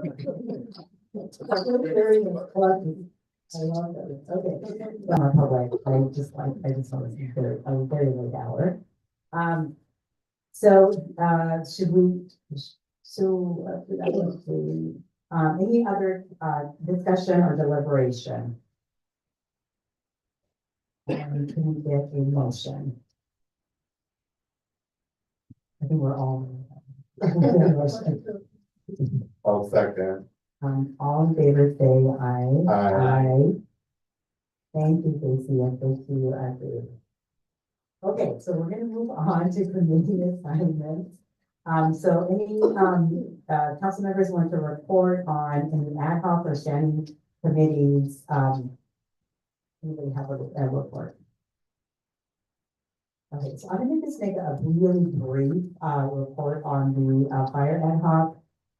This is where we are, talking about, the fire contract with the county, and, I will let you know that those conversations are moving forward very positively. We're generating some really good ideas on how to save some money through those contracts and come to a closer agreement around some of the costs and fees related to that.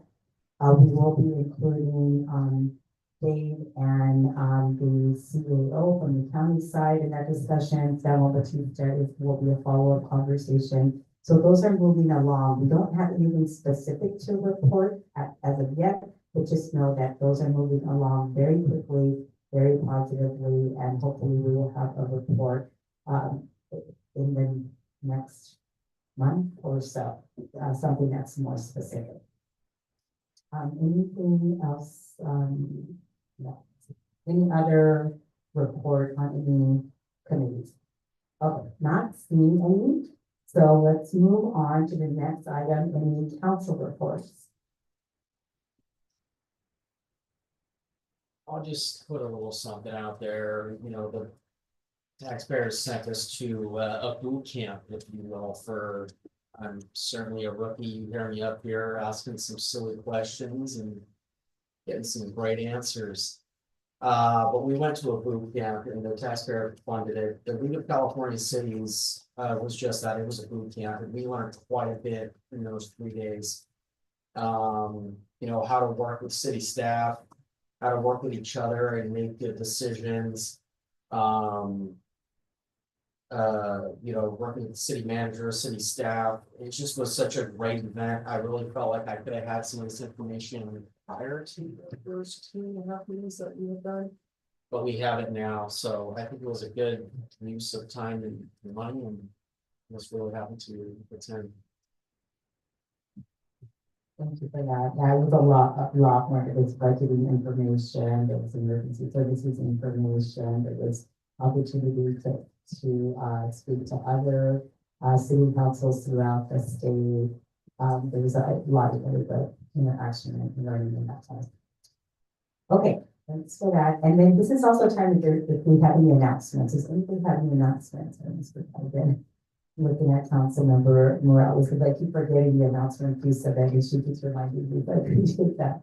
Okay, so let's move on then. Item 10.2.1, City Council request for future items.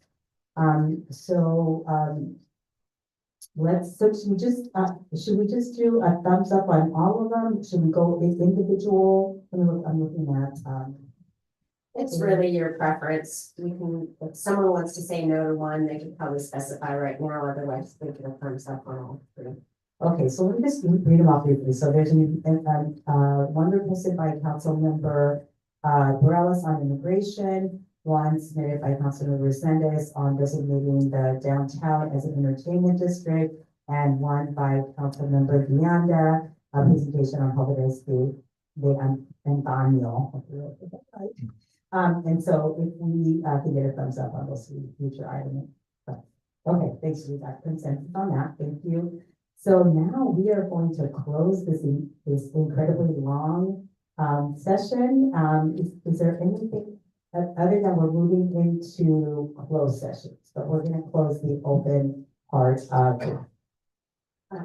Oh, wait, sorry. I skipped something. Did I skip something? The city manager report. Oh, okay. Sorry about that. Oh, No, that's okay. It's very late, and I'm gonna try to find ways to make these meetings more efficient, I promise it. Thank you. Yeah, no, all I want to say for this report is to recap on the last item is thank you to all the staff that helped on the user fee.